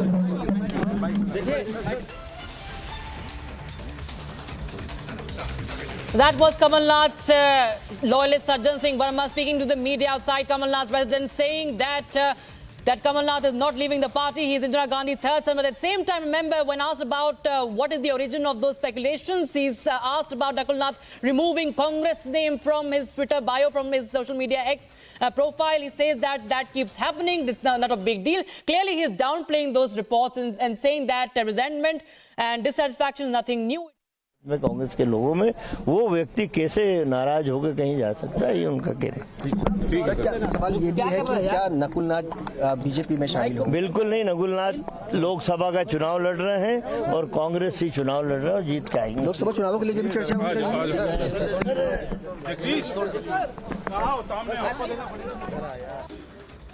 So that was Sajjan Singh Verma speaking to the media, saying that Nakul Nath very much in the Congress party, is not leaving the Congress party. So this is a big update coming in right now. At the same time, Sajjan Singh says that the dissatisfaction can happen with anybody in any party. This is nothing new. So he's clearly downplaying it, saying it's not a big deal. If he removed Congress from his social media platform, from his social media profile, the Congress name will come back again. He can write that again. So that is what he's saying right now. But at the same time, he said that Kamal Nath has been with the Congress party for so many long years. He will remain with the Congress party. He does not need to speak with anybody. And he's very much preparing for Bharat Jodo Nyaya Yatra. Now, remember, the speculations were happening because just before Rahul Gandhi's Bharat Jodo Yatra entered MP, we saw Kamal Nath along with Nakul Nath and some MLAs flying to the national capital, and since then he hasn't flown out of the national capital. Remember, if at all he was preparing for the yatra. Why is he in the national capital? That, of course, remains a big question right now. But we're getting in more breaking developments as we speak right now. It's a big revolt that is right now intensifying, a major internal revolt against the Congress leadership. And who is this leadership we're talking about? This is the RVJ group that we're talking about. These are Rahul Gandhi's core advisors. It's a major internal revolt happening right now. But at the same time, we have a breaking development coming in. Kamal Nath loyalist, as we just heard him, Sajjan Singh Verma saying that he had a meeting with him and he says that he will not leave. That is, Kamal Nath will not leave the Congress party. It's a big update. This is coming in as we tell you, leads coming in on is Congress headed for a split? Is Kamal Nath going to take over the Congress party or break this party into a vertically? That is the big update we have right now as we speak. And in fact, we're getting in an exclusive conversation with Tirupati Kankaya. Now, Republic TV has spoken to Kamal Nath's loyalist, Tirupati Kankaya, who has said that Kamal Nath will not leave the Congress. Listen in. एक line में matter close कर रहा हूँ madam. साहब का कहना है मैं कांग्रेसी था, कांग्रेसी हूँ, कल भी कांग्रेसी रहूंगा। ऐसी अटकलें क्यों? बाजार तो आप लोगों ने गर्म किया मैडम, हमने तो नहीं किया। ना मैंने कहा ना कमलनाथ जी ने कहा कि मैं बीजेपी में जा रहा हूँ। मीडिया ने उठाया बात को, तो बात इतनी हवा पे बढ़ गई है। ऐसी अटकलें आने का रीजन क्या है? अब ये तो आप जाने, हमारे तरफ से तो कुछ। और नकुल नाथ जी के बारे में क्या डिस्कशन हुआ? नकुल नाथ जी भी कांग्रेस में रहेंगे। और कमलनाथ जी कितनी देर में हमसे बात करेंगे? में अभी आने वाले हैं बस। और आपका डिस्कशन कितना लंबा चला? 5 मिनट हमारी बात हुई।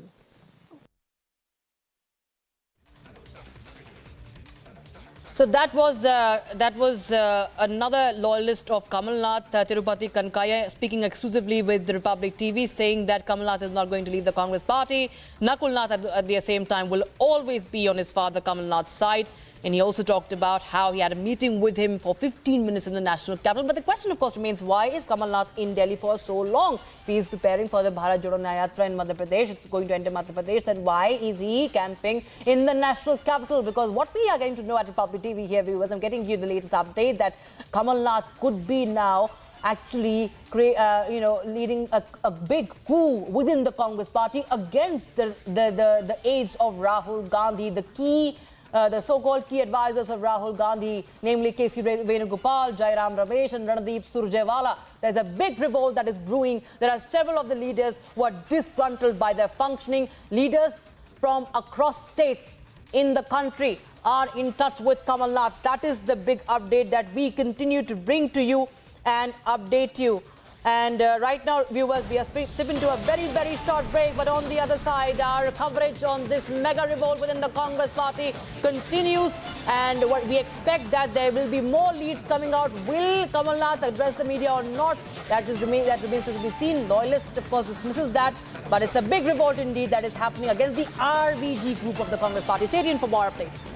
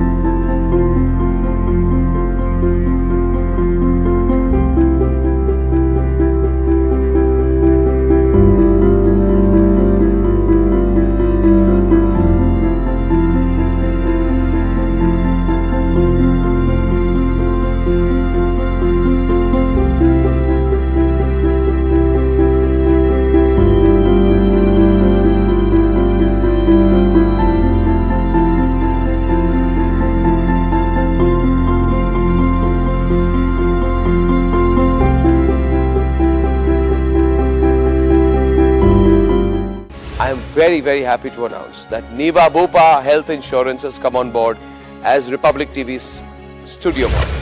Niva Bupa Health Insurance is the fastest growing company among standalone health insurance players in India.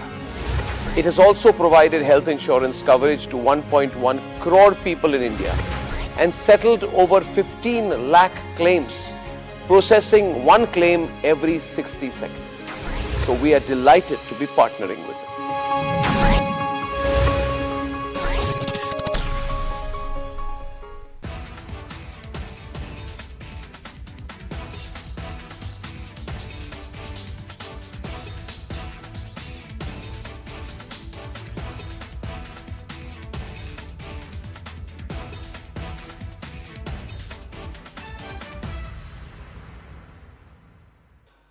आज जब भारत प्रगति के पथ पर आगे बढ़ रहा है, मुझे विश्वास है कि उनके सिद्धांत और उनका आशीर्वाद ऐसे ही भारत भूमि को प्रेरणा देता रहेंगे। साथियों, This is Republic Niva Bupa Studio, your one stop for all the breaking updates. I am Rakshita Mishra.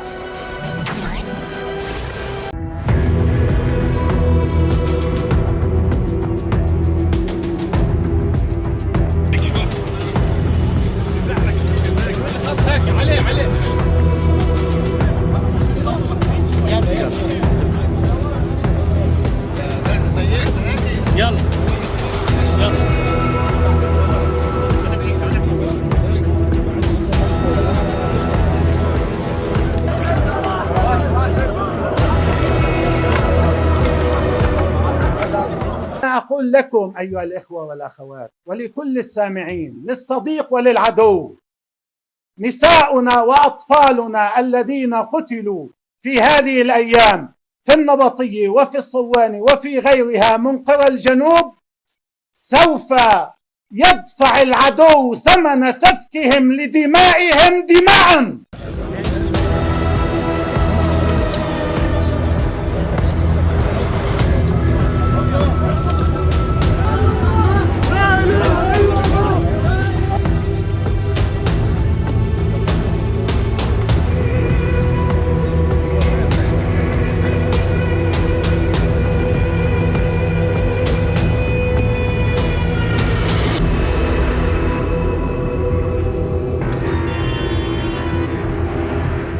أن هذه المقاومة في لبنان تملك من القدرة الصاروخية الهائلة والدقيقة التي يجعلها تمتد يدها من كريات شمونة إلى إيلات، وسيرى العدو والصديق أن هذه الدماء سيكون ثمنها دماء، مش مواقع، مش آليات، مش أجهزة تجسس. هذا جزء من المعركة يستمر.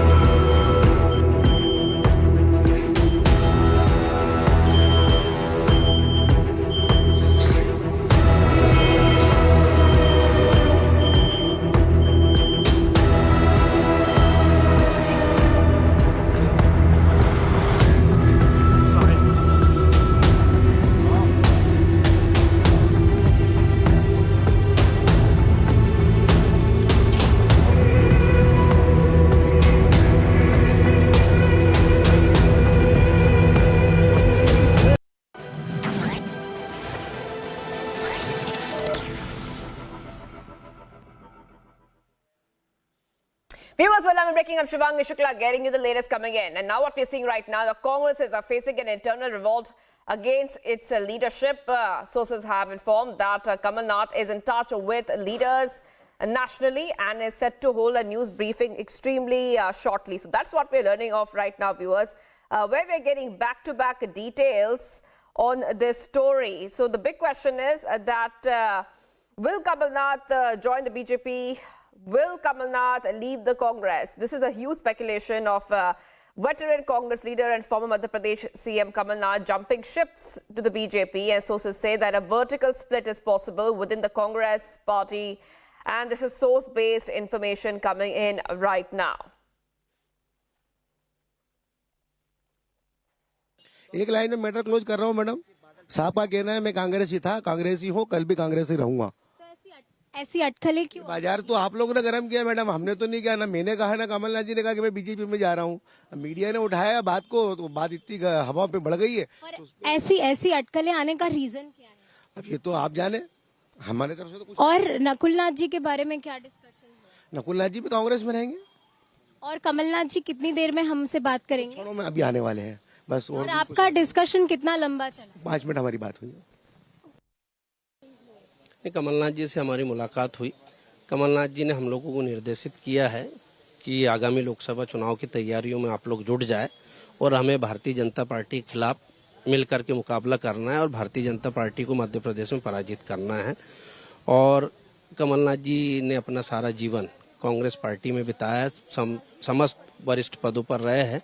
तो ये जो भी खबरें आ रही थी कमलनाथ जी भाजपा में जा रहे हैं, निराधार खबरें थी। आज उन बातों को विराम लग करके आज कमलनाथ जी पुनः सभी मीडिया से मुलाकात भी करेंगे, आप लोगों से चर्चा भी करेंगे। सर, अंदर कौन कौन लोग मौजूद थे? मध्य प्रदेश के बहुत सारे पूर्व मंत्री, वरिष्ठ नेतागण, सभी लोग मौजूद थे। और कोई डिस्कशन हुआ नकुलनाथ जी को लेके? नहीं, नकुलनाथ जी छिंदवाड़ा से कांग्रेस के लोकसभा प्रत्याशी होंगे और कांग्रेस पार्टी के टिकट पर वो चुनाव लड़ेंगे। आप पक्का बता रहे हो कि कांग्रेस नहीं छोड़ रहे हैं कमलनाथ? नहीं, बिल्कुल नहीं छोड़ रहे। अभी आप लोगों से चर्चा करेंगे, स्वयं कमलनाथ जी आएंगे, आप लोगों से मुलाकात करेंगे।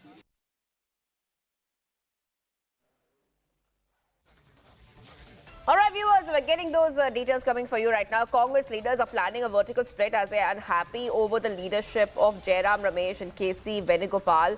That is what we are learning of right now. And, we are seeing these details play out. Now, of course, we are waiting for the press conference too, where we can get more clarity on Kamal Nath and what move could he be making next. And speculations are gaining momentum after Nakul Nath dropped Congress from his social media bio.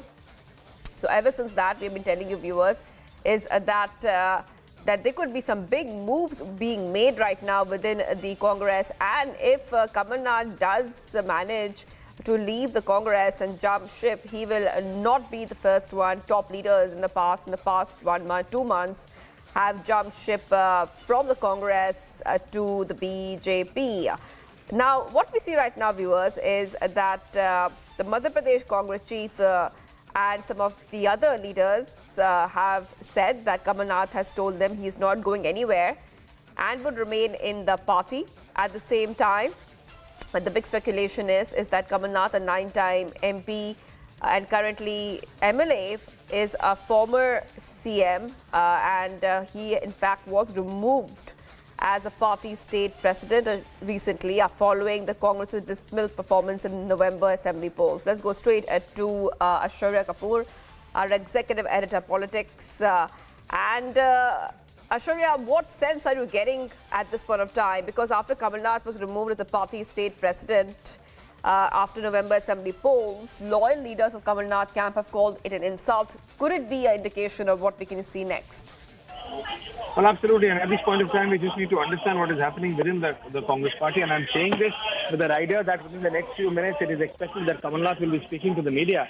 That Kamal Nath may come out and say that he's going to stay within the Congress party, because the point is that the kind of mutiny kind of a situation which has been created within the Congress party, that the kind of support which has come out for Kamal Nath and against the existing RVJ group. I repeat, RVJ.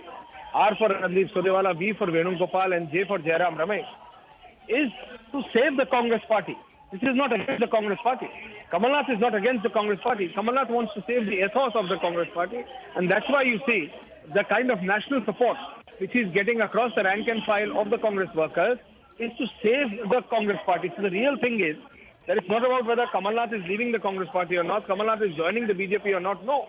It is about the mutiny kind of a situation, a vertical split kind of a situation, which is a reality right now with the kind of support Kamal Nath is getting from the Congress leaders across the country.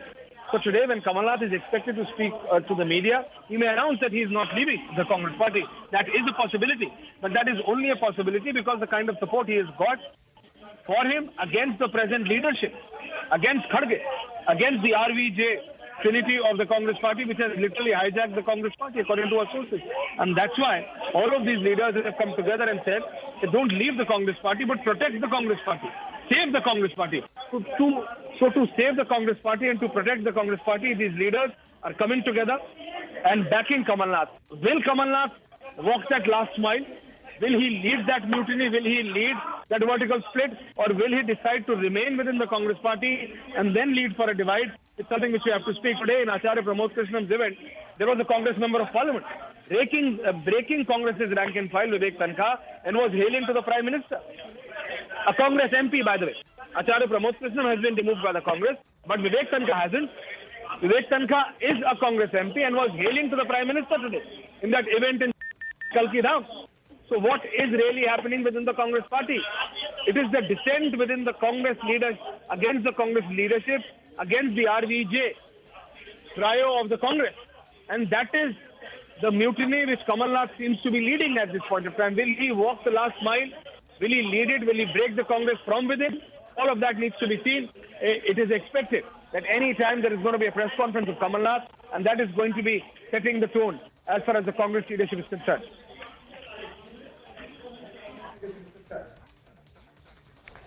Right, well, thank you, Aishwarya, for getting us those details coming in right now. And let's go ahead and get to this this segment where our editor-in-chief Arnab Goswami spoke on this issue. Kamal Nath ने मुझे कहा कि देश भर के कांग्रेस नेता मेरे साथ संपर्क में हैं। ये बात बहुत बड़ी बात है, यानी कि उन्होंने कहा कि अब मैं क्या करूं। आसाम से कांग्रेस नेता मेरे से संपर्क में, हरियाणा से मुझे फोन कर रहे हैं, दिल्ली से मुझे फोन कर रहे हैं, महाराष्ट्र से मुझे फोन आ रही है, मध्य प्रदेश से सोहाई। तो मुझे जो लगता है कि मुझे निश्चित तौर से ऐसा लग रहा है कि कमलनाथ का गेम कुछ और है। कमलनाथ का गेम ये बीजेपी ज्वाइन करने वाला गेम नहीं है।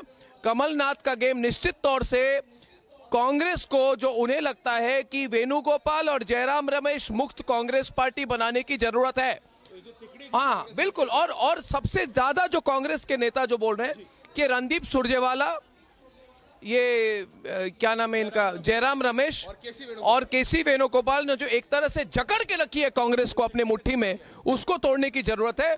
तो ये देखना पड़ेगा कमलनाथ करते क्या। मुझे लगता है वो कांग्रेस पार्टी को तोड़ेंगे। All right, viewers, so what we see right now are multiple updates coming in at this point of time where today could be that day when we will come to know perhaps that is Kamal Nath joining the BJP or is he just trying to break the Congress? That's what our editor-in-chief Arnab Goswami was speaking about a short while back in that segment you just heard. Now, big speculations of veteran Congress leader and former MP CM Kamal Nath jumping ships is out in the open, and not just that, a vertical split could also come in the picture. It's very possible within the Congress. Now, this is source-based information coming in. Let's make that very clear to our viewers. The Congress leaders are planning a vertical split as they're unhappy over the leadership of Jairam Ramesh and KC Venugopal. That is what we are learning of at this point of time. Not just that, as we speak, around half a dozen of Madhya Pradesh MLAs, which are extremely loyal to Kamal Nath, they already have reached Delhi a short while back, and this is coming in amid speculation that he and his son, Nakul Nath, Kamal Nath's son Nakul Nath, are set to join the BJP.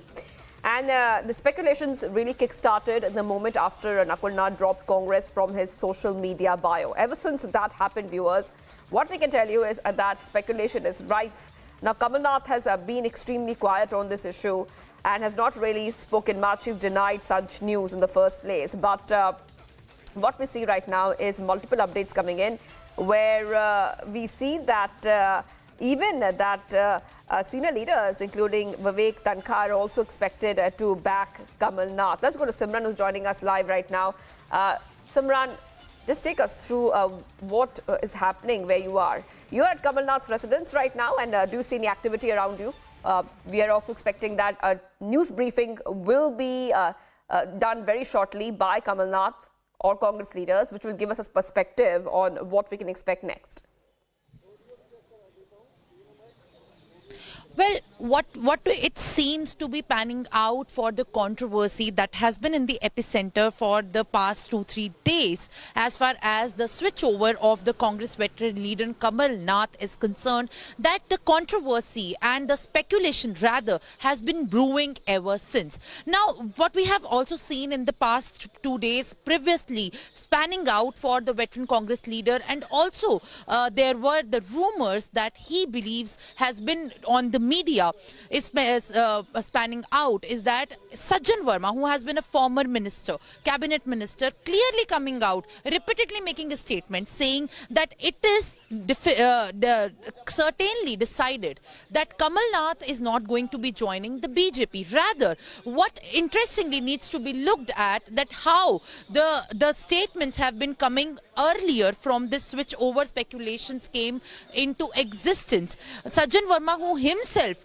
tweeted and saying that there were tweets in support of the lines of what the BJP follows, has actually seen making a U-turn of such statements. And what we can also understand from this entire fiasco that has been coming out and turning to be rather an attempt of pressure politics here, is that there is definitely some sort of confusion, there is insecurity within the party, within the grand old party, that we can understand from that. Even the MLAs have reached out repeatedly. The attempts have been and the statements have been maintained that Kamal Nath is not going to be joining politics. But the question which is on the spotlight right now is that why does the Congress veteran leader needed to come to Delhi after cancelling all his important engagement, if that wasn't the case? And what if the entry of all the MLAs to Delhi does not actually arise questions on what has been the plans for the switchover, if that is the reason?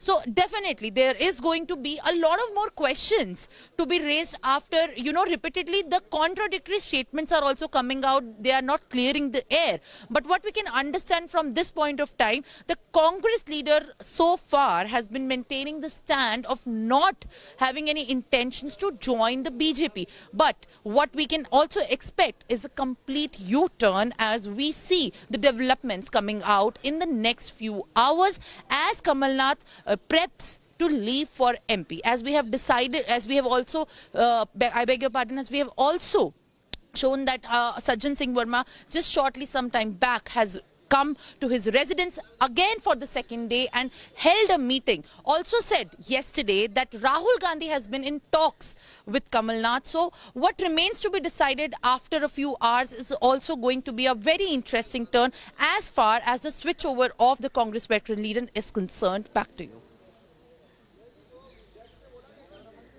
Right, Simran continues to be with us outside Kamal Nath's residence. And Simran, if you could take our viewers through once more about how many leaders have really arrived at Kamal Nath's residence. And there were a lot of, reactions that Republic TV has also accessed about what Congress leaders are saying.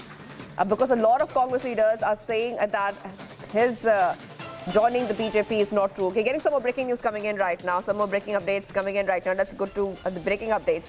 Now, defections are continuing to rock the Congress top brass across the country.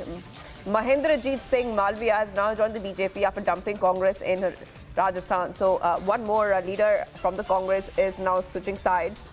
And this is a very, very big update on a day when we are getting you details that Kamal Nath could also be switching sides today. Now, that is source-based information, but one thing we can confirm to you right now is one more defection has happened. And that has been, of course, it is a very big blow to the Congress leadership. Once again, it's a huge setback to Congress in Rajasthan, where four-time Congress MLA and the former Rajasthan Minister Mahendrajit Singh Malviya has just joined the BJP. And Malviya was welcomed to the BJP by the party's Rajasthan in charge, Arun Singh, State Unit Chief CP Joshi and other leaders. And he also has said there's a double-engine government in Rajasthan, referring to the BJP and in the state and at the centre. So this is what we see right now, viewers. Those visuals on the screen as well. की आदत है, लेकिन जनता का भी इनके ऊपर से विश्वास उठ चुका है। अभिजीत भाई साहब एक लाख बताएं कि आप जो विधायक दे दिया है मालवीय साहब ने, विधायक बने हैं, ये बताइए तो आप एंटी डिफेक्शन लॉ के तहत आप कैसी आपकी विधायकी चली जाएगी? अगर कोई परवाह नहीं, इसकी कोई परवाह नहीं। आगे क्या सांसद का चुनाव लड़ेंगे? नहीं, वो अपना कोई काम नहीं, वो पार्टी जो कहेगी वो करेंगे। सर ऐसी अटकलें लग रही थी कि कहीं ना कहीं जान रहे हो तो फिर क्यों पूछ रहे हो? क्या लोकसभा का चुनाव लड़ने जा रहे हैं? नहीं, ये कोई मतलब नहीं, पार्टी का काम है, अपना कोई काम नहीं।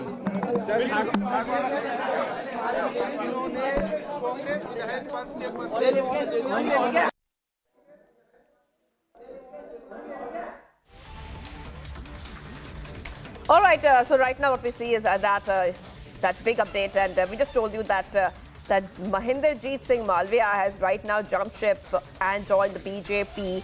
He has said that development is a big issue. There's a double-engine government in Rajasthan. The state and the country are transforming, and the entire world is watching. Now, remember that the BJP has come to power in Rajasthan in the assembly elections late last year, and the BJP has 115 seats, while the Congress has managed only 70 seats in the state of Rajasthan. And at this point of time, this defection in the Congress in Rajasthan is coming as a very big blow. Very, very big blow coming in right now. And these defections, back-to-back defections coming in from the Congress, not just in Rajasthan, viewers, from Maharashtra and other states of India, where top Congress leaders have ditched the Congress and moved to the BJP. And not just that, today we are also getting to know that there's a possibility that Kamal Nath could also, could perhaps, according to our sources, jump ship himself. So we are waiting for that confirmation to come in. But as we see that big updates coming in, massive draw to the Congress party, where we see Mahinderjeet Singh Malviya joining the BJP a short while back. And we also told you that he is a very, very senior Congress leader, four-time MLA, Congress MLA, and also a former minister in the state government, Rajasthan state government. Mahinderjeet Singh Malviya has just joined the BJP a short while back. And Malviya was welcomed to the BJP by the party's Rajasthan in charge, Arun Singh, State Unit Chief CP Joshi, and many other leaders as well. Let's go ahead and play out the reactions. इसका ग्रहण कर रहा हूं और यहीं से इस बात की अपील करता हूं कि मानगढ़ बहुत जल्दी प्रधानमंत्री जी राष्ट्रीय स्मारक घोषित करें, ताकि जो शहीद हो गए इनको हम सच्ची श्रद्धांजलि दे सकें। ये बात मैं इस अवसर के ऊपर कह सकता हूं। आदरणीय तमाम हमारे नेताओं से मेरा अपील है, रतलाम से लगाकर बांसवाड़ा वाया डूंगरपुर तक की हमारी रेल का काम अधूरा है, स्टार्ट हुआ है, स्वीकृत हो गया है, तो बहुत खुशी है। ये काम बहुत जल्दी से पूरा हो ताकि वहां की जनता को रेल का फायदा मिल सके। पीएम गति शक्ति योजना में स्वीकृत हो गया, टेंडर हो गए, शक्ति योजना में स्वीकृत हो गया, ये सुन के बहुत खुशी है। लेकिन मैं ये बात कह रहा हूँ कि वहाँ वागड़ में बहुत पानी है, वागड़ में बहुत मार्बल है, वागड़ में बहुत उद्योग धंधे चल सकते हैं। वहाँ 12 महीना मक्का का उत्पादन हो रहा है। अगर रेल वहाँ से निकल गई तो मैं कह सकता हूँ कि राजस्थान का चिरापूंजी है और आने वाले समय में राजस्थान का कश्मीर बनेगा, वो बांसवाड़ा जिला और वागड़। मैं निश्चित रूप से यही अपील करूँगा कि डबल इंजन की सरकार इन तमाम कामों को पूरा करेगा। इसी तरह से प्रतापगढ़ से लगाकर दाहोद तक की नेशनल हाईवे, उदयपुर से लगाकर रतलाम तक की नेशनल हाईवे, और कितने काम गिनाओ, काम गिनाते गिनाते सरकार की योजनाओं का थक जाएंगे, काम को नहीं गिना पाएंगे, इतनी योजनाएं वर्तमान में चल रही हैं। यही बात मैं कह सकता हूँ। मैं इस अवसर के ऊपर एक बात और कहना चाहूँगा कि इस परिवार के लिए मैं पुराना था, लेकिन आज नया हूँ। मैं यहीं से मेरे कार्यकर्ता हूँ जो आज वागड़ के अंचल के अंदर टीवी में बैठ के आज के इस कार्यक्रम को देख रहे होंगे, उनसे मेरी अपील है कि मेरे होते हुए कोई कार्यकर्ताओं का अपमान, कोई कार्यकर्ताओं का नुकसान किसी कीमत के ऊपर नहीं रहेगा, और कंधे से कंधा मिलाकर काम करूंगा जो समय जो शेष रहा है जिंदगी का वो स्वर्णिम काल रहेगा।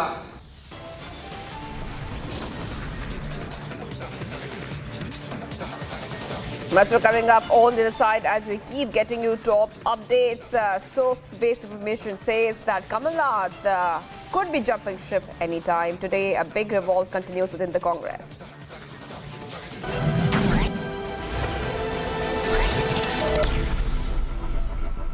QS&THE, the world's foremost university rankings organizations, have ranked Amity amongst the top 3% universities globally, making it among the very few Indian universities to be included in both rankings. Yet another top ranking for Amity University.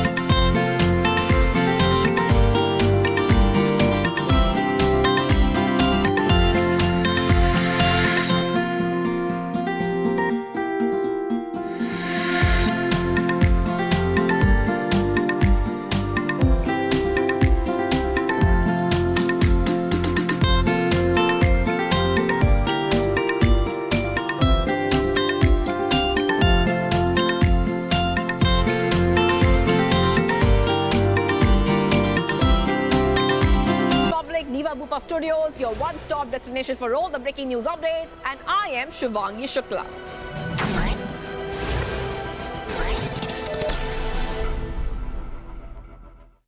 QS&THE, the world's foremost university rankings organizations, have ranked Amity amongst the top 3% universities globally, making it among the very few Indian universities to be included in both rankings. Yet another top ranking for Amity University. I am very, very happy to announce that Niva Bhupa Health Insurance has come on board as Republic TV's studio model. Niva Bhupa Health Insurance is the fastest growing company among standalone health insurance players in India. It has also provided health insurance coverage to 1.1 crore people in India and settled over 15 lakh claims, processing one claim every 60 seconds. So we are delighted to be partnering with them.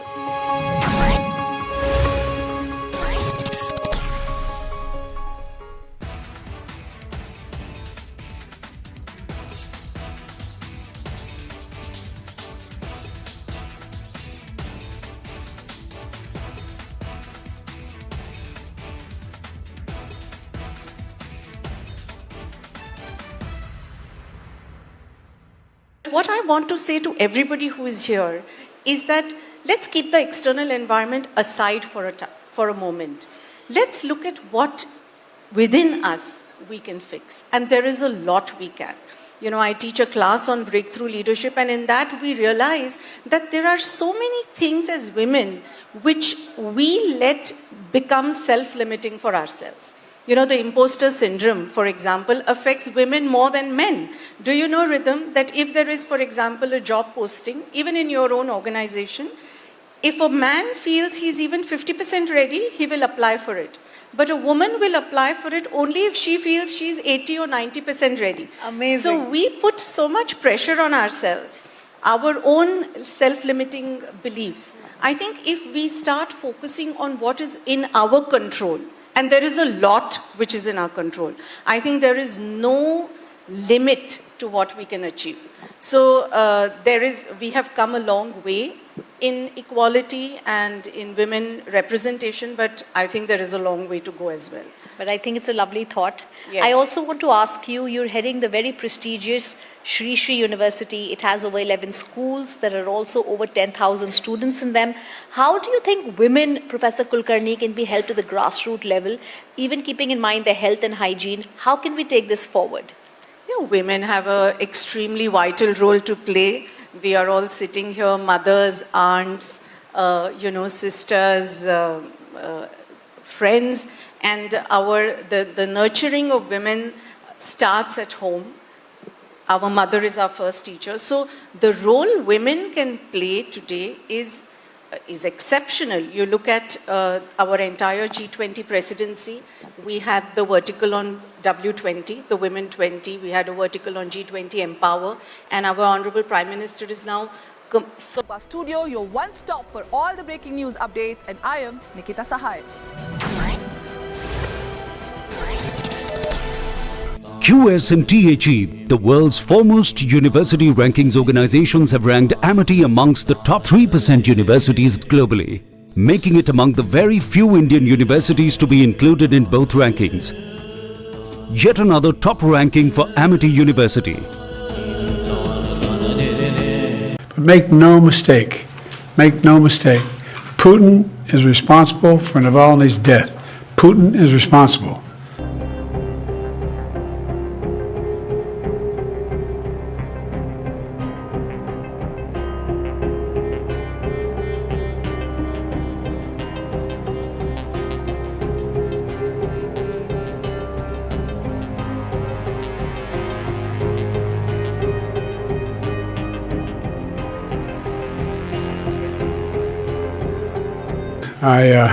I'm heading off to East Palestine in a moment, but I wanted to say a few things this morning about Alexei Navalny. You know, like millions of people around the world, I'm literally both not surprised and outraged by the news. Reported death of Alexei Navalny. He bravely stood up to the corruption, the violence, and all the bad things that the Putin government was doing. In response, Putin had him poisoned, he had him arrested, he had him prosecuted for fabricated crimes, he sentenced him to prison, he was held in isolation. Even all that didn't stop him from calling out Putin's lies. Even in prison, he was a powerful voice for the truth, which is kind of amazing when you think about it. And he could have lived safely in exile after the assassination attempt on him in 2020, which nearly killed him, I might add. But he was traveling outside the country at the time. Instead, he returned to Russia. Knowing he'd likely be imprisoned or even killed if he continued his work. But he did it anyway, because he believed so deeply in his country, in Russia. Reports of his death, if they're true, and I have no reason to believe they're not, Russian authorities are going to tell their own story. But make no mistake, Putin is responsible for Navalny's death. Putin is responsible. What has happened to Navalny is yet more proof of Putin's brutality. No one should be fooled, not in Russia, not at home, not anywhere in the world. Putin does not only target his citizens of other countries, as we've seen what's going on in Ukraine right now. He also inflicts terrible crimes on his own people. And his people across